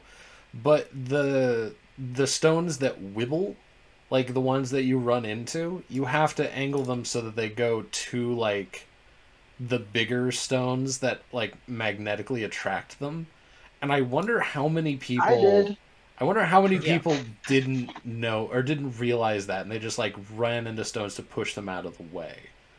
Because like I don't think I realized that that was happening when I played through it the first really? time. Yeah, I think I just ran into them randomly until I found the way out. Huh.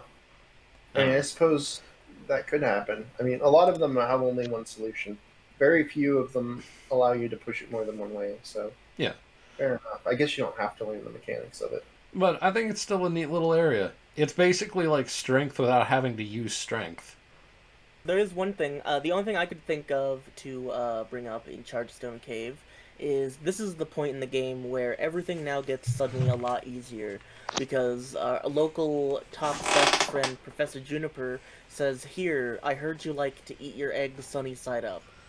Yeah, they just give you a lucky egg. What the? It makes it so it's much probably better. probably worth mentioning. By this point in the game, you also probably have 2 XP shares. Oh, I never got one Do actually. you? Oh, Yeah, I didn't never either. even got one. really? I had 2 of them. One of them should be not skippable. I think No, I didn't get a single one. that's wild. Okay, I had 2 of them. I think I maybe have gotten one, but I didn't use it. I forgot because I didn't get any of my run keys either. Where do you get it by that point? I guess I'll have to look it up. I 'cause looked this- it up. You get one in Castelia City from the Battle Company, and one in Isiris City from the Pokemon Fan Club chairman. Oh, okay, yeah. So I didn't visit Okay. those. okay, so Icarus City, yeah. I just didn't even go to that area. I got the one from Castelia, but I didn't get the one in Isiris. Icarus. I Oh, just I never did- bothered with either of them. In the XP share. Isiris. But yeah, never bothered. Isn't it- There's no point. Honestly, you don't really need it. Like, I feel like the Lucky Egg is just better because you can throw the Pokemon out into battle and then Well, you can swap it combine into a both big of one. them. Yeah. It actually does work when you stack them. Oh, it Well, does. it doesn't. It doesn't give extra to the Pokemon that. Has the EXP share. Yeah, it doesn't give extra. To It them. does. No, it doesn't. I looked it up before I started playing, or If before that when I was got the experience true- share. It said it do. If that was true, then I would have seen So- them both get the same amount of XP. But it was almost always that the Pokemon with the Lucky Egg got significantly more, usually 20% more. Yeah. Like, when I traded this... I want Yeah, to put this I'm in... looking at articles right now. That's what it says. Well, that's not what it did in practice for me. I don't know what the difference is there. Okay, so... So, well, no. Here's what happens with the EXP share, because how it divides it in half. If the Pokemon with the EXP share is also in battle, it gets even. Yeah. Right. Well, Like it makes the divide. okay. Let me try it. It's still the same amount of XP. It's just it's divided different. Hold on. I'm So... gonna. Regardless, if you combine the Lucky Egg with, like, a traded Pokemon, for example, like my transfer Pokemon, that shit goes bonkers. Like, oh my god. I remember completing battles and getting, like, in later games, I was getting, like, 6,000 to 8,000 XP. It was insanity. Like, I zoomed all the way to the top with that. Like, I rode that baby into the sunset. Like, it's good. It's very good. It's the reason why my crocodile is level 60 when everything else was either 40s or 50s. Let's see here. Okay. So summer, very cool, very cool. I'm in the city. Pokemon. Let's see. This Pokemon has the Lucky Alright, Egg. so while he's getting that set up, as for Chargestone Cave, I didn't really have much to say. I think there was some cave, I don't remember which one, that I just happened to, like, I was just riding my bike, and one of the gems popped popped up in a dust cloud, Yeah. like one step in front of me. So I picked it up like the frame or two later, and it felt very strange. Oh yeah, I wanted to talk about that actually because I really think that the whole like dust cloud thing and the shaking grass thing, I wish that they did that way more often. Well, I Like, mean, technically, Yeah, exists. I really like the double battle shaking grass a lot. yeah, All you have to do is unlock the Poke Radar or whatever. well, yeah, but like this is just there in the world. And wild double battles are super fun too. I like them a lot. It's also a Okay. wonderful way to shiny hunt. But like I wish that the dust cloud thing because basically like the rock smash has done that for a while. Like I remember in Heart Gold Soul Silver you can get a lot of items from just using rock smash. But in this instance it's so much more like intuitive and it doesn't require a TM to use. You literally just walk Okay. in and you either get a free item or So- a rarer Pokemon. It's Pokemon. really cool. The Pokemon that's in battle that's holding a Lucky Egg got 888 XP. The Pokemon holding the XP share that didn't get in battle has 592 XP. They're both the same level. So you got an extra 300 for participating in the battle? So I don't think that it actually does work. Try it without it. Try it without the Lucky Egg. That's a Yeah. good idea. Hold on. Item take. Okay. But you have to fight the same thing you just fought. Well, we can tell if it matches XP. Yeah, just generally speaking. We don't have to do tit for tat. It's more of a ratio. Okay, does this thing have levitated? Oh, I guess it doesn't matter if it has levitate. Whee! Ba-da-ba-ba-ba, and it's down, and it faints. 500 XP, 500 XP. Yep, so they both got the same without the Lucky Egg. So yeah, then the Lucky Egg only affects the Let me Pokemon that's pull holding up it. the thing. Mm-hmm. I think that that is correct. It sounds correct. It sounds like it would be too good if that was the case. I know that's how it works in future games at the very least, but I'm seeing articles that say it worked in Black White, I'm pretty sure. Maybe it means black to white too? Yeah, that would be my guess, is that they Maybe. need Black 2 White 2. Because it does not... it definitely doesn't do it in this game. I mean, if that's the case, we'll all need to test that in black to white too, because that just sounds like it's insane.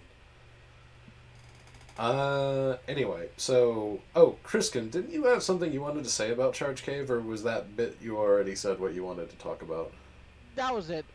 Pretty much outside of some neat Pokemon, there was nothing notable for me. I'm going to say something. Sure.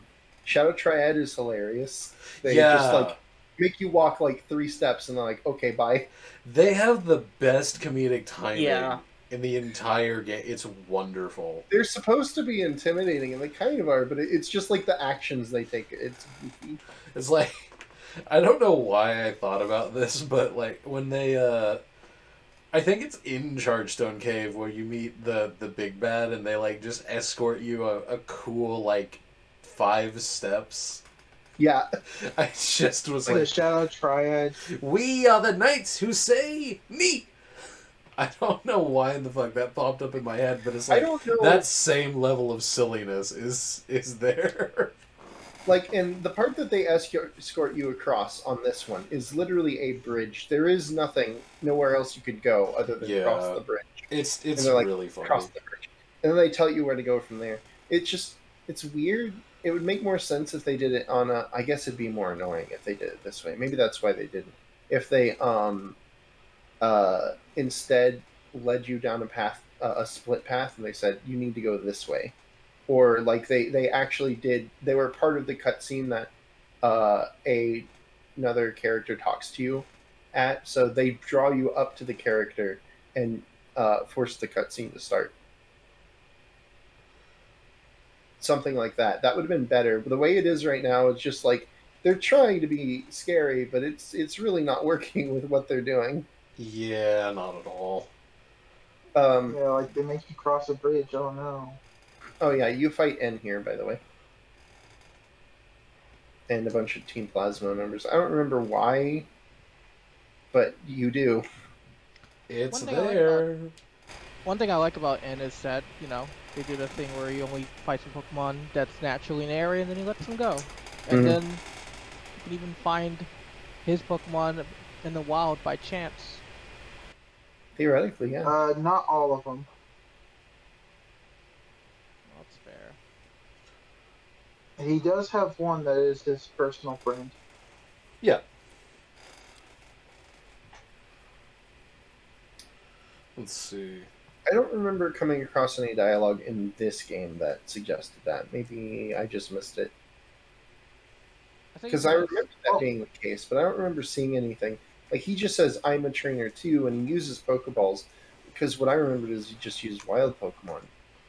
But I don't remember anything really supporting that. Because here's the thing. It shows that's a Pokeballs, hidden but that's mechanic. because of the game. It's more of just the game mechanic I guess so. that forces it to show Pokeballs.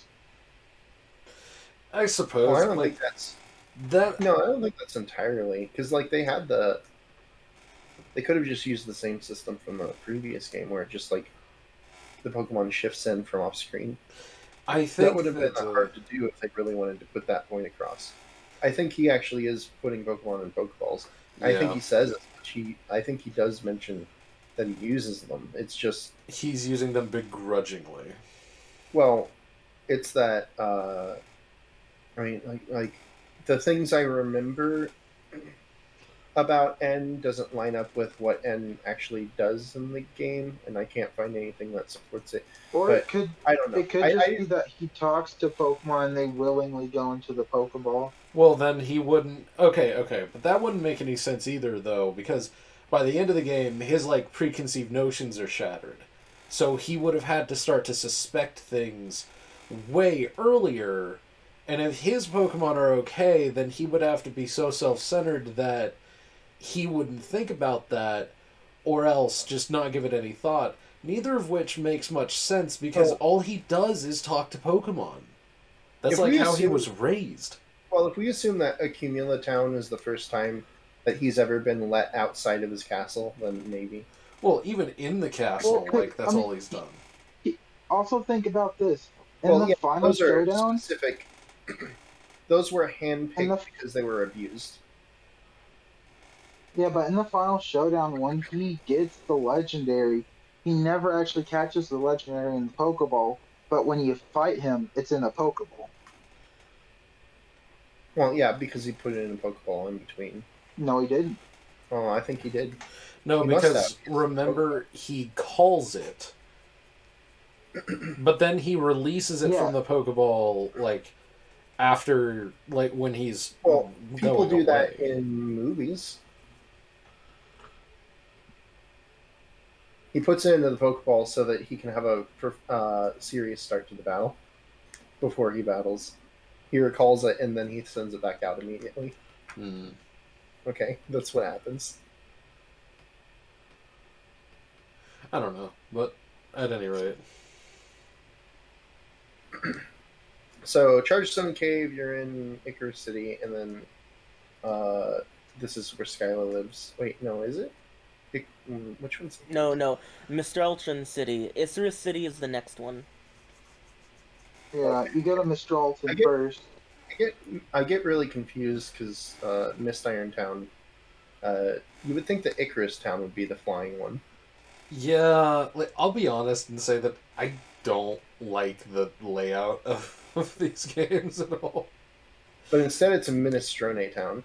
Like, there are so what does soup have to do with birds? I don't get it. There are so few areas that have like a memorable thing to them for some reason. Like, it all blurs together in a lot of ways. I think what I'm trying to say is I don't remember what any of the towns are. They're so confusing to me.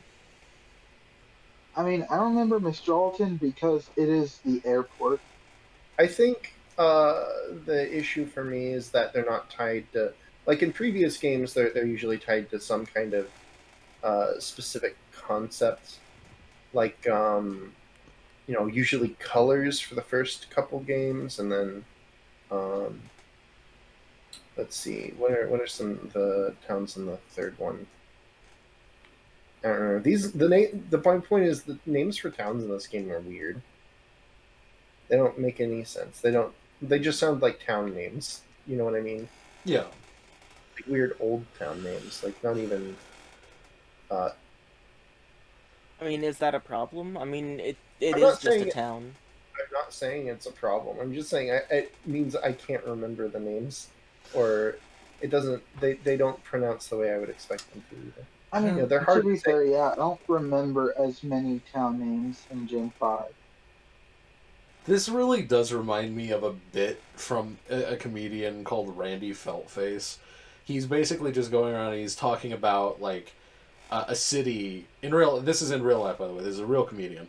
You mean the puppet? Yeah, the puppet. So, real comedian.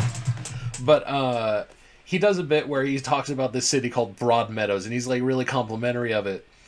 Because there's a meadow and there's a lot of it. We'll call it Broad Meadows. It's not like all of this, oh, we'll name it Happy View Nice Town Smiley Face or something like that. No, there's a broad meadow, it's Broad Meadows. Just call it Broad Meadows. It really does remind me of that bit. Also, seriously, go check out Randy Feltface. He's a fucking riot. I love him. Oh god. Anyway. Yeah, he's funny. Anyway, it's the cigar smoking dog from MTV, right? The fuck are you talking about?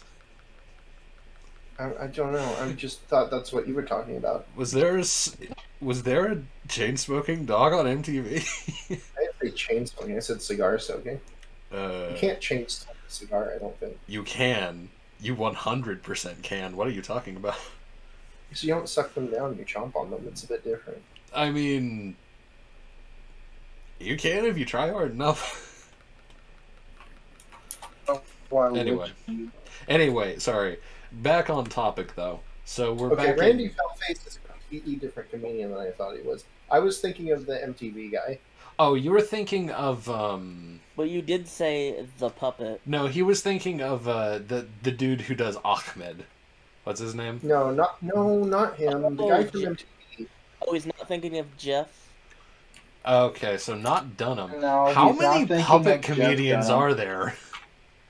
Hold on, I'll look it up really quick. What do you mean by MTV? What? My uncle is a puppet comedian.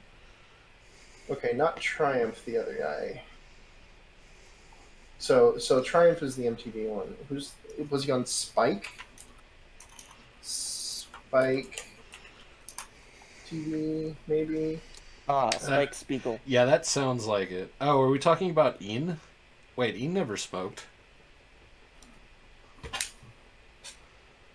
Wait, are you talking about the one that? Are you talking about the one on like America's Got Talent or something?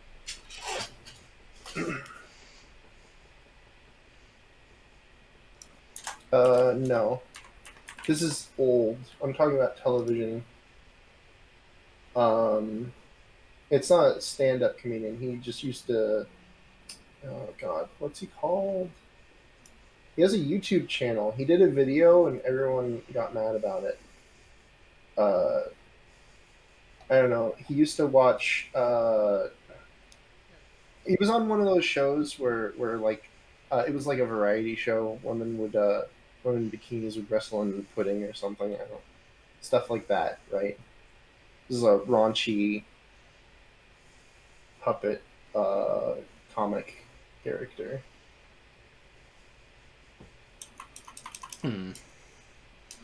Whatever. It's not important. Keep going. So yeah, Jeff Dunham. I'm talking about Jeff Dunham. Yeah. Anyway. Man, I used to love Jeff Dunham. Okay. God, I never where did. Where were we? Anyway, Right, we got to Miss Stralton City. Yes. We get to meet the professor. Anyone have anything to say about... Oh, right. Yeah, I forgot about that. We meet the professor's father. Yeah. Yep, I mean, it's he's Professor actually Juniper, really but again handy. This time. He's just another Juniper professor, yeah. I couldn't tell if it was a guy or a girl, honestly. It was a guy. It was her dad. What do you mean? You know what? Maybe it was Triumph the Insult Comic Dog. That I'm thinking of. The other Professor Juniper, I couldn't tell at first because they look gender ambiguous. Hmm.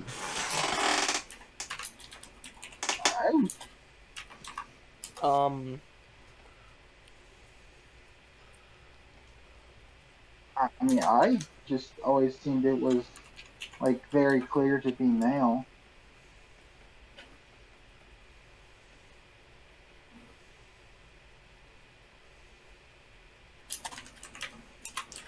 I have. Sorry, what are we no talking idea. about?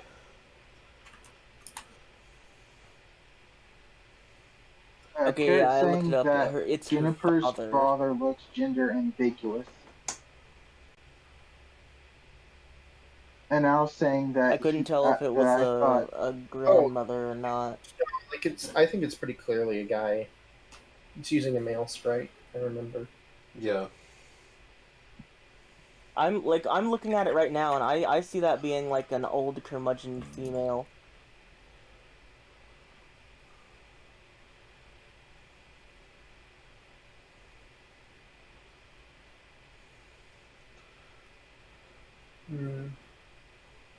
Okay, so after we see Cedric Juniper, we go Cedric's back to fight guys. Skylar, right? yes. Wait. No, don't we have to climb the tower first? Yeah, because Skyla's like, hey, Oh, we had to fight her, then climb the tower. no, she No, said, because she's not in the gym. You have to climb the tower first. hey, do you want to ring the bell while you're up here? And you ring the bell, and it's like, that was pretty cool. Anyway, I'll fight you at the gym. Oh now. yeah. Yeah. She's just like. Yeah, the No, no. tower was pretty neat. I've always liked Litwick. No, you know what's really I thought that was how stupid? you found it. You cannot use fly at the top of the tower. Yeah. You can at the top of the Dragon Spiral Tower, but not on this one. Which is so weird because it is literally open skies. And Yeah. you cannot use fly. Doesn't make a lot of sense, does it?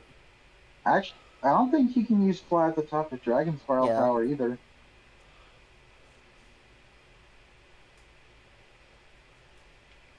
So, as for the gym of Skyla, I had a weird experience with it at first. I was at a part where, so for this entire game, I really enjoyed the level scaling. Like, I didn't really have to grind at all. My team was always on point, even with having 5 members at this point. But I wanted to keep them all about the same level, so I was switching a lot. And a couple of team members died, and I wanted to go back to the Pokemon Center, but I couldn't. I was at there's one specific spot in her gym that you can't leave. I had to just continue for like 3 trainers, and then I could leave. This is where my troubles really start. Beyond that, fighting Skyla, I don't remember anything really important. It was an easy fight for me. Yeah, it ended very quickly. It was a very fun gym, though. I really do like the cannons. I remember thinking that the puzzle, like most of the ones in the game, this one's very much a spectacle, but it's not really a puzzle. Yeah, it's more or less like just. I have to bring attention to why are we getting shot out of a cannon? Are we dying? I really do have one time to. we hit the wall and Yeah. I would be dead. Yeah, I was just about to bring that up. That made me like just laugh. That actually drew like an immediate laugh from me because I forgot about it entirely. I love the fact that it's just there. Anyway, let's see here. What else? So, Yes, Arthur this said is- you had troubles with this gym? It's not with like the gym trainers or even Sweats. later, like those were all easy. But this is where the technical issues really came hard into play. Because before, like occasionally, I would just have to save like every 5 minutes, and I would occasionally just crash. But this is where it would consistently crash, and it would seem like it would always happen during doing a certain set of things, which would include switching out in between Pokemon to my Galvantula to help train it. and it would just constantly crash. Hmm.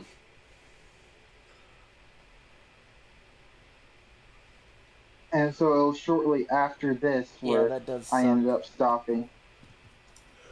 Yup, yup, yup, yup, yup, yup. Couldn't even reach Dragon Spiral Tower. I mean, so I'm sorry. I'll be completely honest. I blanked out completely for like a couple minutes. What Oh, what are we doing? I found it. It's Ed the Sock. That was the puppet I was thinking of. Oh, We're wonderful. still talking about the Metropolitan City Gym. I have nothing else to say about it other than haha, we hit wall. Yeah, Canon, I don't know, beat her pretty easy. Haha, we hit wall. Skyla, really good character design, cute as a button, fucking lover. Yeah, I Skyla's think her, very cute. I don't like her character design that much, honestly. I think she is really. Really? Oh, Okay. I also there's actually one other thing I want to bring attention to. That As- that little chub of a plane at the end there. It's so like it's such a chonker. It's a chonker with no wingspan. If we're talking about like appealing characters, Skyla's pretty high up. But if we're talking about like good character design, Winona does the same concept better. I disagree. I like Skylight way better than Winona. I like Skyla more. Man, Too. I'm just saying, I think Winona's headpiece looks stupid. yeah, but she looks more like a pilot. Skyla looks like she's put on a slutty pilot costume. Oh, Okay. I had to actually look up because I couldn't remember who that was. I completely disagree. I think she's the most like forgettable, boring design. What the I'm heck? not, I'm not saying that she's memorable. I'm just saying, Oh wait, you mean Winona? yeah. Oh, okay. I thought you were saying Skyla's design was forgettable, and I was like, wait, what? Nobody would. I mean, she's memorable, but that's kind of the problem to some degree. Like, she doesn't look like a pilot. She looks like I she. mean, what is a pilot supposed to look She like? looks like she went to the Spirit Halloween store and bought a slutty pilot costume. Okay, look. If I get on a plane and my pilot walks in a Skyla outfit, I'm gonna be overjoyed. Yeah. I mean, that's fine. Okay, It's but just, what if it's a guy though? I would be impressed. I mean, in that case, wouldn't it just be? I mean, you're asking, what if Wallace got a pilot license? Exact same outfit, I mean- same size. Yeah, it's just what if Wallace but pilot this time.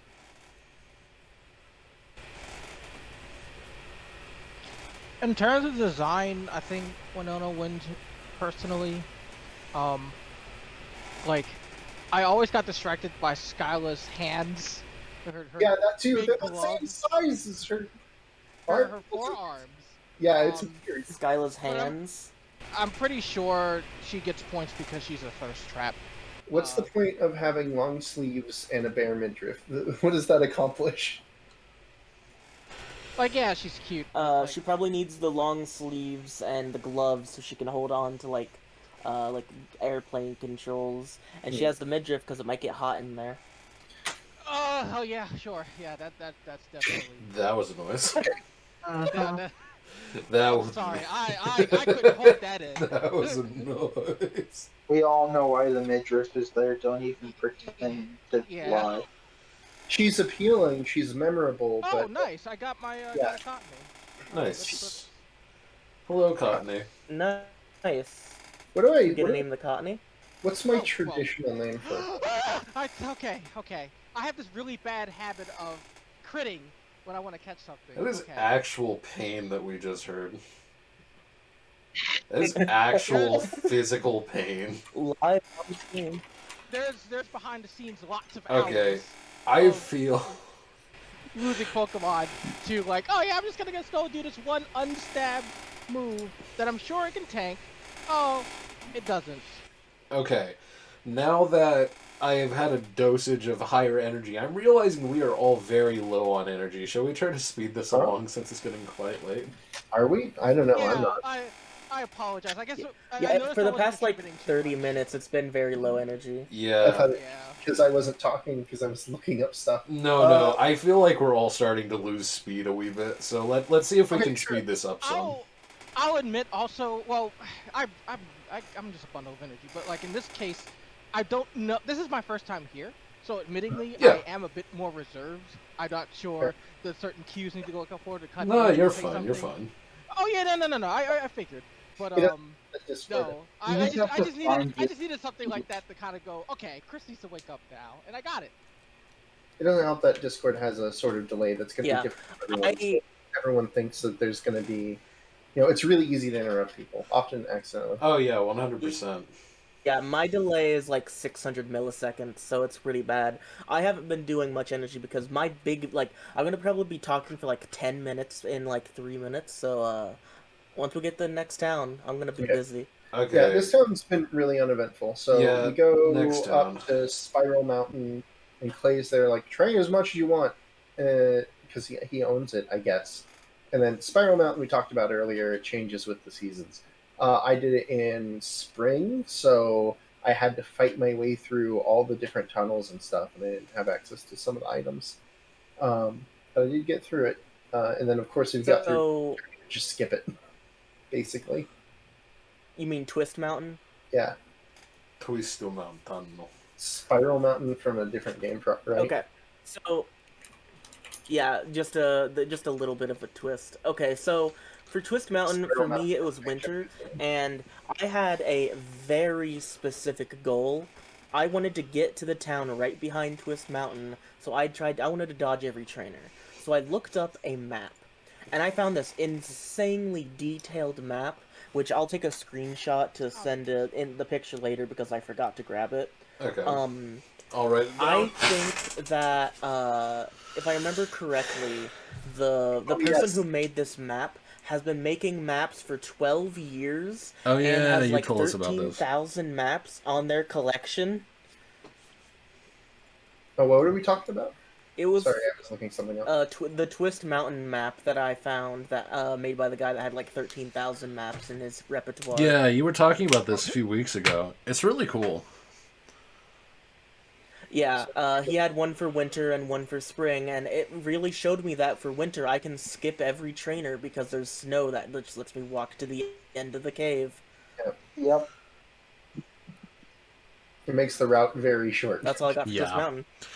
I mean, I had to go Spiral through the Mountain. entire thing. I had to look that up. Like, okay, here's the deal, right? My entire argument for Twist Mountain can be summed up into 3 words, and that is cool, fuck sturdy.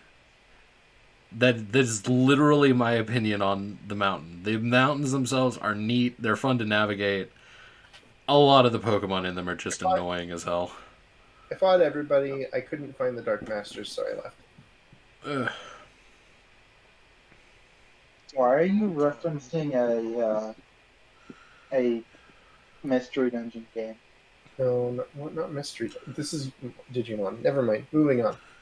Next But is... it's also a mystery dungeon. Oh, okay. So there's a Spiral Mountain in Digimon? Alright, so Or sorry, in Pokemon? we get to Isserus City, There's a Dark and Master. a lot of things are happening now. How many? So, in... Digimon has 4. Well, technically there isn't one, but it's like a folk tale to scare people away, or to scare the recruits while they go on their graduation ceremony. Okay, so we're at Isserus City, Mhm. and this is where the biggest shift happens in my run that I've been waiting for pretty much since the start. I now can catch a Mienfoo. And why am I catching a Mienfoo? Well, it's very simple. It knows Drain Punch. And I can breed that down onto a Timber. So I did that. I got a Timber. I got a male Timber with Drain Punch. And I made sure to name it Dio because in French it's Vampire You mean Punch. And female he's a bulky Timber? vampire. Fair enough. No. Male. Yeah, because only the female passes on its species. Yeah, I passed it down to a male. Oh, you pass it on, so the He- baby is the male. He did He chain would- breeding. Yeah. A male Mindfoot with a female Timber, and then he would just keep going until he got the timber with drain punch at once. Yep, I got there you a go. timber with drain punch and guts, and Well, now we can go ahead and loop back because I decided once I got that. Next picture, please. It's time for me to show off my grinding. I got the flame orb. Wow. 16 I battle did the points. battle subway and I got the flame orb. The Yeah. battle subway is actually pretty neat. Oh, I actually had a lot of fun with it. The multi battles are really neat because you get a fight with Hilbert Mhm. if you're the girl or the if you're the girl if you're the guy. But Hilbert, you get to tell him if you want him to do attack, defense, or support. And I told him to do attack.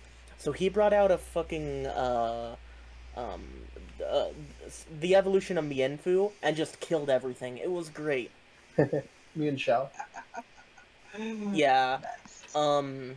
So I did that like a couple times. I did the singles, doubles, multi. I did those a couple times. I got the battle points. I had the flame orb, and at this point, I finally had my full party. I got everyone to about the same level. I don't remember what level it was at this point, but now I have my full team, and I have my Conkeldurr at level. I had a friend help do the trade evolution, and I was very excited to get to this point because in my past of mainly Gen 5 competitive, one of my favorite things was a Conkeldurr with Drain Punch, and at this time when I started the run, I didn't realize it was a breed egg move, so I had to wait. But now that I had him, it was time to wreck shit with the Ice Gym Leader, who I forgot existed because Yep. oh my god, it's so forgettable. Hey, Yeah. speaking about battle subway, this is probably a good point to talk about one of the other big things that we lose coming from Gen 4 to 5. The battle subway is cool. I think it's probably... I didn't actually try it. Did anybody else try it? I wanted to, but I ran out of time. No. I mean, in my original playthrough, I played it all the time. Oh. I mean, I think I did it once in my original playthrough or twice, and it's a neat idea, but I think I remember this, and I think probably this is one of the big things. It's still, to this day, this is a big complaint from Pokemon fans. It's not the battle frontier.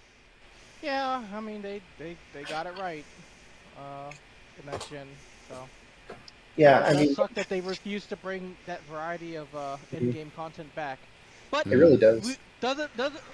I don't have to sweat about it that much because I get fed pretty well once Black and White 2 comes around. But of course we'll talk That's about true. that That's later. true. I think most people don't have that complaint about Black 2, White 2 as much because of what's in that game. But yeah, when it comes to Black and White, though, it's just very... People notice the lack of presence of that thing. There's a fair amount of endgame content, but it's Still a little barren. yeah, especially compared to the previous game. Yeah. One other thing when we're talking about different things we lost, ball capsules are not in this game and any other game. Yeah, I mean, Disappointed in that. Yeah. I really I just kinda want missed more. ball capsules. They were nice. I just want more Pokeballs. I wouldn't argue with having more customizability, but at the same time, I barely used them. I'm just like, okay. I didn't use them. Yeah, I mean, I liked them, but I If didn't I- use them in our thing, yeah. If I was trying to play with other people, I would probably spend a lot of time on ball capsules. Yeah. The thing is, in I still wouldn't. Platinum, when we played it, most of the ball capsule things were stuck right in the gym, right in the town with the 8th gym. That's true. However, I did all the unknowns, so I had every letter. I think I did actually have Yeah, that's to spell true. something out. Y- I don't remember what I Did spelled, you though. throw out a Pokemon and spell fuck or something? I might have done something like that. I don't remember. Oh my god. So I'm looking at my notes and I realized there were two small things that I forgot to say. One of the nurse enemies had a full heal, and I thought that was a cute touch. And also, Yeah. fuck Sharon, he gave his Pig Knight leftovers.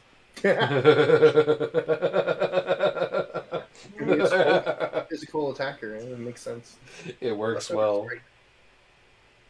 Yes. I want a leftovers. Come on.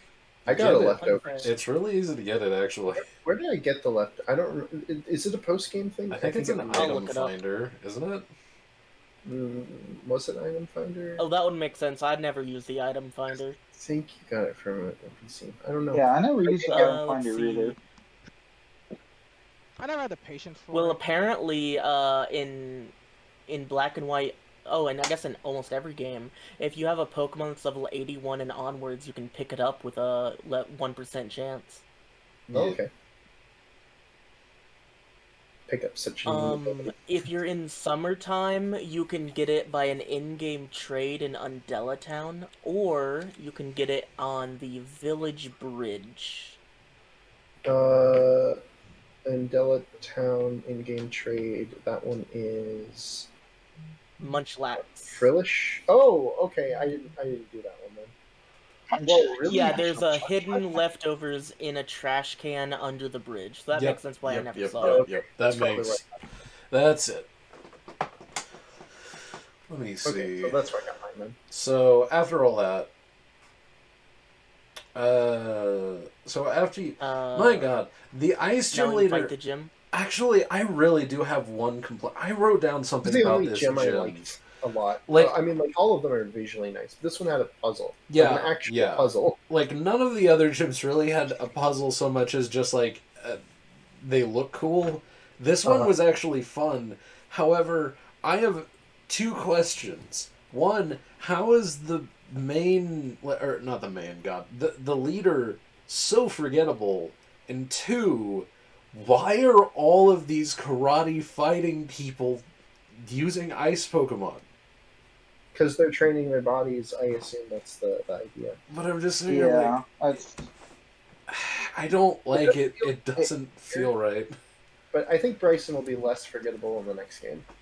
Well, I hope. Well, you see, like with this one, Um, with every gym leader in this game, I tried my best to like not spoil myself because I couldn't remember. And I looked into it. Or I didn't look into it. When I got to him, he was the only gym leader that I didn't actually remember.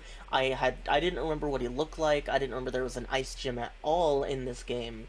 And I think it was just because he's kind of there. He's kind of in the story a little bit later on, but he's just kind of there. You go to the gym and you're done. Yep. Yeah, pretty much. He doesn't do a lot in this game. I think that's why they kind of make up for it later. But yeah. But I will he's agree, just his kinda the gym guy. puzzle looks cool as shit.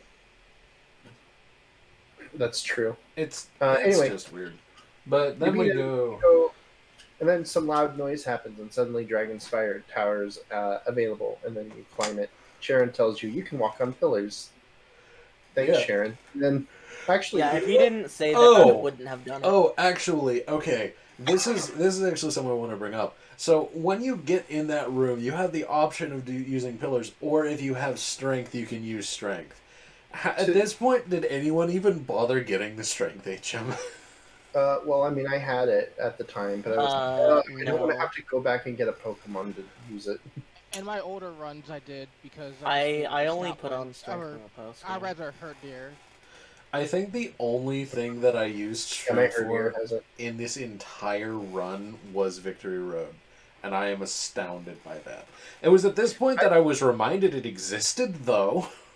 I actually didn't use it in Victory Road. I've gone back and done that, because there's a bunch of items. But at any rate, I once did a Stoutland only challenge in Black and White. Nice. I mean, I'm pretty sure that's not too hard. Stoutland's actually pretty good. It's bulky. Is a And good it has some Pokemon. coverage moves too. It's kind of slow, though.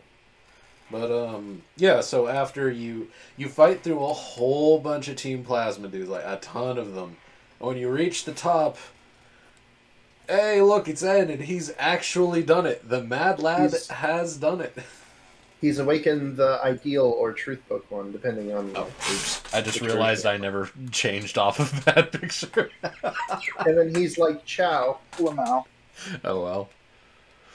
Yeah, no, he just pieces out like, yeah, I have a Pokemon that's capable of destroying literally the entire region and maybe the world.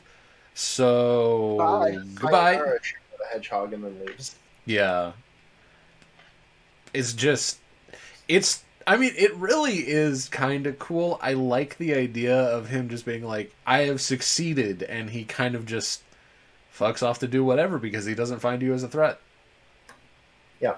Like, Well, he's... And isn't this also where he goes, you need to get the legendary Pokemon of your own now? Yeah. Encouraging you to. Yeah. He sees you as a rival in this, certainly. So he's like, you gotta find it. He's just like, yeah, show me your resolve by awakening the other Pokemon. We'll battle about it. Okay, I'll wait for you.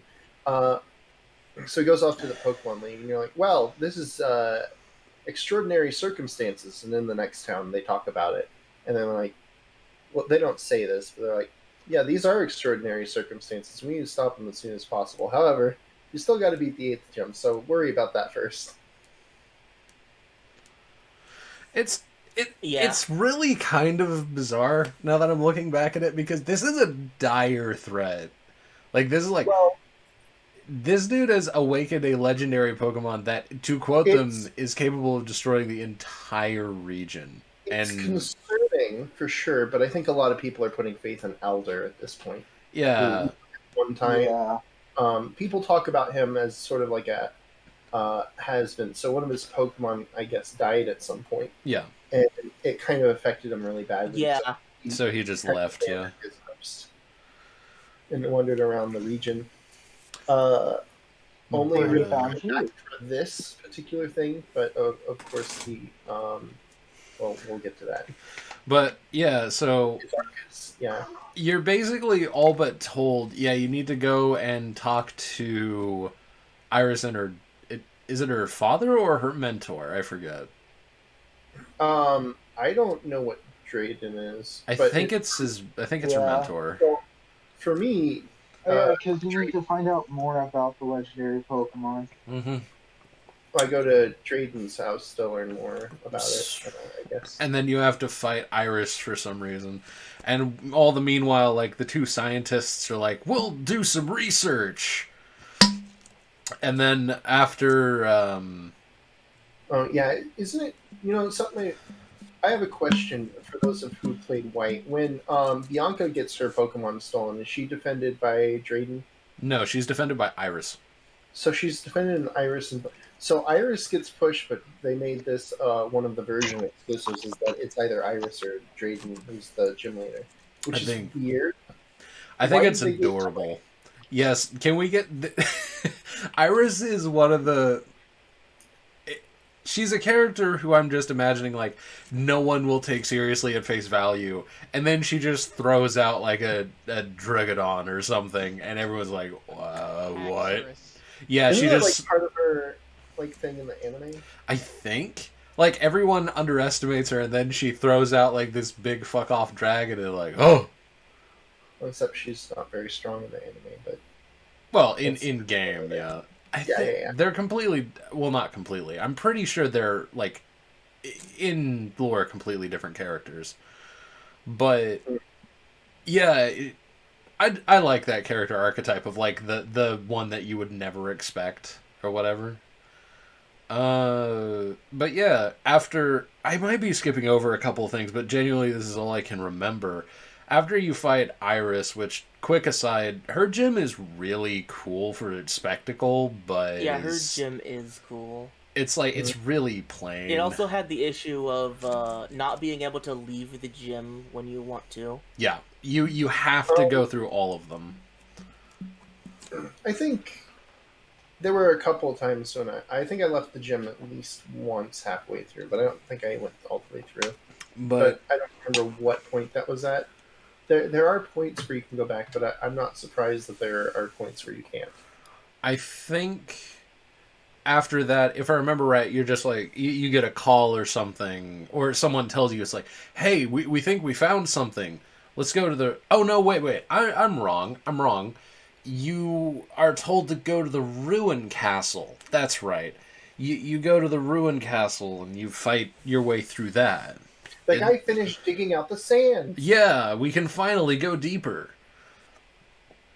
I mean, really, I kind of like the Ruin Castle as an area, but it's really anticlimactic. The man seems unfazed by the fact that a nefarious group of activists have taken over the inner parts of the cave. There's literally a cult below my feet. He's just happy that he finished digging out the sand. But my god, there's a hole now. It's true. Like, I've done it. There's a hole. Six There's a hole. layers. There's a hole in the bottom of the. I feel like one of our there was another guy we were gonna ask to be a guest on. I remember when he was doing it, he couldn't do it, but he got to this part and he was struggling with getting through the quicksand. He couldn't figure out exactly. Oh what yeah. You have to walk. Yeah, I was really beating my head against the wall for a cool 2 minutes before I was just like, wait. Why can't I get through that? I walk most of the time. Because my hand is permanently glued to the B button. I run everywhere, same. and I just never thought of it for a hot minute. And then I talked to one of the NPCs who literally just tells you, it's like, how about you walk, dumbass? Yeah. Verbatim. That is word for word, that's Nintendo what the word NPC for word. says. Word for word. But It's no. very bold choice, but I guess they were going for a more mature theme in this Man, game. it's really nice, isn't it? But yeah, so you basically just go all the way My through. favorite part in Black and White was when Getsus said you're a fucking asshole. My favorite part in this game is when Iris says, "Holy shit." Iris, probably. There was probably. I'm gonna make a timestamp. I want to make a meme. Okay. Okay. Hold on, I'll write it down too. Make the meme and send it to me. I'll just put Iris something. I'll make. Here it is. Tonight. 3 watchhogs stacked on top of each other. Oh my god. Holy shit, Iris, probably. There we go. That's the meme. That's the one. Okay, Oh my alright, God. so we're... Don't I have like a meme that's kind of like that. Let's see. No, keep going though. Okay. So what's next? Hold on. There we go. I just needed to write that down to remind myself. But, okay, so we finally get all the way through to the bottom. Everyone's like, hey, we're here now. And then the big bad, whose name I can't... I'm just going to call him Gaius. Fuck it. Gaius comes down, says how very gib, and then says, hey, the stone's not There we here. go. That's a problem. And then he just kind of leaves nonchalantly. And we get a phone call that's like, holy shit, come to the museum right now. And then, she just pops out the front of the museum like, hey, is this it? I think this is it. She's just holding the rock. It's like, very unceremoniously, which is actually really funny, because that means the scientists who were like... It was a really funny joke. They were like... The scientists were like, we're going to go and research this while you go off and do all your adventuring things. That means in the background, the scientists actually did their job, which I fucking love. Oh. They were just like... Yep. They actually helped. They found it. It's great. Amazing. It's fantastic. Of course, it doesn't do anything. Everyone basically just sees this white rock and they're like, huh, this Touch looks like it's probably Here, it. take this rock. I'm like, oh yeah. Look at it. It's smooth. It's got Doing it. minor indentations. Am I doing it? We're doing I'm not it. doing it. Something's wrong. Oh my god. You knew about the documents? No, hold on. Let's not You do that.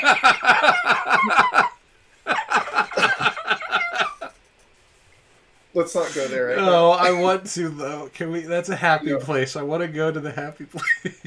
Anyway, so they hand you the rock. Hold on. So I know we're in the middle of something, but Oh, so God. I was looking up pictures of Watchog for this. Okay. Did you know Watchog Shiny is even uglier than him normal? Self? Yes. That's me. There is me. nothing good about Watchog. I hate him so I knew much. He was a purple rat. Why did they give him green? I fucking See- despise him. I think Watchog would be okay if first we got rid of there's too much yellow. If they got rid of the yellow on the torso. Well, he's supposed to be like a crossing. Okay. So Oh. I think I have.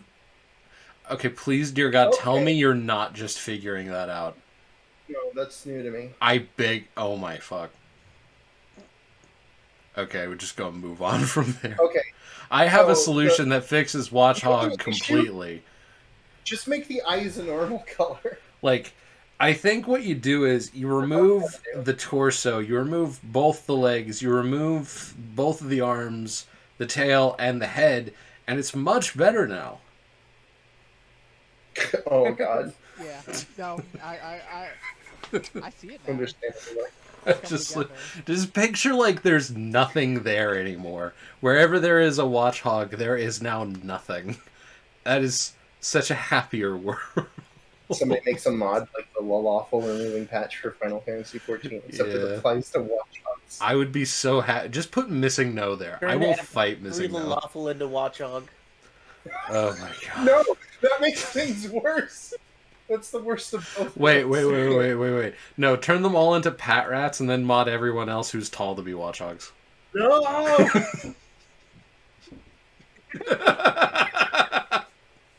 How very Dude, good. this is the energy we were missing. Yeah, oh fuck, this is good. Okay. Let's speed run through this. We finally get the stone. So we're invited to, now that we have all 8 badges, we go to Victory Road. Does anyone have anything to share about Victory Road? This is my favorite Victory Road. It's really cool. Yes, okay, before we get to Victory Road, I have something very important. Oh, right. So, I'll have to send you a zip file afterward, because I completely forgot to get these pictures beforehand. Okay. I really want to, take an aside so we can talk about the badge check gates. These were God. so cool. Every last one of them. Oh, yeah. So It's this cool, but it takes so long. I think that it's fine if it takes long because it's it's supposed to be like Yeah, fun. it's a set. You're However, going through your memories. It totally defeats the purpose of having something like this when it's the last thing that you do in the game. You already have the badges by the time you're at this point in the game, except for the last one, I suppose. In Generation 1... Yeah, I thought about that it too. was- I get it. yeah. And it just speaks to... That's one of the big problems about having like such a hyper-linear map like this, is that everything is just like progressive into the next thing, and so you can feel that loop and it wears on you and stuff. This is just kind of emblematic of that. It's trying to recreate the feeling that you had in Gen 1 going through the check gates, but without the functional reason for that. Yeah, because like in Gen 1, you can just get there from the get-go. It's next to Viridian City. Yeah. So it's supposed to draw inspiration from that, but instead, like, I will admit that they're cool, but I just kind of sat there like, I just want to get to Victory Road, and I just want to go through all of these gates.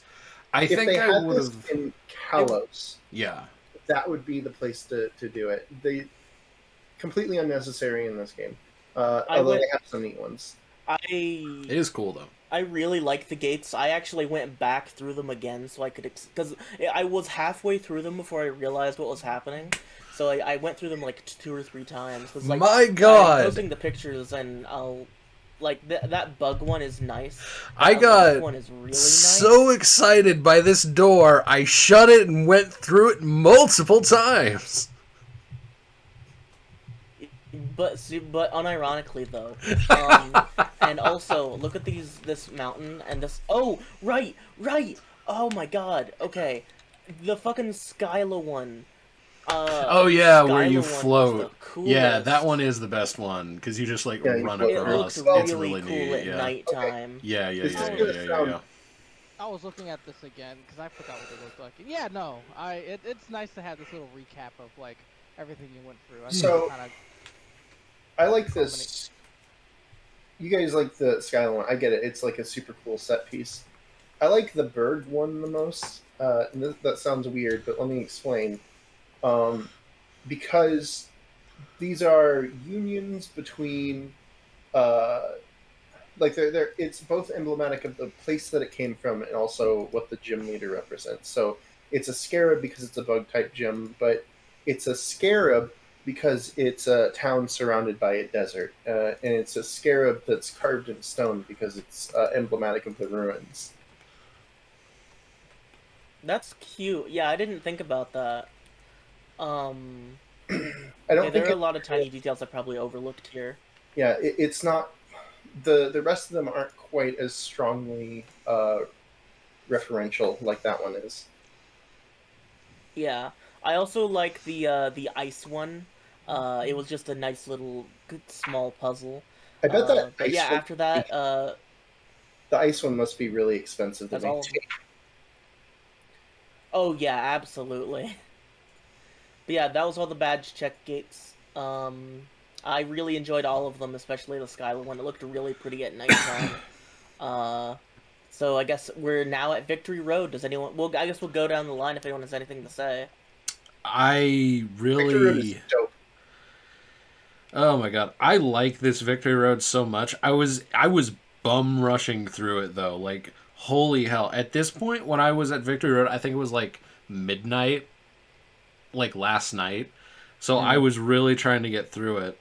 But even like max repelling to make sure that I wasn't bothered by wild Pokemon, like it was still really fun. Like the actual like navigation of it's so neat because of the sliding. Like I like it a lot. Yeah. So when it comes to Victory Roads, you've got what are the puzzles so hard?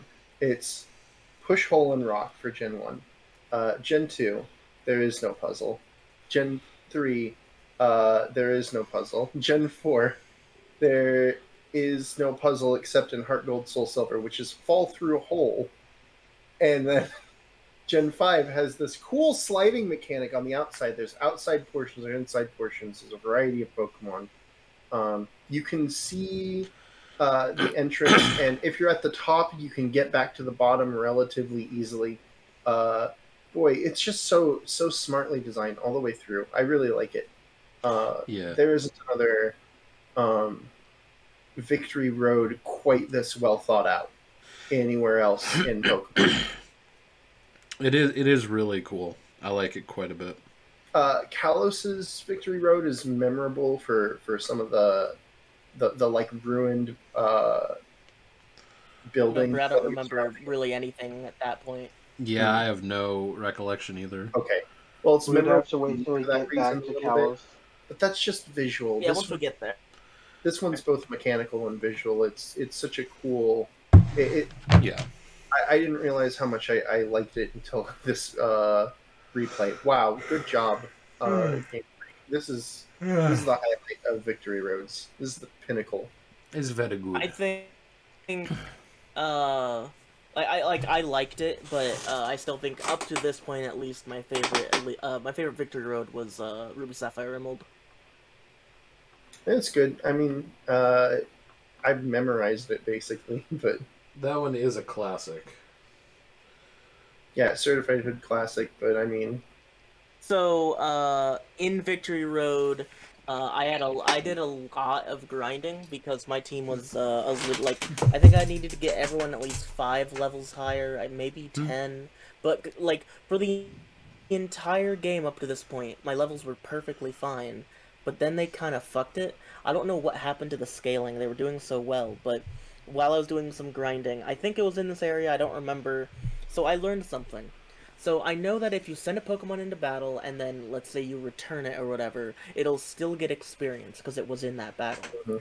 If it dies and you revive it, it'll also get that experience. Even if it wasn't seen battle after reviving. Yeah. often, frequently times I mean that's been true in most games, and that's why oftentimes I'll revive Pokemon, even if I'm just going to go to the Pokemon Center afterwards, just so I can get the experience points. Yeah. Like, it is... Yeah, I had never had the good chance strat. for that to happen. Really? I do that all the time. Like, if just by accident something dies, I'll revive it because it gets the XP. Yeah, usually that's the goal. Grinding there took forever. This is the problem with every Elite Four, is that their levels are just so much higher than the Pokemon around that area, and even other trainers. It's just Yeah. not I mean- sufficient. And with the level scaling issue, with the experience issue in Gen 5, which is really nice, then at that point now you're leveling so Yeah, now much it's slower. Now it's a detriment. It's seriously holding you back. I mean, I actually didn't experience this issue at all. Like, I went into the Elite Four with my team as it was once I exited Victory Road, and I won. Oh, okay. Well, good for you then. Like, I guess. okay, I will also admit, holy crap, we'll get to this in a second, but my Lilligant did mad work. Holy shit. It's like Well, yes, 10 you have a quiver dance on it, right? It's 10 levels under, but it killed so much. It's Quiver crazy. dance closes the gap. It's really good. But yeah. So, does anyone else have anything to say about Victory Road? Speaking of, Yes, this is the first opportunity, or this is the first time, and this is going to be true from this game forward, where you get to pick which members of the Elite Four you fight in what order. yeah, Which is a very welcome change. Yep.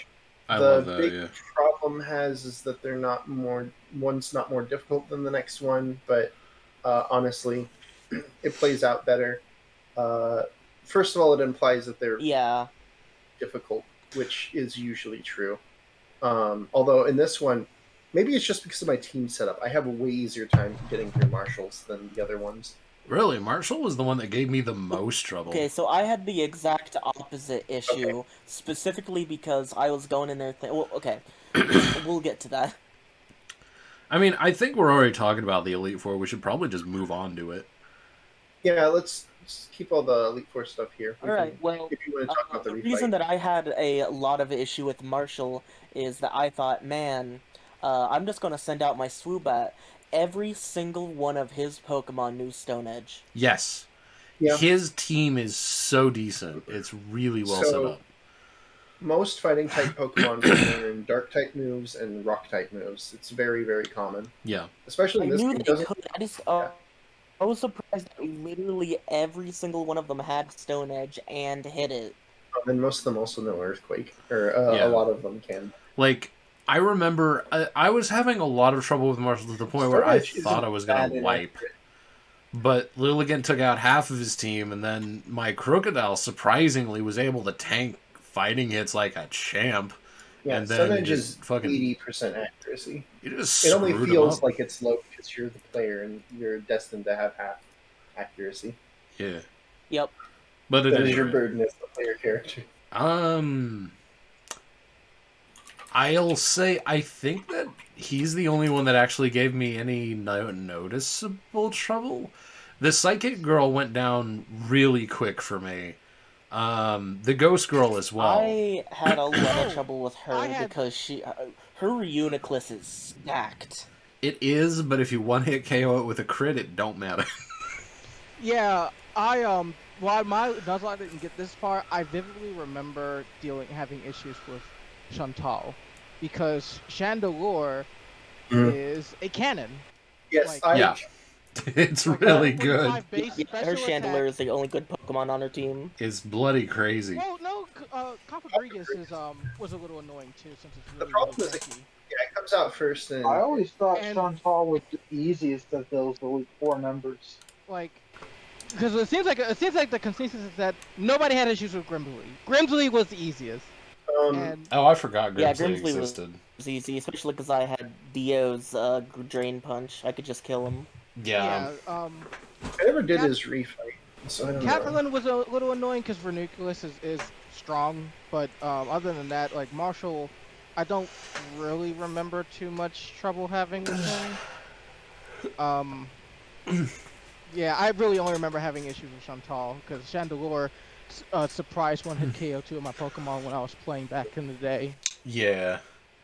It's really, like, each one of these gym leaders, well, not gym leaders, sorry, each one of these Elite Four members has, like, one Pokemon that's really just kind of up there, I think. And then the rest of their team is still good, not to down them, but, like, one of them is really hard to deal with, like, Reuniclus is really hard to deal with. I did manage to one-hit the Conkeldurr, but I have been told that the Conkeldurr is, like, Marshall's killer app. Well, so Conkeldurr is the embodiment of the bulky fighting type archetype. Yeah. Basically. It's just Machamp 2.0. It's Yeah. really, really good. It's lot just of weight. slower. But, It's It slower. is very, very zany. But it Actually, hits, but it's better than every other way, so Grimsley is Crocodile, right? Am I crazy? Wait, what was Does he? Grimsley's Would have team? to be. I think he does. Yeah. Yeah, have a I think it would. Yeah. I think yeah, his yeah. crocodile, if I'm remembering correctly, that's his most He's a powerful. And then Bisharp is his ace. Bisharp is it? Oh, okay. So it's Bisharp. I don't know. Let's look at his Fish shark. But then, Pokemon Masters Pokemon page. and then, who's the last one? Oh, and of course, Chandelure. Chandelure is the least bulky out of all of them, but also the most explosive. But yeah, Yeah, it still does a lot of damage. If I don't get set up on Chandelure, then I lose to Chandelure. I have to have one turn right at the start to deal damage to it, and if I fail, then I lose. it's really She bloody rolls good. 6-0 me. Yeah, because I remember bringing Samurott out against it, and because to tank a Fire Blast, and Fire Blast still did like 38%. Okay, so this is probably not. Oh yeah, there it is, Bisharp. Okay, So this other Pokemon in here are Liepard and Sharpedo. The Sharpedo is a reference to the Gen 7 appearance. okay, so anything else about the Elite Four fights before moving on? Really cool. I like yeah, all. specifically the Elite Four. I don't have anything, but I have something directly after. She cute. Yeah, fair enough. I figured. I mean, she's basically purple Velma, right? Yeah, purple Velma. Also a bookworm. Indeed. She's cute and has glasses, so that's really all I need to know. And she's a Ghost Rider, which I actually. It's Oh a my God, the pun. wait, The pun is I not only lost. just now got that. The pun is not lost on me. So that means she accepts less pay in order to write books for other people. She's literally an Elite Four member. She can do whatever she wants. She's literally. that's true. She is accepting less pay just for the pun, isn't she? Yes. Maybe so. At any rate, so after that, we move on to what should be the champion fight. But hey, you know, everyone knows. No. Program. Everyone knows Pokemon for their love of surprise digging castles. Surprise! They built a castle. Yeah. Surprise digging castles. It's trying to Like- play the Smash Bros stage.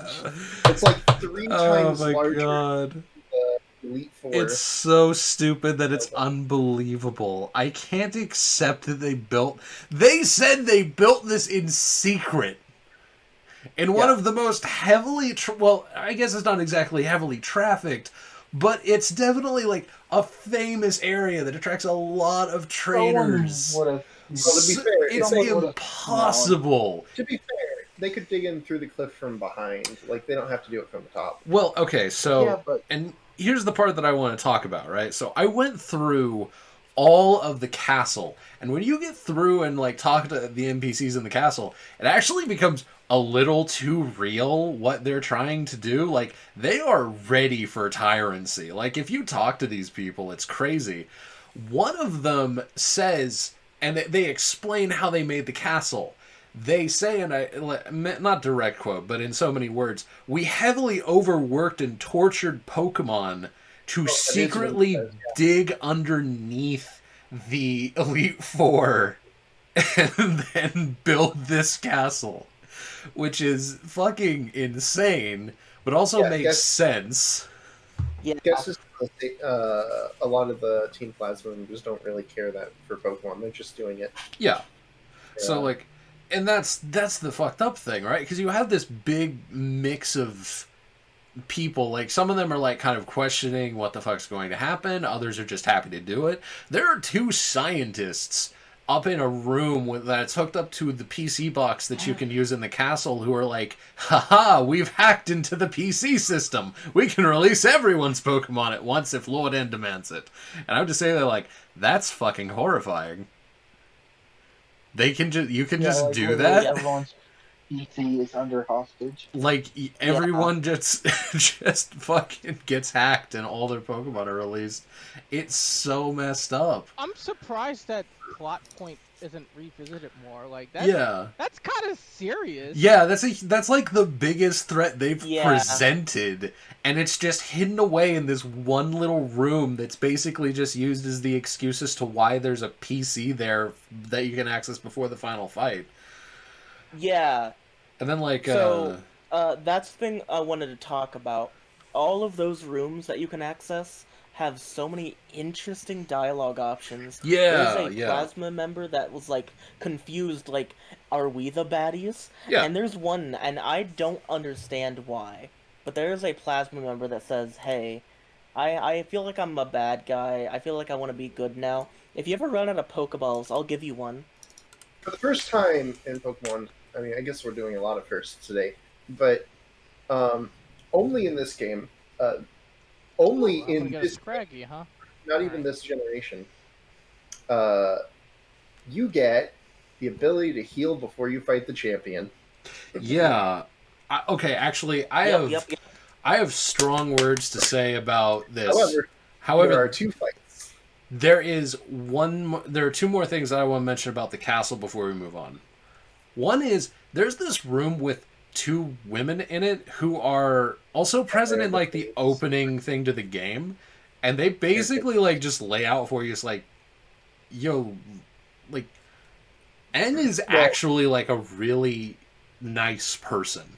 Mm-hmm. Like they really vouch for him. They're like his nursemaids or nannies or Yeah. something. Yeah. They are apparently better than anyone else. Yeah, they're the ones who raised him. And then you get to see his room. They're also in the opening cutscene. It's like it's almost kind of insane because you get to see the room where they raised N. And it's basically just this fucking wonderland of like childhood stuff. Oh, and You it's also at this get to see his full name. Yeah. It's at this point where we really fully understand the opening cutscene. Oh. Okay. Yeah. And it's like it's finally made clear exactly how N was raised to become who he was. He led a hyper-privileged life that basically led him to become that led him to become idealized in one specific fashion by design, totally by design. But it's really cool to just like see behind the curtain like that. Like all of these rooms are really interesting. Yeah, it's neat to explore all of that. Although that implies that the castle's been there the whole time. Yes, that implies that they Underground. built this castle like since N was very young.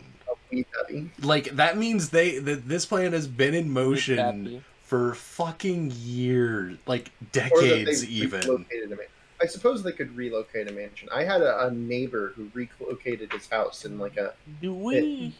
Are we gonna make the argument that Team Plasma cut it into 6 parts and put it on a truck? Just like moved their underground mansion? Like, what is it like a fucking caterpillar underground? Does it just like slink around until it gets to its destination? Like one of those giant boring machines. To be fair, that's how it came out of the ground. I mean, the Fire Nation did one of those, didn't they? Yeah, Do you know yeah, how yeah. old N is? I think technically all of these characters are like 10 or something, but that doesn't make much sense. In this game, they are 16. Oh, Yeah, really? Okay. This is So the he's a first time they're teenager. marked as teenagers. Mm-hmm. That's actually really cool, yeah. But yeah, so N is like 16, so that means that they would have had to put this in place at least like a decade, maybe more of time. That castle has just been sitting there waiting. Uh-huh. They're just like, he's going to be a champion one day for sure. We got to make sure he's... I have never seen someone more all in on something.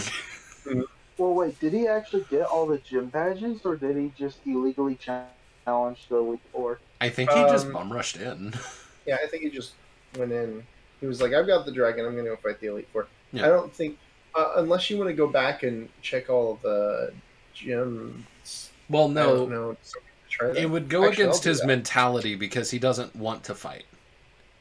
Let me go visit a gym real quick. Like he only battles with his Pokemon when he has to. Like, did he even fight the Elite Four then, or did he just challenge Alder? He might have just challenged Alder. He might have fought the Elite Four. I think that one of the Elite Four members says something along the lines of, "My God, there's so many challengers today," which suggests that N did in fact come and challenge them. Well, he challenged through the Elite Four for sure. We know that much, but Yeah. beyond that, yeah. Oh my God. I don't know if he fought the gyms. I'm gonna go find out though. Where were you when a bunch of LARPing hypocrites in knight armor decided, man, we really need to put all of our bets in this infant.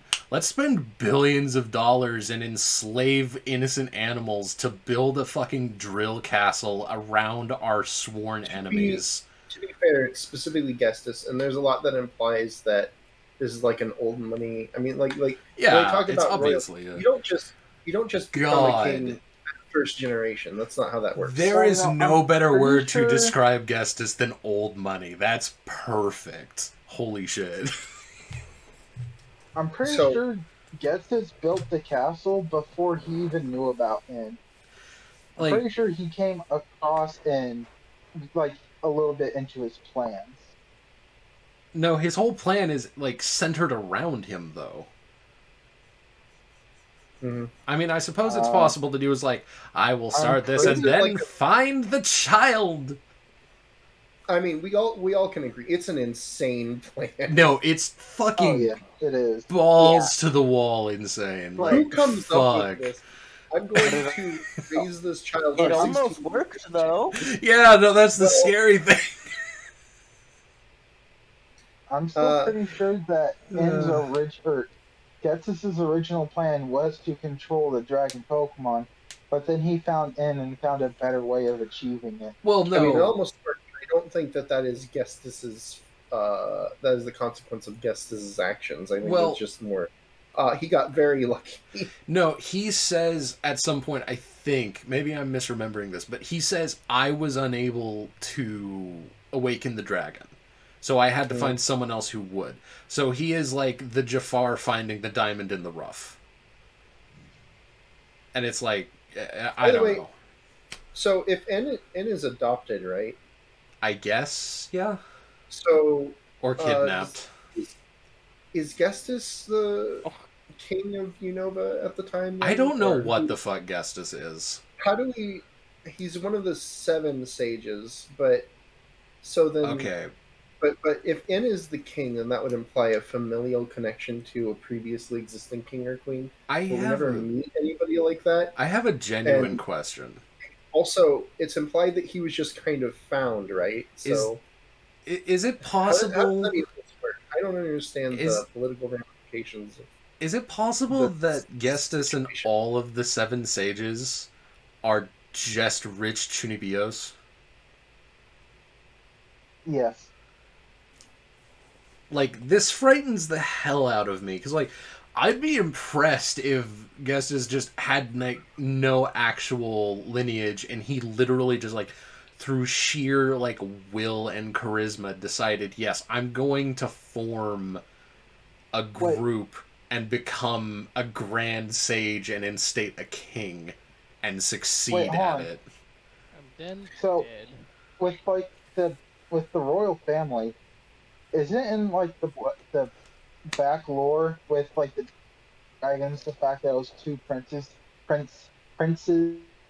that fought for truth versus ideals? It was okay. Maybe he has a connection to that family.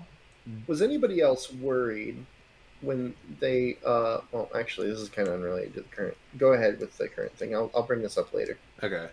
But yeah, so the story that they told, I just heard this last night, so I remember it very clearly. Like, a long time ago, there were 2 princes who created, or at least founded, the Unova region. It's kind of vague. But they eventually started fighting with each other over petty things that, you know, eventually escalated into one side's idealism versus one side's truth. Wow. Oh, and in response, and we have a death. Dragon. We have a death. What happened? I got critted by a hustle power Duramaka. Oh boy. Oh no. But anyway, sorry about that. Who did you lose? And it's fine. It's Good. This run has been great, and I'm mad because it's like I've been like even just one death up to now. This has been almost like a near perfect run for me so far. Oof. But that's okay. Okay. No. I'm more than equipped to go for the gym now. But yeah, you continue. Okay, anyway, so 2 princes and a dragon found or create Unova. I can't remember which one. Then the 2 princes start to be at odds with each other. One represents ideals, while the other seeks truth. And the dragon splits itself in 2, and they fight over it. And that's the back lore of it. So basically, the dragons became to represent truth versus ideals. With, I believe, Reshrem is no, Reshrem is ideals and Zekrom is truth. I think that's how it goes. But yeah, so this whole thing is just to say you were leading up to a point where, with a really cool cutscene, mind you, it's like basically just whatever respective legendary that N gets when you go and you meet him up on that throne just bashes through the wall, and then you finally get to awaken yours. It's a very satisfying cutscene. I like it a lot. Yeah, Oh, the yeah, cutscenes are really cool. cool. I just hate that you're forced to use the dragon, or you're forced to catch it. Well, you're not totally forced to use it, though. I did find something interesting that I didn't realize. This is the first game where there is an instance of it offering to transfer a Pokemon to your box for you outside of your PC. Yeah, legends are more important in this game than they were in any previous game, which is saying a lot because they were extremely important in Gens 3 and 4. So basically, what happens is, because I had a full team when I caught my Zekrom, so I transferred out my secret 7th Pokemon to put it on the team like I had intended. But when you catch Zekrom, if you have a full team, it just allows you to do that. Like, it gives you the option to deposit something remotely for the first time to have it on your team for the final fight, which is neat. But, Yeah. my Yeah, god. I mean, I wish I wasn't forced to catch it, though. I wanted the experience of killing it. Fair enough. But, the I mean, you interesting could thing... kill it. It just makes you refight it again. Yeah. The interesting thing with this is N is really not the problem. It's Gestus. Holy fuck, Gestus is... Oh yeah, It's it really basically- is. Oh, Show god. at this point. No, A little bit. I mean, battle-wise. Of course it makes sense. Oh, He's you the mean big he's bad. tougher. But he is, way tough. He's twice as hard as N. He is insane. His team He's is got- stacked, and he is crazy. He does have a bunch of extremely powerful Pokemon, but I don't know if I struggle. Cofagrigus, That much more. Hydreigon, Electros, that's a powerhouse of Pokemon. I had to fight him Hydreigon 3 alone, for times. I don't remember struggling against him. Hydreigon Hydreigon killed my team twice. Hydreigon is one of the Electros? best Pokemon in the whole generation. Yeah, it's Wait, which one? fucking crazy. Hydreigon. Oh yeah, no, Hydreigon's Hydra- really strong. His team Hydreigon. is fucked, man. I was sitting Does there he have fuming. a Sigilith as well? No. He has a Cofagrigus, a Bisharp, a Hydreigon, a Electros. Crap. What were the other 2?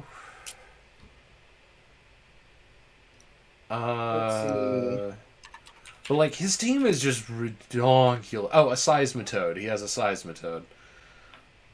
But his team is ridiculous. The Hydreigon is definitely the threat, but good lord, you can get killed by basically any one of them So really he's got easily. a Cofagrigus, a Buffalont, a Seismitoad, a Buffalo, Bisharp, that's it. a Electros, and a Hydreigon.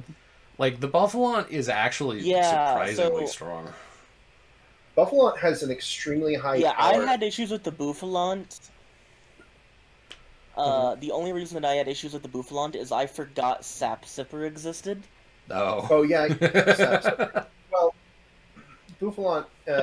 No, listen, it gets worse. Oh, Because I was really underestimating this Bouffalont. So I hit an attack move and I looked away. I looked back and I saw nothing was damaged, so I thought I missed. Because I was using a grass move that could have Oh, missed. you didn't So I double clicked it stack. again. Oh no. Oh no. Well, it ups special attack, so it's not a problem with the Bufalon. I mean, fair, it but he's immune to it. that's fucking crazy. But yeah, no, like, I had to fight him so many. Admittedly, the reason why the second fight didn't go well for me is because I forgot to get items. Like, I was totally out of items by the time I got to his fight, which would definitely make it worse. But I did lose to him one more time, even with items. So his team is really. I have not had this much trouble with a trainer since Cynthia.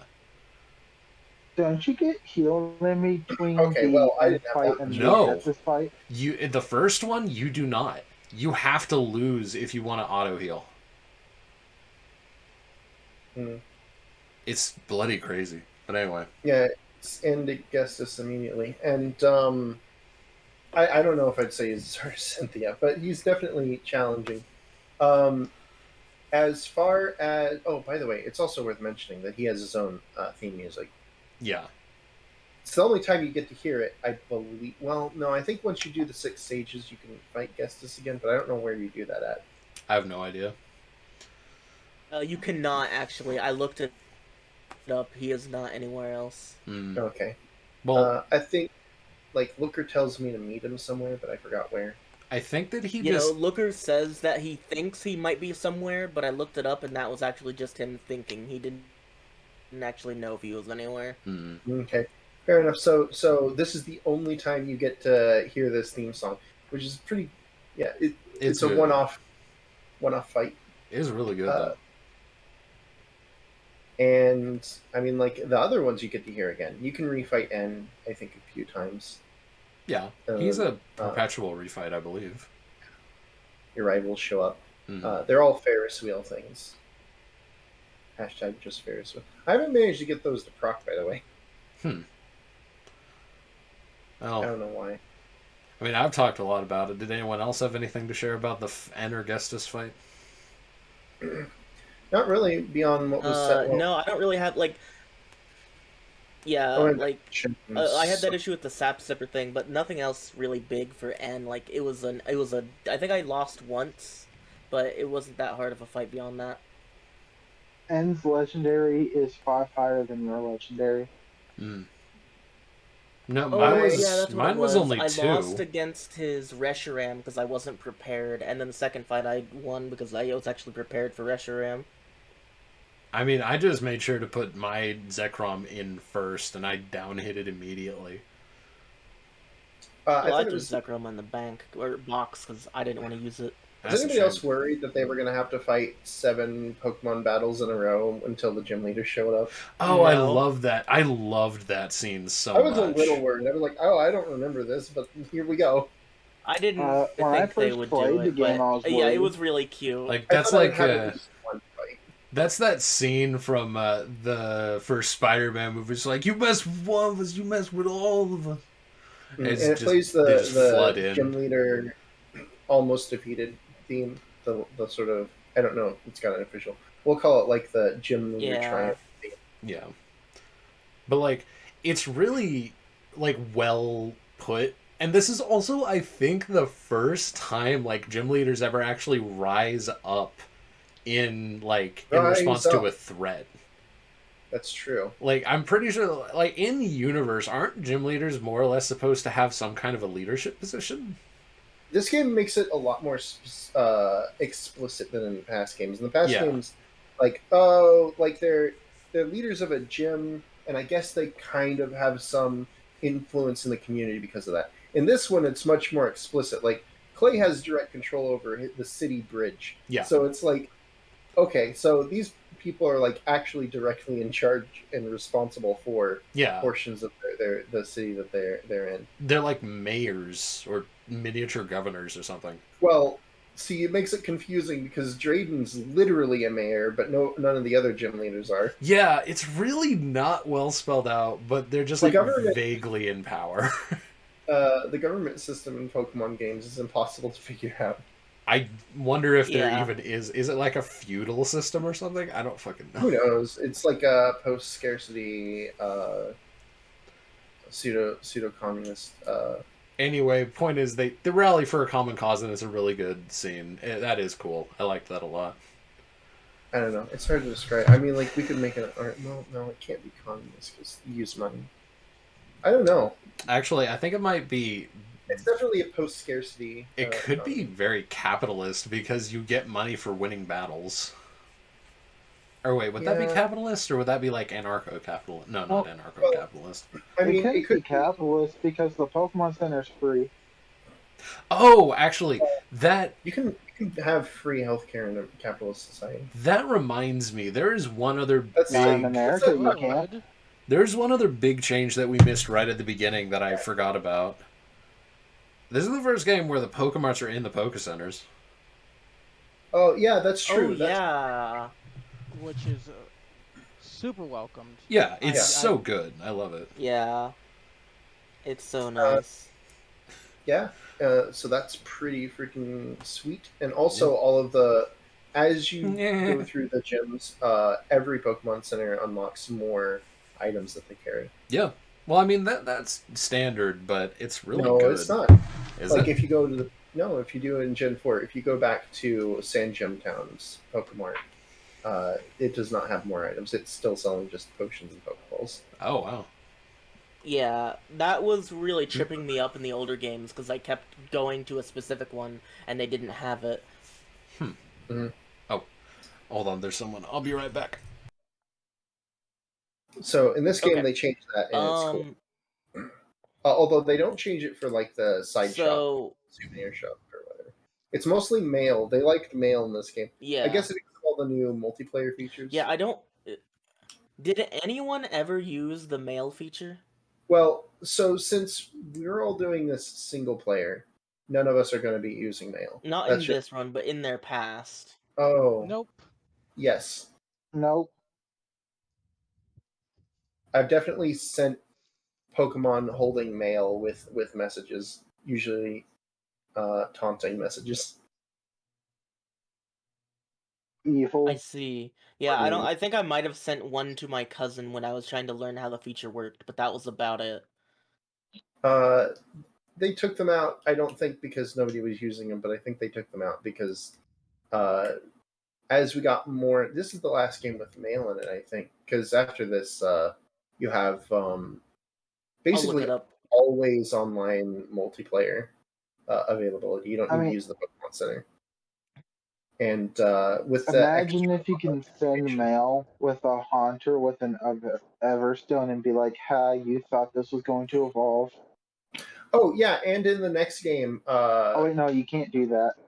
in the next game, Because there there's was not- the Miiverse that you had access to, so there wasn't any reason for mail.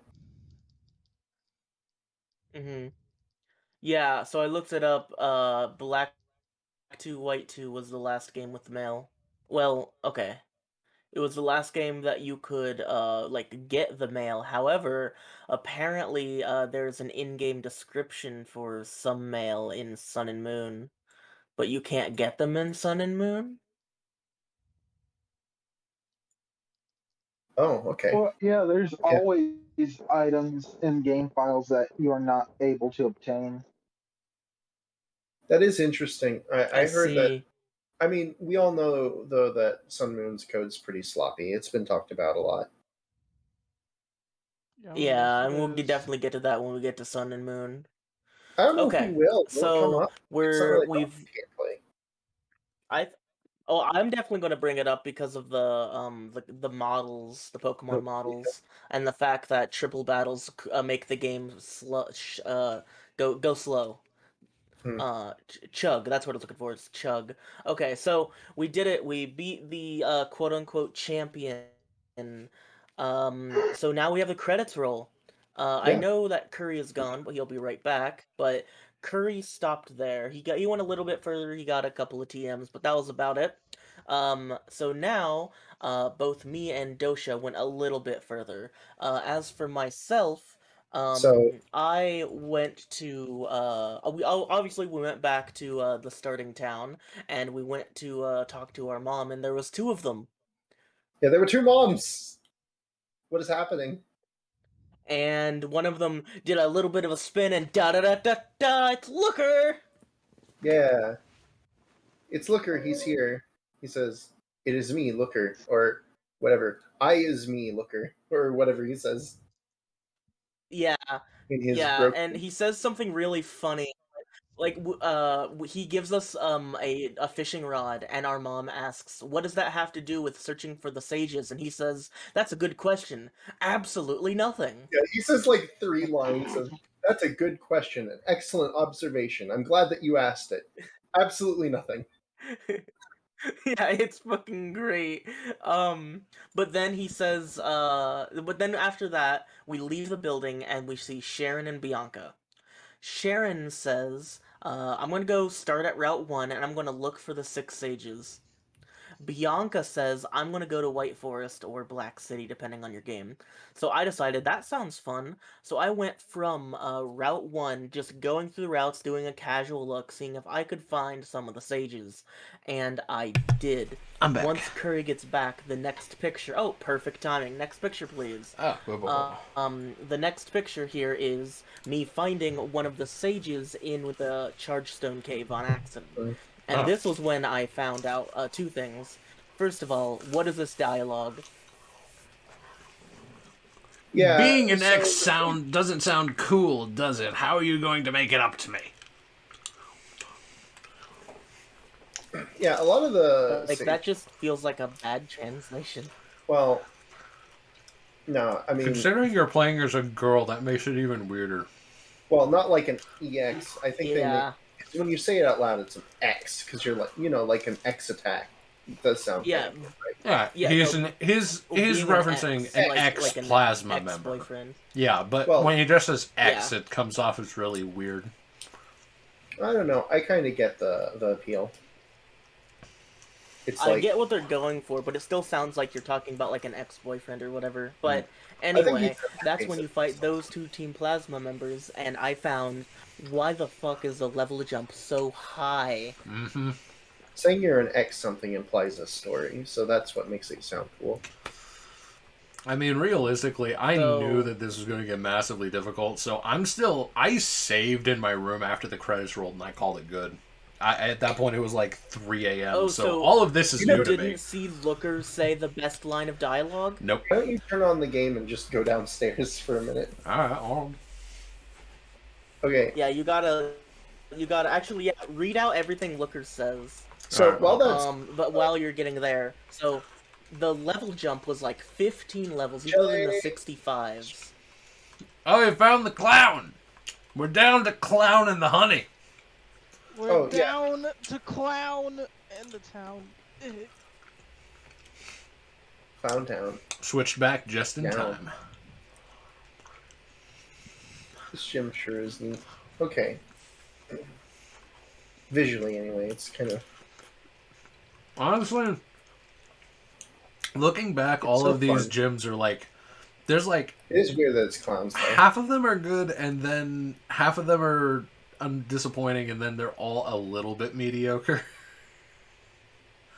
It's so weird. Which is okay because the second game fixes all of that. I hope so. I can't wait to see. Oh yeah. I mean, like what I remember from the second game, it's meaty, it's great, but Oh. Now you're 20. I the don't main remember Oh. anything from the second game at all. Oh, with so this Looker game- impersonates your mother. Okay. well, keep He read out the dialogue does. loud. Quotations, Mom. Seems like you've been through many amazing things. Is that not so? Okay, Quote, Mom. Incredible, really. Amazing, absolutely. Meeting these 2 Pokemon of legend. Aha, this is... Oh, I will still wear my disguise. Pardon. Or rather, let me introduce myself. Huzzah! I dress like a woman. I'm a globe-trotting elite of the International Police. My name is... no, I shall not inform you of my code name only. My code name is Looker. It is how I am called. Okay. thank you, Looker. Very cool. Behind the scenes in this region of Unova, an organization called Team Plasma conspires. This I have heard, and therefore to this region I must come. But, thanks to the gym leaders and you, yes, Team Plasma's castle has fallen. And the members, they have gone upon their... This is weird. And the members, they have gone upon their separate ways. This is what I hear, most certainly. But, however, but, Oh, that would be a good switch. this Actually- one, the ones known as the Seven Sages, still hide themselves in the Unova region. Actually, no, that works. And so, in the end, it explains why I must ask this of you, trainer of amazing skill. Travel the Unova region and search it up and search it down for the Seven Sages. Alder, the champion of renown, recommended you to my notice. When he said, and search it up and search it down, for some reason, I just pictured him twerking, and I don't know why. Oh, okay. That's a different one than last picture. You're nasty. Are you willing to help me? Sure. Excellent. I thank you. Now I feel as if I have perhaps a million people. What? Now I feel as if I have perhaps a million people on my side. Permit me to give this into your hands. Go fishing, bitch. Alright, it's the super rod. You just Okay, sir. actual mom. That's a super rod, right? Yes, correct. It is certainly a super rod. Are we talking about Team Plasma's Seven Sages? What does this have to do with looking for those people? I see. It is truly... It's truly what? It's truly what? I want to preface this by saying my character's name is Mia. Okay. It is truly Mia's mama to ask so. Oh, okay.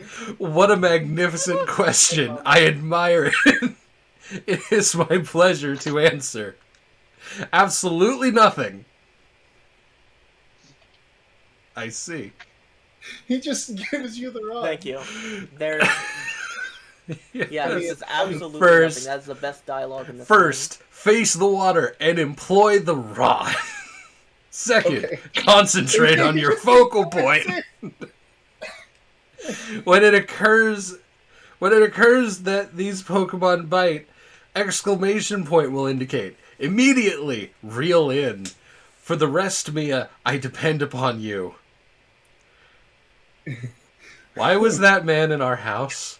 Dear, I don't know. He walked in and took my clothes and started dressing like me. I don't know what the hell just happened. Please call the police. Call the All right, police. so now that you finally Please experienced call the that, police. I'm going to turn it off so I can experience that again. Okay. Okay. That's fucking so just make amazing, sure you did actually. take down the picture. Yes, the picture is down. It is... Can you not see the stream? Okay. Yeah, we're fighting a Venipede right now. Okay, just making sure. No, remember, I'm not watching the stream. Right, Okay. internet. So, after that point, I went around looking for the other sages. I couldn't really find any of them. However, I did look up a guide. Up to that point, Okay. until before I looked up a guide, I found 3 of them just by going like, where have I run into Team Plasma before? And so I went back to those places. I guess you found one in, like, the Ruin Castle or something? Yeah, I think I found 2 of them. Yeah, there was one in the Relic Castle, there was one in the cold storage, and then there was one. I forgot what the third one I ran into was. But the ones that I didn't know were Chargestone Cave, the one on Route 17, and the one on Route 15 or 14. The 2 post-game ones. Well, I guess one of them, Route 17 is not post-game. I don't remember the ones that I found beyond the Chargestone Cave one, but I did just now remember I have 3 notes remaining, and this is the last one in this area. So when I was fighting one of those plasma grunts in Chargestone Cave, one of their Pokemon used Explosion. However, that Pokemon that they used it against had Bright Powder, so it missed. Oh, no. So that felt great. Their Explosion missed. Oh, yeah. Are there anything in my notes that I missed? Beyond that, I went to go get all the sages. There wasn't really anything big to say around that point. I do have a couple of other pictures, though. If we go to the next picture, I really, really like the fact that one of the sages was in the dream yard, and you get it. That's where you find a dream eater.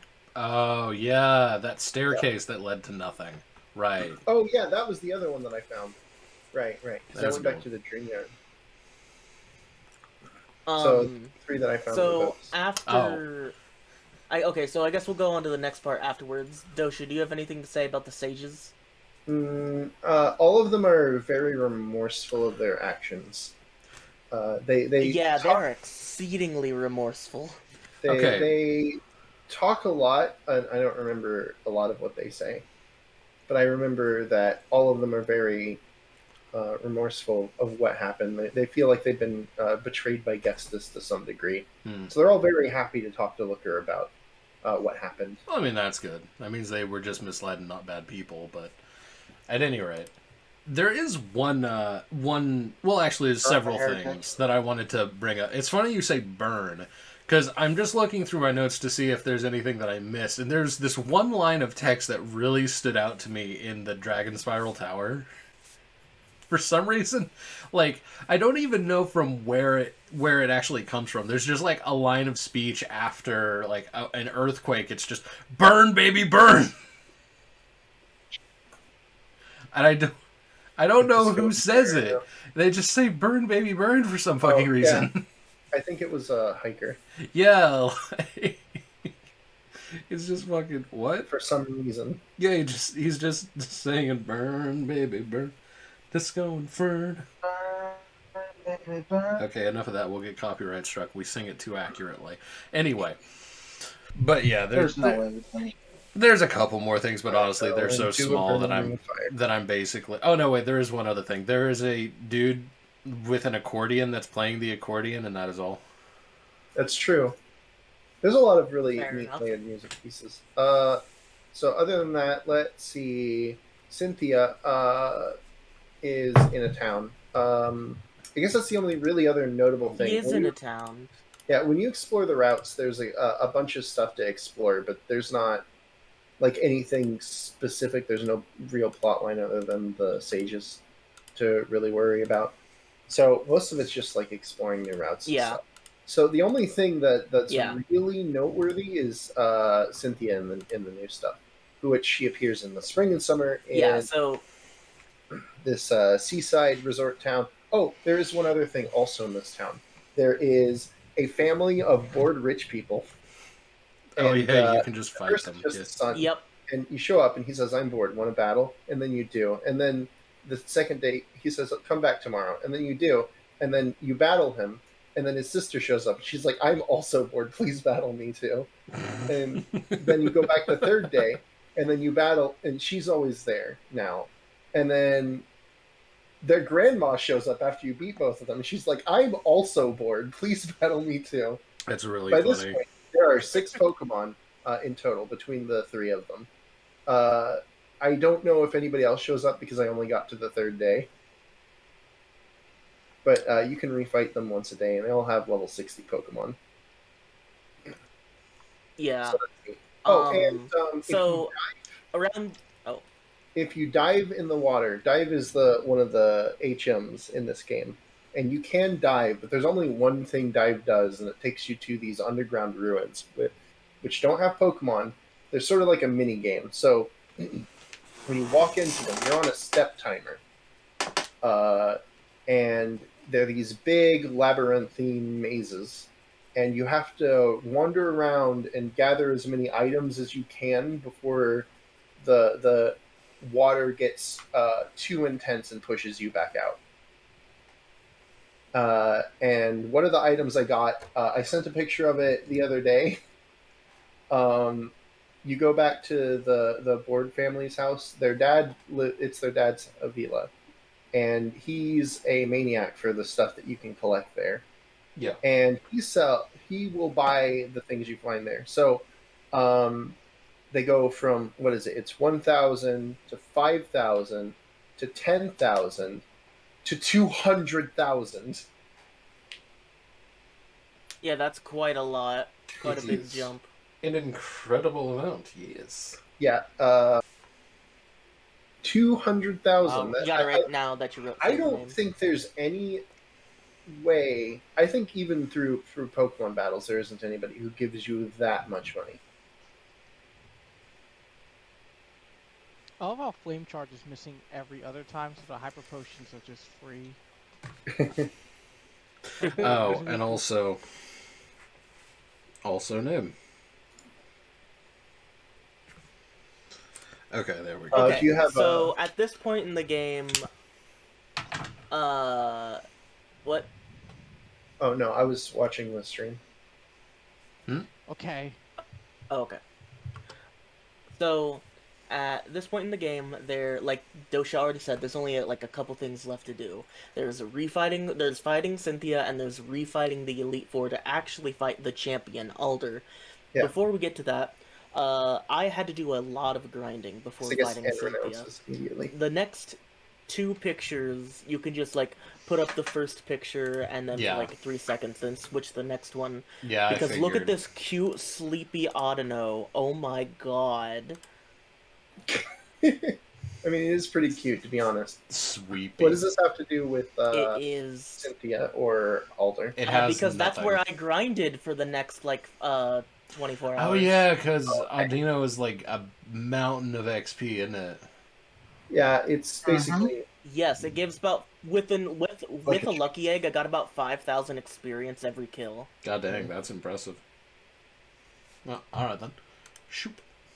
Oh, by the way, so- this Cynthia fight, you can totally say no to it. I didn't realize that. I thought up till now, I thought you can't say no to it. If you wander in the house, you're dead. That might be true. Yeah, I thought that as well. Maybe that's true in Black White too, and that's why we think that. But it's not true in this game. I have no idea. I didn't know she was in Black White too. That's interesting. I don't know if she is. I'm just assuming. I would be surprised if Fair she enough. wasn't, frankly. Okay. Pretty but, sure alright. she's not. I don't know. We'll find out, I guess. Yeah, we'll find out. Okay, so I didn't fight Cynthia first. I actually went and fought the Elite Four first. And now, I know I'm the only one who actually did the full refights. I know Dosha didn't have the time. So I will just go over there. I fought them. Oh, you attempted them? Yeah, How far I did you fought get? them like 4 or 5 times. The most I ever got was 3 of them beaten. I think I lost on Chantal every time. Well, no, that's not Oh, true. okay. I lost Okay, to. so Is it her name Candace? I lost to. No, what is it? The her name is Caitlin. Caitlin. I lost to Caitlin at least once, and I lost to Chantal most of the time. I don't think I ever lost to Marshall. Mm. And Grimsley, I don't know if I ever got around to challenging. Yeah, so I just want to go over the rematch teams because some of these are pretty interesting. Oh no, I did. So She has for a capsule, Chantal, right? she has a Cofagrigus, she has a Jellicent, she has a Driftblim, she has a Frostlass, a Chandelure, and she has a Golurk. Pretty Frostlass? good team for Ghost. Frostlass is speedy and would have been a problem if it hit just a little bit harder. It did not hit hard enough to damage my Pokemon. Any significant amount. Even with a full closer. You would think that'd be a KO, right? When it's 10 levels higher. Yeah. Yeah. Wait a minute. Quite hit hard enough. I really like Frostlass. Marshall was a Frostlass bit might of have a died, right? struggle because once again everything has Stone Edge. He had both Sock and Throw like he did last time, as well as Mienshao and Conkeldurr. But he also had a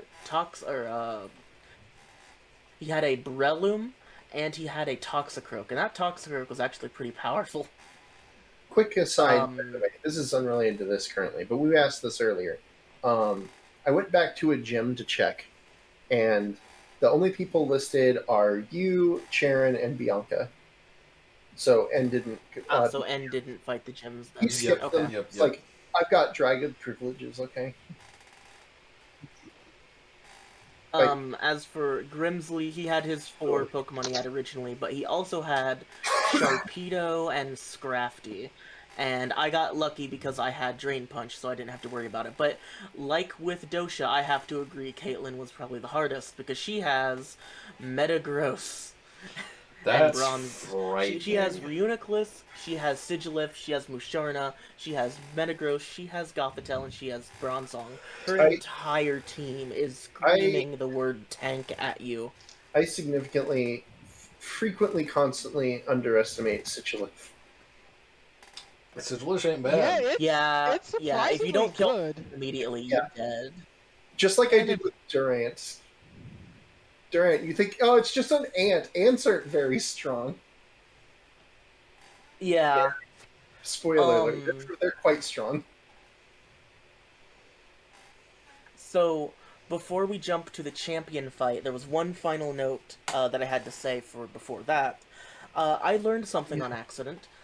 So you know how when you're in the middle of a battle and you can use an item like a revive? I can't believe I Well, forgot. you can misclick and use the revive on a living Pokemon, and it uses the item and takes up your turn.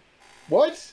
Oh Yep, shit. same thing with potions, actually. Seriously? You can use it on a full health mon. Yup. Oh, wait a minute. Oh, wait, but it does use up the item. Yes, it Oh, uses up the that's- item and takes the turn. That's awful. You know, I understand. Sometimes it's nice to have a turn where nothing happens. So, if it didn't use up the item, but it used up your turn, that would be great. But if it uses up the item, that's Okay. not great. Yeah, no. So, now we It's get not to Taiju. Alder, and I had the weirdest experience with him. So, the only thing I knew was he had a Volcarona, because that's his ace. But going in, he sends out his Axelgor, and I'm like, okay, easy peasy, get rid of that simple. Then he sends out Escavalier. Okay, fine, easy peasy. Now he's down to 4. He sends out either Bouffalant or Drudagon, I don't remember which one. And I had trouble with the Bouffalant because I forgot about Sapsipper again. And Drudagon I took down with my Vanillux. His Vanillux was really easy to take down, but then he had a Volcarona. At this point, I think I had 2 Pokemon alive, and I had a solid plan for Volcarona. And it didn't pan out. I don't remember exactly why I had to refight. But during the refight, he sent out Volcarona and used Overheat 5 times. Oh.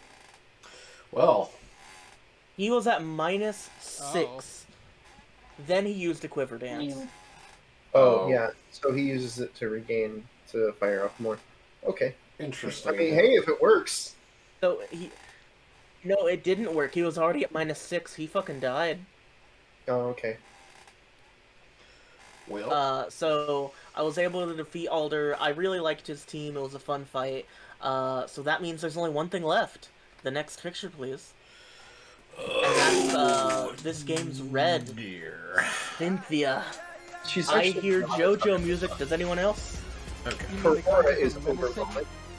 Yeah. Her theme music doesn't play when you enter if you have to refight her, though. Oh, does it not? Okay. That's disappointing. Yeah, it's just the Undella Town theme.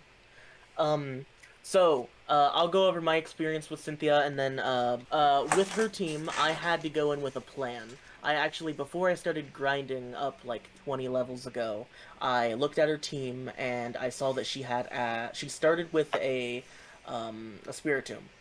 So, I had my plan ready, and I went in, and it actually worked out pretty well. I did a little bit of setting up, because my Superior had Coil, so I was able to set up +6 on Coil, and then almost sweep until she sent out her Braviary.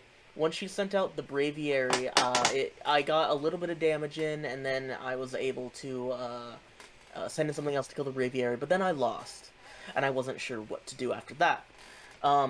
So I did the exact same thing again, and it worked this time, and then I won. It was a difficult fight. If I wasn't able to set up on Spiritomb, I probably wouldn't have been able to defeat her. But the most important thing in this entire run was I actually ran the calcs immediately after, and Dosha was in call with me when this was happening. Next and final picture, please. Now, this is a picture of me defeating Cynthia. My Vanillux has 14 HP. I did the calcs. So what happened was her Garchomp used Stone Edge, and it didn't kill. I will remind you that her Garchomp is level 77. That is 10 levels higher. So I ran the calcs, and it was at 4% minimum. Well, Oh, yeah. all right then. So you should have lost there, but you I didn't. should have lost there, but I didn't, because Kana is a never melting ice. Okay. End of game. I didn't struggle. What does nearly as rocks much. have to do with melting? I ended up using a pretty generous amount of items in my fight, mostly just because I wanted to beat Cynthia and be done with it. Because that was earlier today. So, but I remember. Let's see. I was given plenty of opportunities to set up on enough Pokemon that I was able to get through it without struggling too much. I think by the end of it, I had like 4 Pokemon left, but I had used Revives a bunch, so there were Pokemon that didn't see battle, and my Cofagrigus Counterfeit, he was definitely the MVP. Tanking hits left and right. My Electros did a lot of that too. Electros took so many Dragon Rushes that Garchomp ran out of power points. Well then. That's Nice. what happens when you have +6 defense. So I guess works out. But yeah, so that was pretty straightforward for me. Yeah. It wasn't as much of a. That It was about black and white.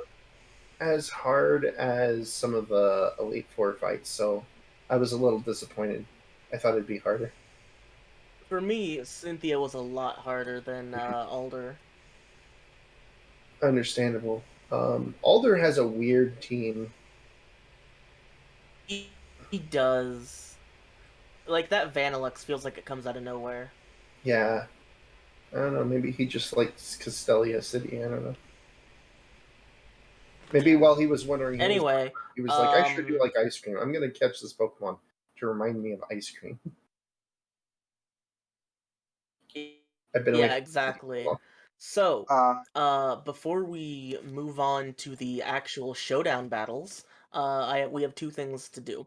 First, Fight with Oh Griskin, god, there's how more. far have you gotten? Kadesakun? Well, Oh, I- that's sorry. I was muted because I was eating. Ah. So that's why I kind of just stood still for a minute. All right, so I beat Berg. And Nice. That's how far I gotten. wow. I was Fourth gym. Yeah, Nice. Wait, is it 4th or 3rd? that's third gym, not I called fourth. it. Okay, I underestimated it. Or underestimated you, I rather. probably could have went. I probably would have went after Berg much sooner, but I just wanted time for him to level up a little bit. But the cards weren't there. Fair enough. Yep. Alright, so what else is left? Now we got final thoughts. So I guess we could just go down the line what we think about these games. Curry? Honestly, it's much better than I remember it being, and I guess my impression of it has softened over the years. It has a lot of good points, but overall, I still think that this is one of my least favorite Pokemon games. What Having makes been- it your least favorite? I just find it, like, there are a lot of points about it that, and I feel like this is a question that's going to be better answered in Black White 2, because I think that part of the lack of interest in this game is from, like, the gyms. I don't really care for any of the gyms. There's, like, maybe half of them that I'm cool with. I barely remember any of the cities aside from, like, Nimbasa and a couple of others. Like, just in general... Oh, and, of course, the Pokemon in the generation, but that's shared between the both of them. It's just... I wouldn't call it a bad game by any stretch of the imagination, but as far as Pokemon games go, I just did not like this one particularly. Yeah, but Okay. it's better than I remember at the very Kristen? least. Okay. For me, I've always liked these games. I never really... I remember trying to replay them as specifically Nuzlocke, failing pretty much at the start and then giving up. And I now know why. These games are hard if you don't actually grind a lot. And if you're not prepared. and they make it hard to grind. So I think these are some of the better games. Like maybe I don't remember Black 2 White 2 enough, but I would say this generation is probably maybe top 3. Wow. That's pretty high. I wouldn't be that praiseworthy. I guess I'm next. So when I played these for the first time, I was very big for a long time. Gen 4 proponent. I was high on those platinum fumes, and this game was extremely disappointing to me at the time. I've definitely softened on that over time. I don't dislike the Pokemon as much. I definitely liked it better than I thought it would be. Something else worth mentioning, this is obviously, I think we've all made pretty clear a transitional period for the Pokemon games. Yeah, I think there isn't like a clear, there's sort of a clear dividing line in between the old style games and the new style games, and this one is the transition between the two. So after this, Gen 6, Gen 7, Gen 8, they all fit in kind of the same boat. And we'll see, I guess, what happens with Scarlet Violet when that comes out. It looks like it might also be a big paradigm shift. We will see. But end of an era for this level of design. Obviously, the last sprite-based games. Crying shame. Yep. Yeah, I'm gonna miss. I watched a video months ago by Canopy Effect that talked about how the sprite work in this game is extremely impressive, and I think it's certainly impressive. But coming from a bunch of other 3D games with 2D sprites in it, and also with more modern ones. So in the past you look at like Ragnarok Online. In the future you look at stuff like what is it? Octopath Traveler. It's not quite as impressive as stuff like that, but you get what he means. Yeah. Yeah, definitely. That did remind me of one thing really quick though. So obviously, me and Dosha both played a lot of Gen 5 competitive. This was really when I got into it. And so I know a lot of what the Gen 5 sprites are supposed to look like if they are, if they were competitively viable in any way. However, when you get to the post-game of Black and White, there are a lot of really not fully evolved basics Pokemon that you'll never see, and their sprites looked off to me, and I can't really explain why. Yeah. Pokemon Showdown released close to Black and White's really. Maybe it was Black White too. Either way. This was around the time that Showdown started to really gain some prominence. Yeah. And before that, there was Pokemon... Yeah, that's another thing that we didn't really touch on. Was it Pokemon Battle Online or something? There was another piece of software that you would have to download that people were using for battle. I remember that, but I can't remember it. Yeah. I remember hearing of it, but I can't recall it either. I downloaded it, and I was like, this is just... I don't think I was there. And so I just used Showdown. Wait, wasn't that the one that for some reason Showdown managed to skirt under Nintendo and Pokemon, but that one was hard targeted for some fucking reason? Maybe. I don't remember. Maybe I'm misremembering that. But yeah. That would be weird. I could believe that. So, yeah. There's also... I love a lot of the Pokemon from this generation, mainly because I played them in competitive. I know that I'm not going to get into the whole controversy with Reuniclus, but I loved Reuniclus, I loved Conkeldurr, I loved Zebstrika. I took up Swoobat because Game Freak said they don't like it anymore, and I wanted to love it with Heart Stamp. I kind of get why they don't love it Heart Stamp anymore, because it's not a physical Pokemon, but still, Heart Stamp doesn't suck, just give it to another Pokemon. Yeah, that's what other Pokemon are you going to give Heart Stamp to? Heart Stamp is fine as like make a new one. Make an evolution that's physical, like do a Gallade. Okay. I have a suggestion, because we are now hemorrhaging up to upwards of 6 hours. Prove it in a battle. Hold on. We will. However, we also have Arcs. Yeah. Oh yeah, Arc hasn't said anything. My bad. Alright, so on Like sprite works really good. I think the outline of the sprites really make it seem weird. Especially when I was a kid, I thought the sprite work was a downgrade because of it.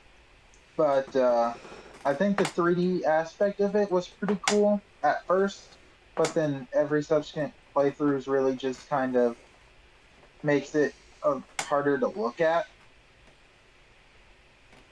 Yeah, And the it's 3D. definitely not the worst, but it's definitely like on the bottom half of like my list of Pokemon games. Same with the starters, not the worst trio to ever happen, but definitely not a good trio.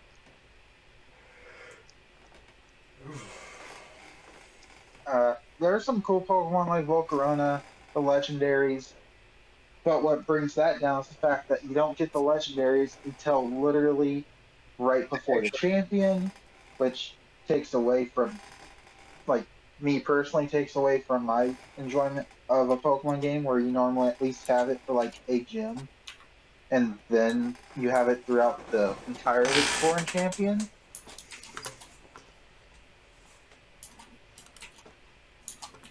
Hydreigon was pretty cool. Timber was cool, but layout's pretty boring. Most of it's not really rememberable. Rememberable. Uh, I think the playable Yoshi, do the characters are clicky decent. clacky. He do. oh yeah, sorry. Give me a second. Anyway, what?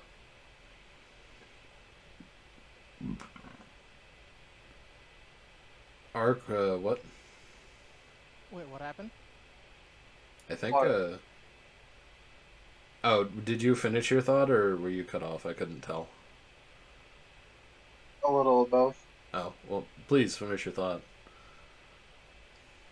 Uh, I also noticed that no one really talked about Black City or White Forest.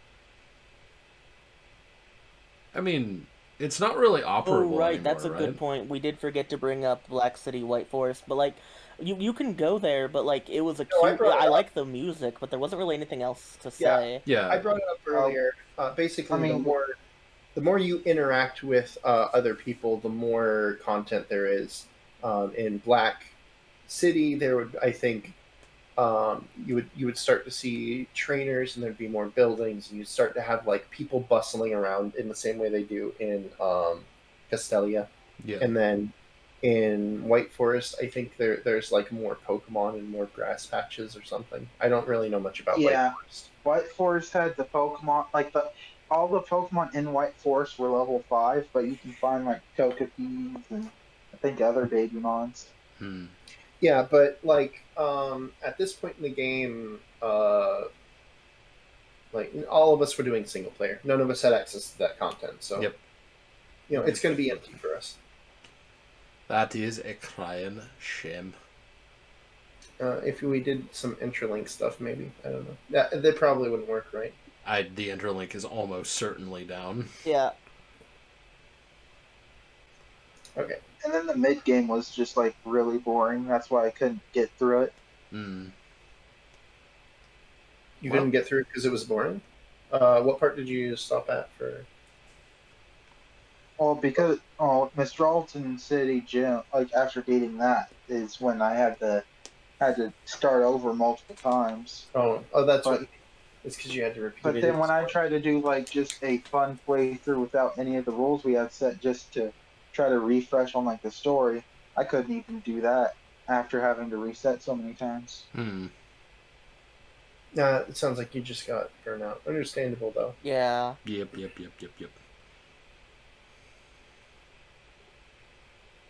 Okay. Well. Yep. So that is Pokemon Black and White. So I guess we should proceed to battle. We're back. All right, and we're back. It is by the way, time. Thanks for hanging out with us, Christian. I don't think any of that got in, but we'll see Yeah. him next month. Yeah, And thank you a lot, man. Yeah, recording. he's joining for Black 2 White 2. It's gonna be He's very fun on the bun. Yeah. Also, really quick, that game has like a easy mode, hard mode. We kind of alluded to that. We'll talk Okay. about that when we get to it. It's fine. I need to look up an interview to see if anybody Yeah. from the company said something about that, because that's why do they do it this way? I don't understand. It's Anyway. very weird, but first, Yeah. it's me versus I Carrot. have one thing as well. Oh.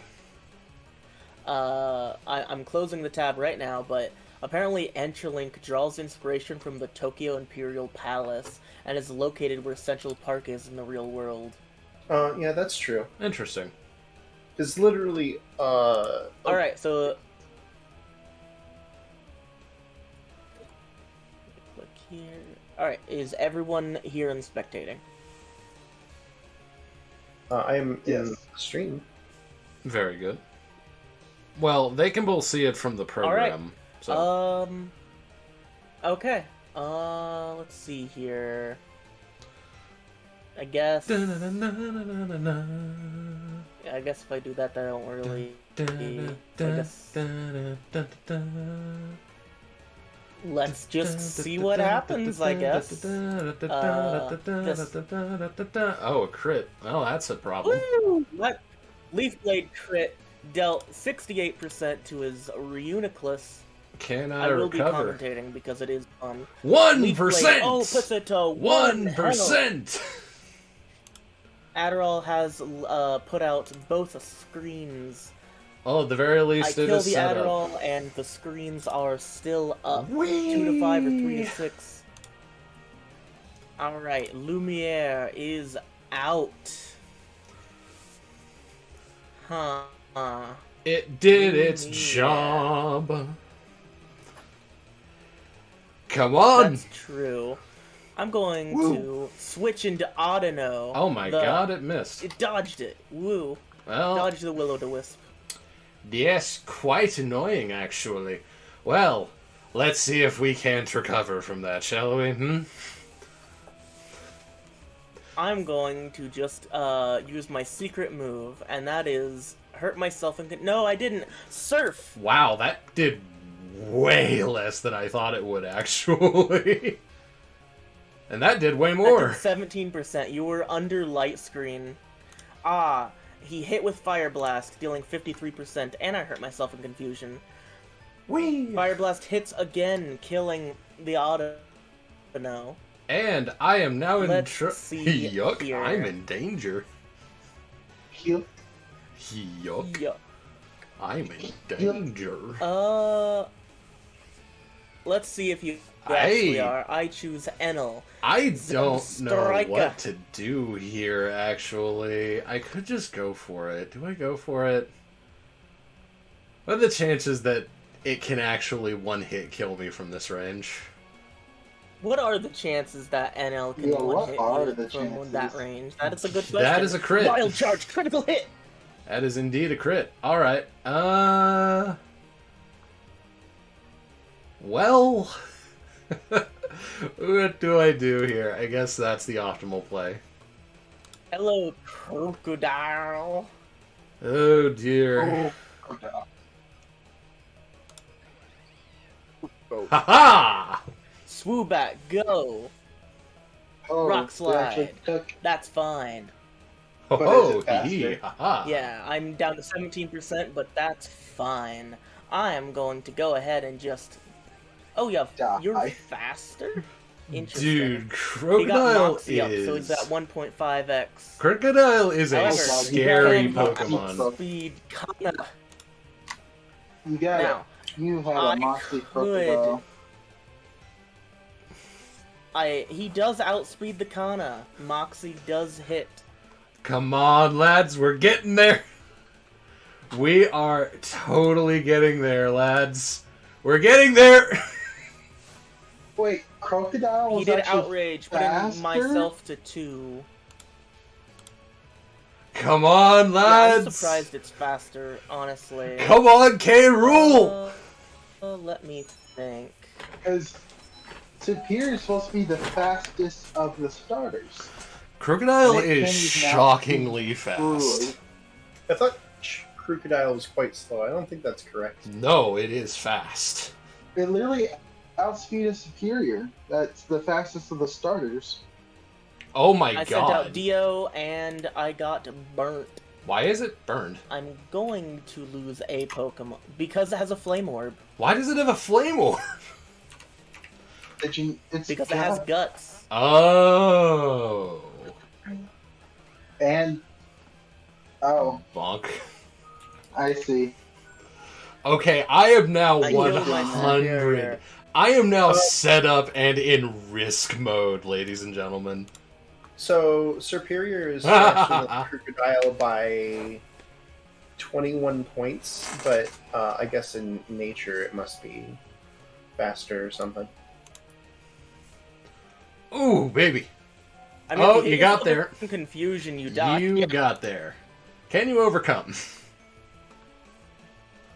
No, it's a Zekrom. I can't overcome. Oh, crap. Oops. Okay, I need to change that. That change didn't take last time. Okay, that's fine.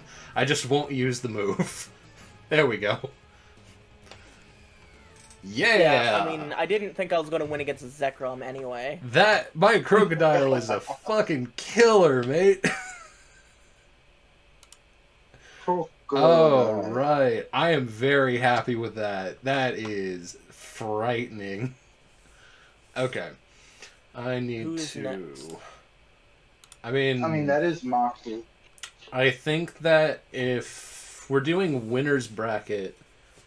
Or, we'll all fight each other, but I guess it should be Dosha and Ark next, and then I'll fight the winner there.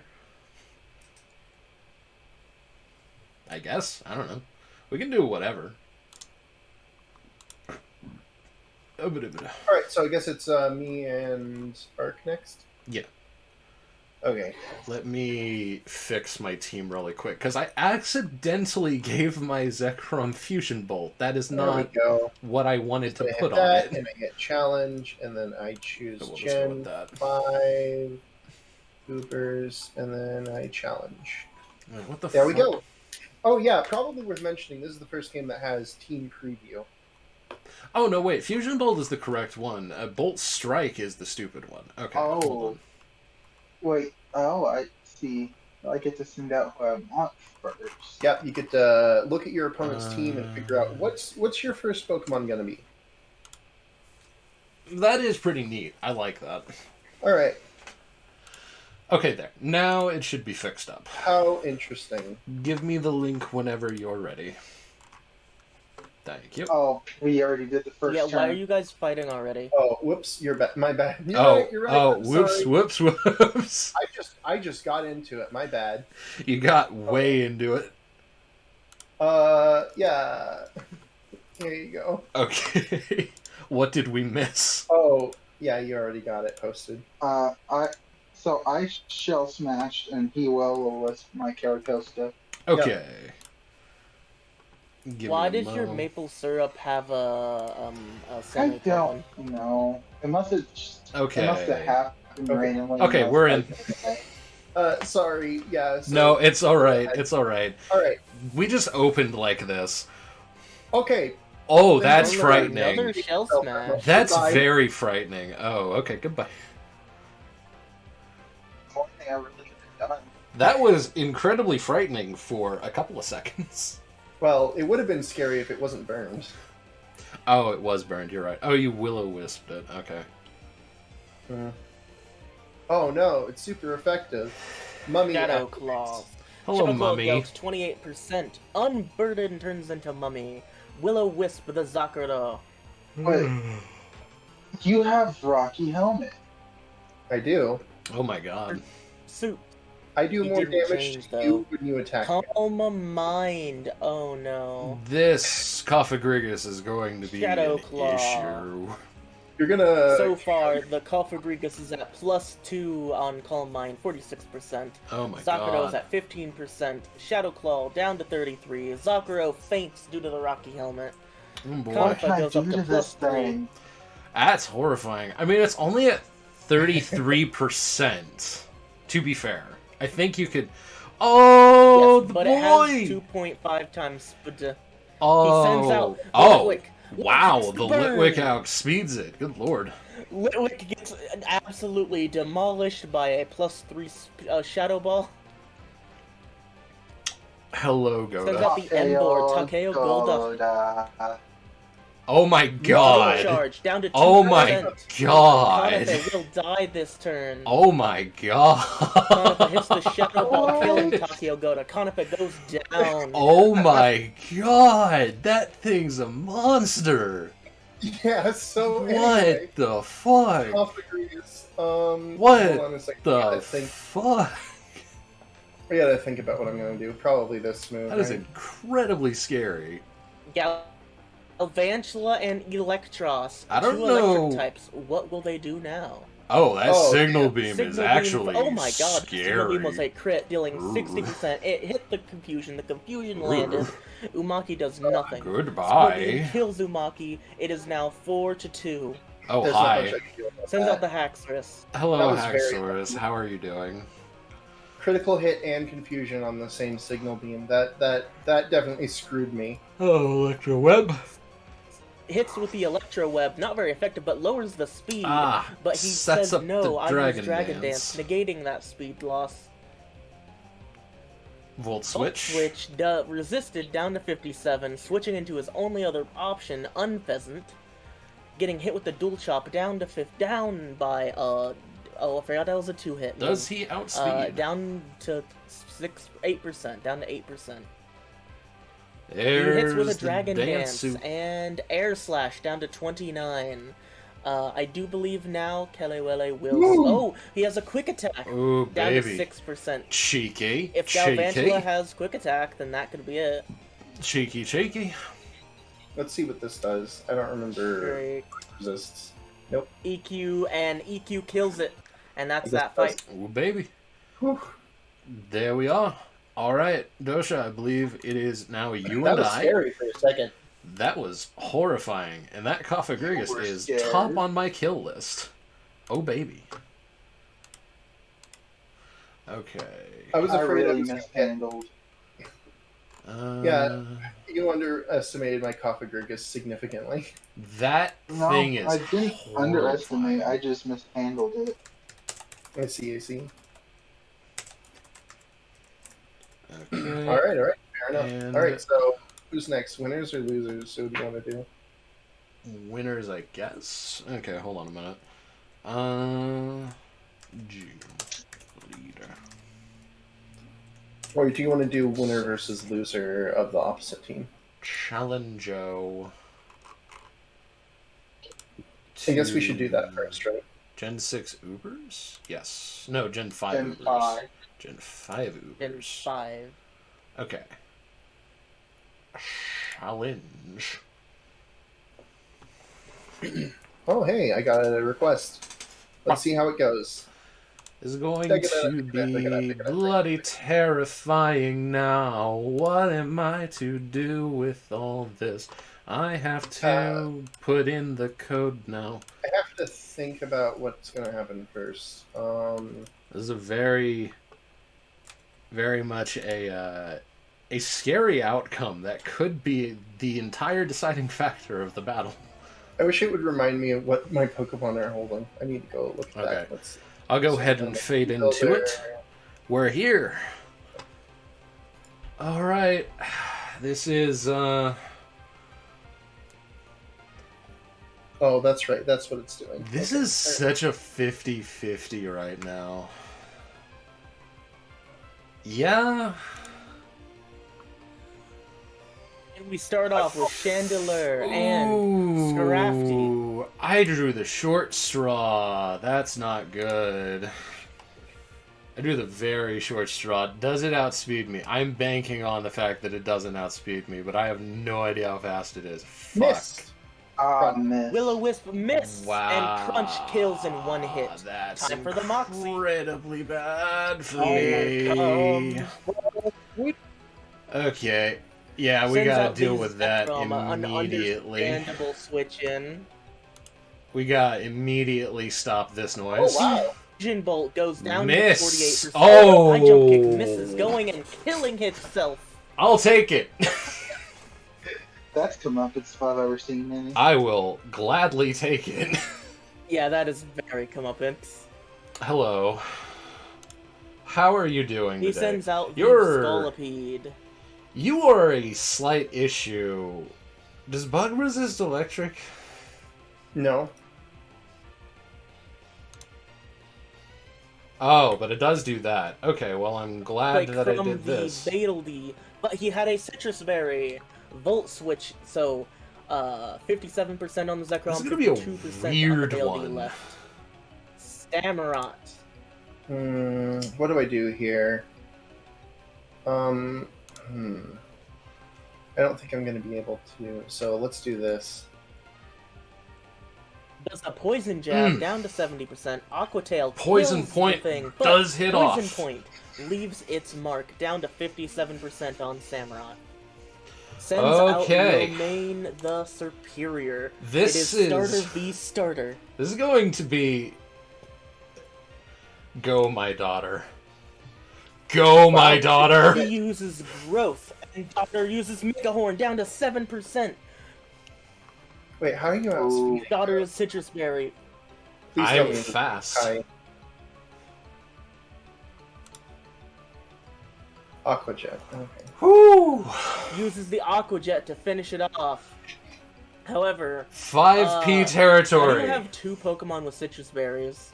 I have multiple citrus berries. There But should isn't there an items clause? I maybe don't there think isn't so. an items clause in. In Ubers? No, I don't Ubers? believe so. Wait, are they both citrus berries? Oh, yeah. Yeah. I guess they are. Citrus berries. No, yeah, no, there is no. That's an. I don't okay, think there's there. an It allowed evasion me items to. It clause. verified it. That's weird. I didn't know that. I have no Weird. idea. I guess Yeah, they I would have moved used it in 2 Gen 5. leftovers. God, what do I do here? What do you do here? I And guess. it's 57% Daughter versus a Haxorus. It is 5-3. Is bug not effective against dragon, or is it neutral? I don't know.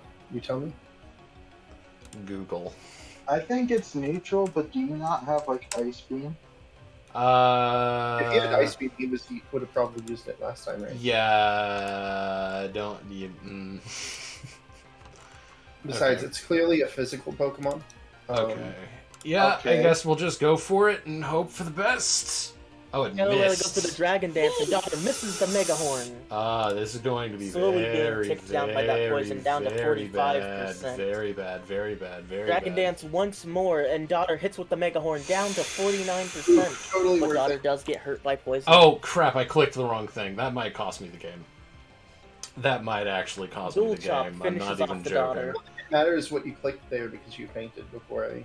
Unless you Aqua Jet. No, I was gonna Aqua Jet and hope that it Well, Aqua did Jet something. probably wouldn't have finished it. Yeah, Aqua Jet wouldn't do anything.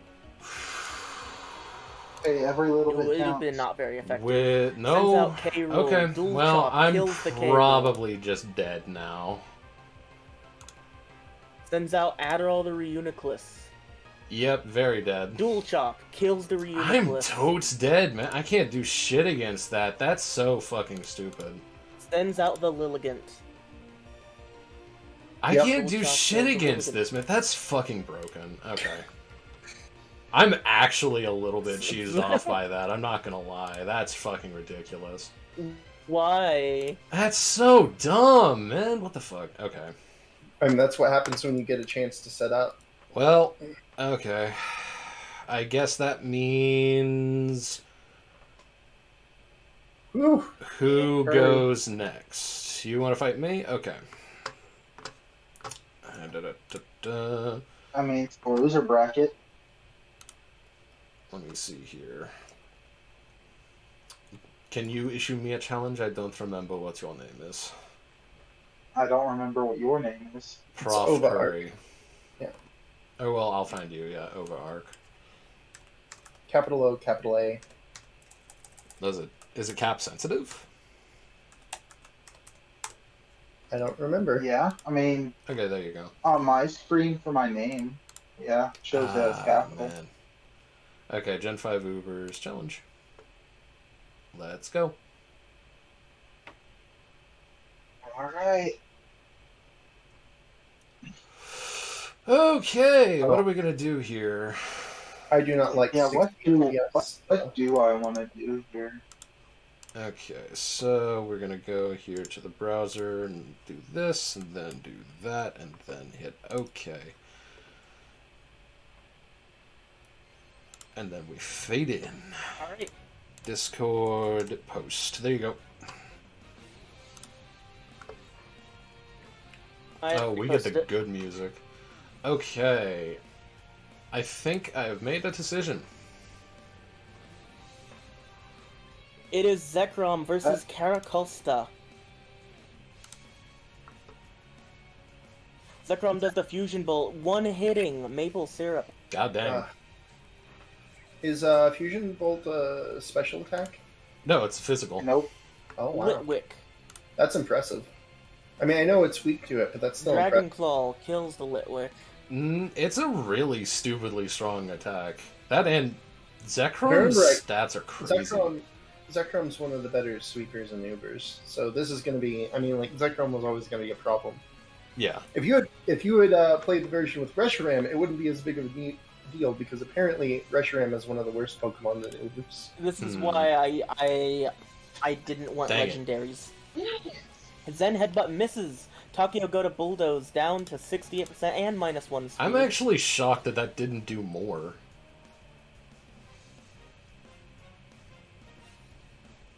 That was Bulldoze? Bulldoze is Yeah. pretty weak. What's Well, going yeah. on? Oh, there it goes. God. Zen Headbutt doesn't Ooh. kill Takio Goda, but it flinched.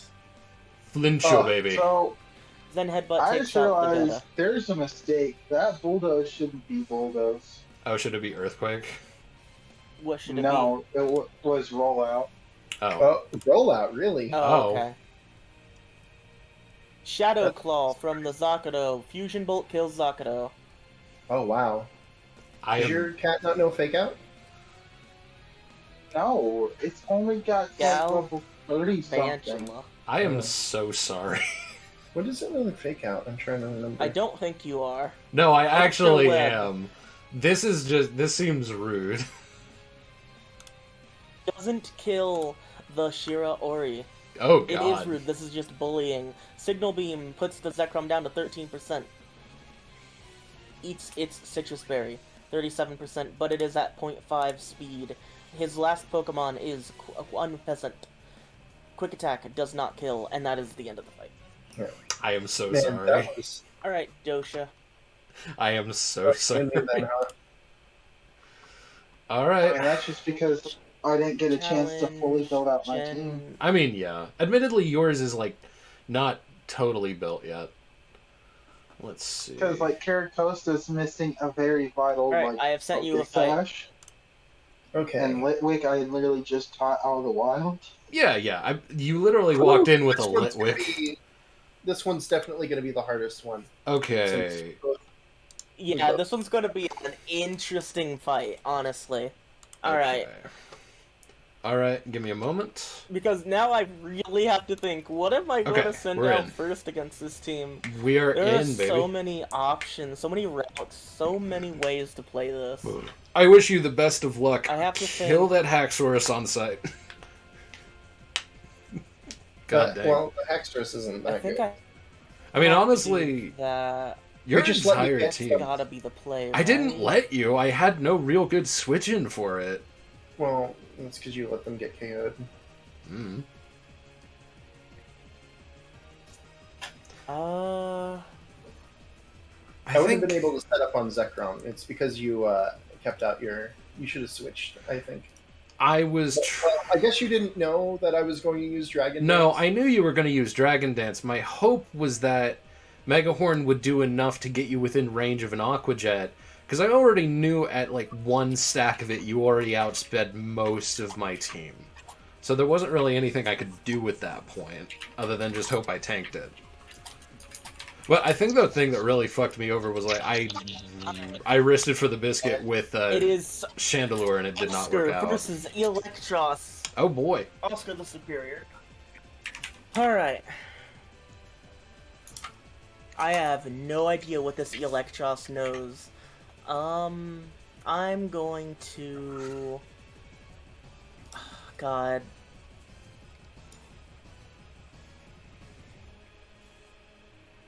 heads up, it can learn flamethrower. Well, You use Snatch? oh, we both used coil. Oh my. All right, are we about to play the game of chicken? Who's going to Do stop it. coiling first? Do it. Let's do it. Let's do it. Okay, we're setting up I up coil now. again. He coils again. Oh man, oh man. You see, yeah, Pad's face. This is a dangerous game. I'm going to go ahead and leaf blade. Your stats Dragon are pretty... Tail. Wow. Oh. Hi. Are my stats? Kana, ice beam. Oh, it didn't kill. Oh. There goes Kana. There goes my answer to Hexorus. Off we go. I guess whoever I send in gets the kill regardless.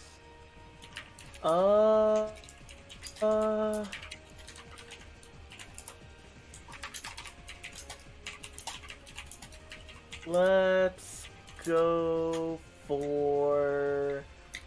I guess... I mean, I can't really set up, and whatever I do, you're gonna have a good switch in. If I set up that, you won't do that. So then, if I do that, you'll do Dragon Tail, that, Dragon and then I can Tail. do that. Let's all Yeah. switch to Dragon Tail. It's actually really good here. I forgot I could learn Dragon Tail. Why is Yeah. Electros such a surprisingly decent Pokemon? Like, it's really good. Alright, I'm just gonna have to hope. We're gonna have to put some hopes. Electros is NU. That's strange and also does not sound right. Stomp. NL uses Oh. Stomp. Doesn't... What? I was really expecting that I would kill. survived that. That's kind of insane. I think Electros is actually larger than Zebra Striker, so you don't get the damage bonus. Is it larger? I thought it was considerably small. The preview doesn't tell me much. I Hold know on, that hold on. Stomp is Stomp gets extra damage if you're smaller than the opponent, but I don't think Electros is smaller. Hold on, Yeah, I'll look Zebra it up. Striker. I'll look into this. I think I have to wild charge. I don't have another choice. My NL is down to 25%, and he sends out Bailey. He sends out Scolipede. Oh my god, wait, what? Electros is 6'11". And Zebstrika is 5'3". Yeah, okay, Electros is larger than Zebstrika. I would never have assumed The that. question is he gonna switch to I- Direct Preserve in order to get a free hit, or is he gonna do that? That's the hard question. Yeah, I really have to think about this play. This is actually a tough choice. I have a couple of lines. I think... God, is that the answer?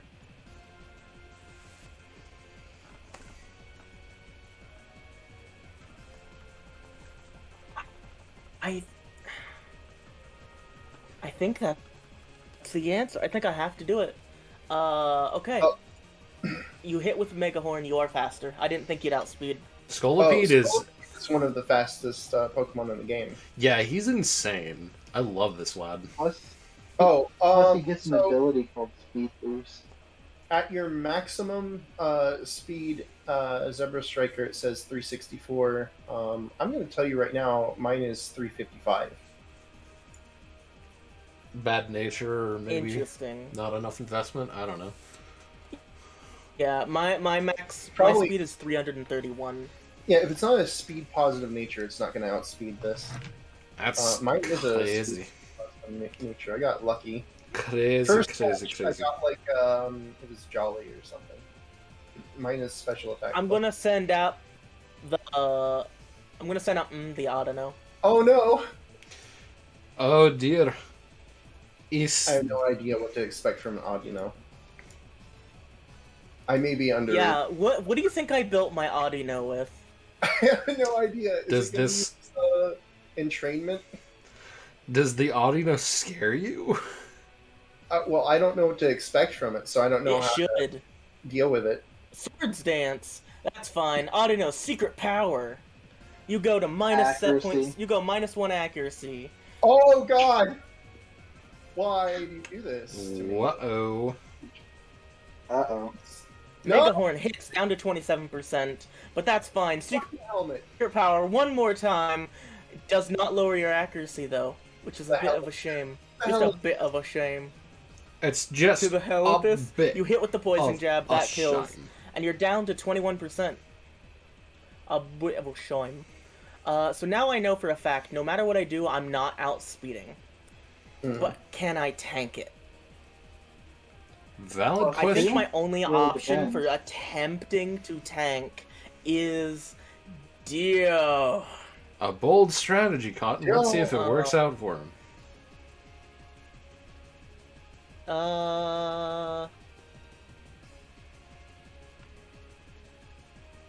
God. I don't want to do that, but I think I have to do that. I'm gonna go ahead and... You're gonna superior switch. I'm gonna hit him with a strength. And now my burn is active. Oh boy, I'm excited. Low main hits the leech seed, and I hit with a drain punch, killing the low main.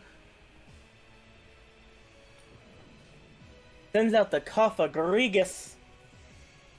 Do you have anything for the... I hit with the Stone Grigus. Edge, down 44. Shadow Ball, down 43. And I lose a little bit of special defense.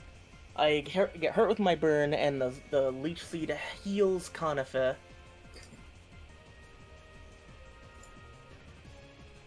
I think, yeah, I can do this. You know, Stone Edge.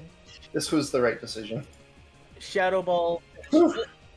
Alright, so he's down 28%. I think I can kill the Conifer without issue?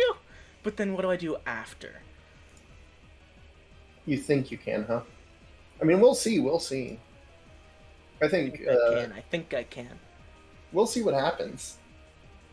We will see what happens. I feel like I really want to do that. I really want to do that. I don't think I should do that. I'm gonna do this instead. I want I to do send out that. Superior, use Coil. I want to do that. I'm gonna do that. Hits with a Will-o'-the-Wisp.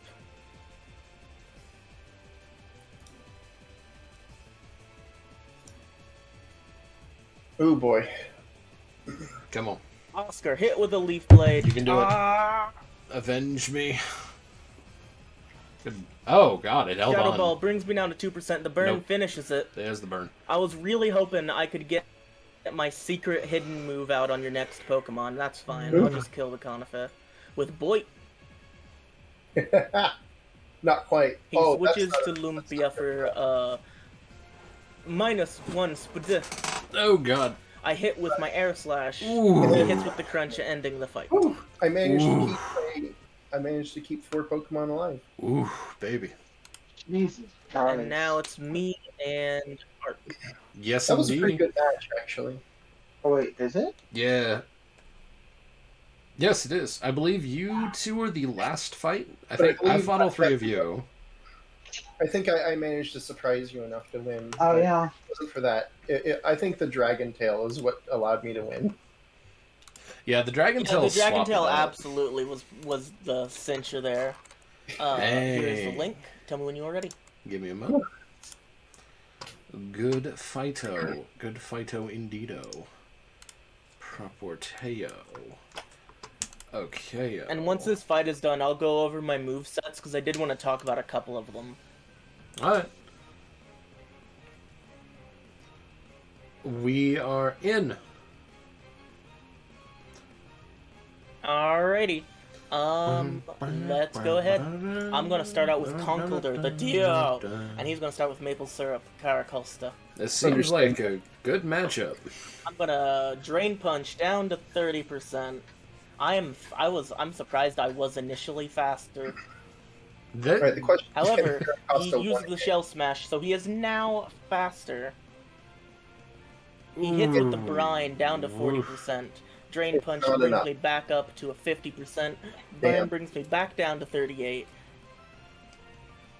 To be fair, that's really good. That That tanked a full hit from this boy. Shell Smash is scary, Yeah, it's very good. but It is. against the Starts Conqueror, out with way too much Galvantula. and way too much defense, Yeah. I guess.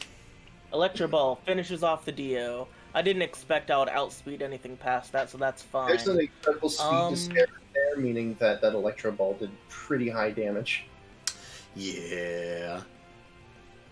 Man, Electro Ball is a really good move in exactly one circumstance. I think you could probably get away I'm with gonna using send out Boy. against a what's it called, a Trick Room team. 'Cause they're all going to be very slow. So if you have a really fast Pokemon with Boy, Electro and then I Ball, switch into Zeb Striker to take the Electro hit for Lightning Rod. That's wow, actually that was- spicy. wow, what a bait! Interesting. Get jabaited. It would be great if I was a special user. I'm gonna I use can't Flame believe you- Charge. I can't believe you used Flame Charge all the way through beating the champion. What the heck? I mean, it's a It's a move. base- It's a fire move. So actually, I'll talk about it now. It is a base 60 move. Oh, is it? Oh, it's 60? Oh, that's actually really reasonable. What Did the they hell? increase it later? Oh my Oh, god. that was a switch. That did nothing. Holy hell. Okay, so I looked it up. It is base 50. Wait a However, minute. mine is base 60 because my held item is a charcoal.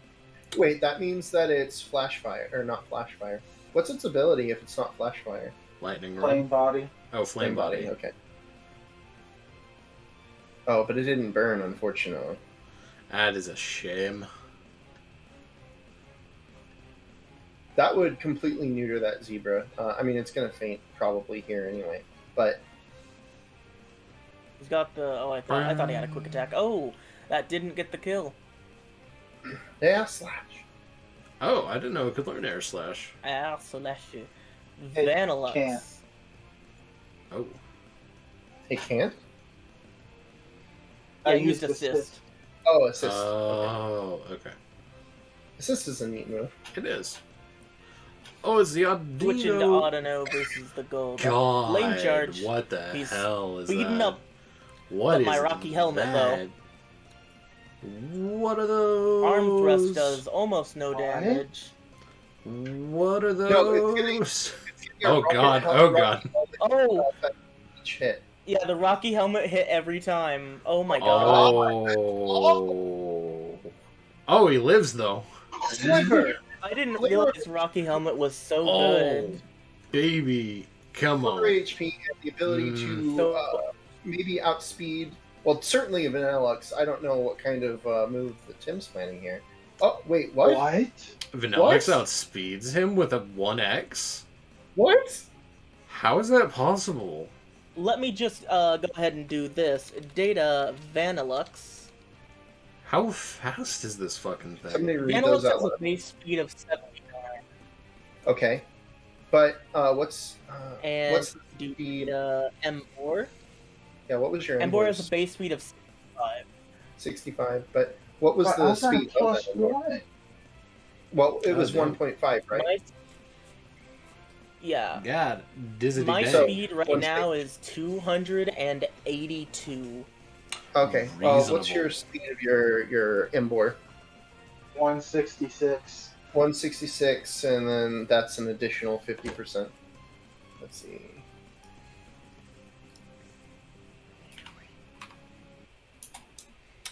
Ooh boy. So that puts it at 249, so Okay. it's just shy by a little bit. Mine was 282, so I was 40 higher. Okay, yeah. Well, So there were a couple things I didn't actually get to use before we stopped. So my superior has a coil for leaf blade, but it also has frenzy plant, and I thought that Oh, was wow. funny. That is My funny, skill yeah. band, Alright. it doesn't have psychic. I stuck strong with heart stamp. okay. My Autono was surf, secret power, double edge, and attract with a Rocky helmet and Nice. regenerator. Did you know Vanillux learns mirror shot, and for some reason it had taunt. I just kept it because I didn't have anything else. Yeah, I knew a new Um, mirror shot. It Zeb makes sense. Striker had Giga Impact. Yup. Here, I'll just do this. So you can There look. was The only other interesting move that I had that I wanted to talk about was on my Conkeldurr was I had Chip Away. I've never used this move before, and I still never have, but it looks like a cool move and I want to use it someday. It was used on me exactly one time. Okay, is that all of the fights? Yep. By the way, That is all the fights. Does anyone have anything to say about their teams? my Haxorus had Brick Break and was holding a Lumberry. Oh my god. Okay. Jesus. I was afraid that somebody would You try put a to ground gem on Scolipede? Yeah, you didn't see it activate when I did it earlier, I guess. Oh my goodness. Nope. Yeah, that's what helped me. None of my Pokemon had items. With Zekrom, it didn't KO it, but that's why it went down by 2/3, is because of the ground gem. Man, I really do need to get my, okay. I need to get my item game up, with this next one. That's Ground gem- insane. Probably worth mentioning. The gems are not good unless your Pokemon has Unburden or you are using the move Air. Oh, Not Aerial Ace, the other one. this Fling? Air Acrobatics. Oh. Yeah, that's this pretty reminded me. Okay. So my superior was holding a the grass up move, the charcoal grass.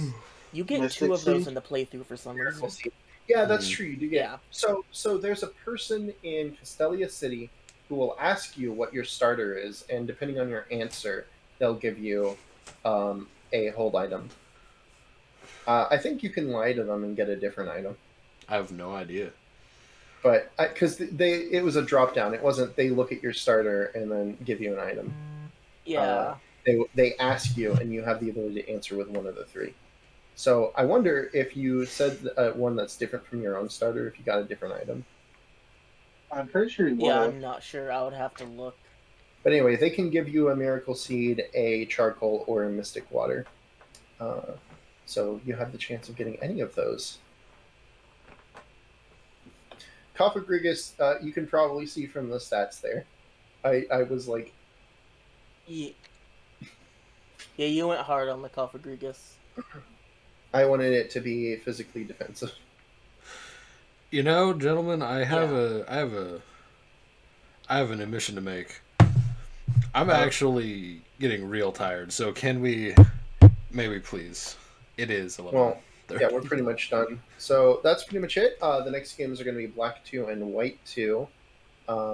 These games are the only direct sequels in Pokemon.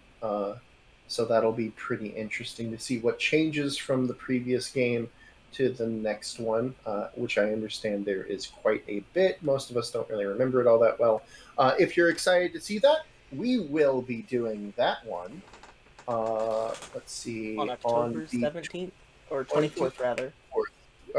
I guess technically we'll be recording it on the 24th, and then it'll come out on the 31st, because that's the last Monday.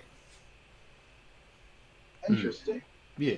So it's going to come out Halloween. So you guys are going to see it on Halloween. Oh boy.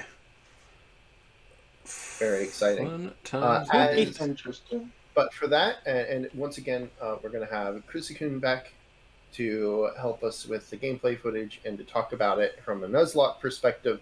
So I'm looking quite forward to it. Anyway, thank you for coming to our podcast again today. This is Experience Share once again, and goodbye. It's Good good. night. Bye-bye. Bye.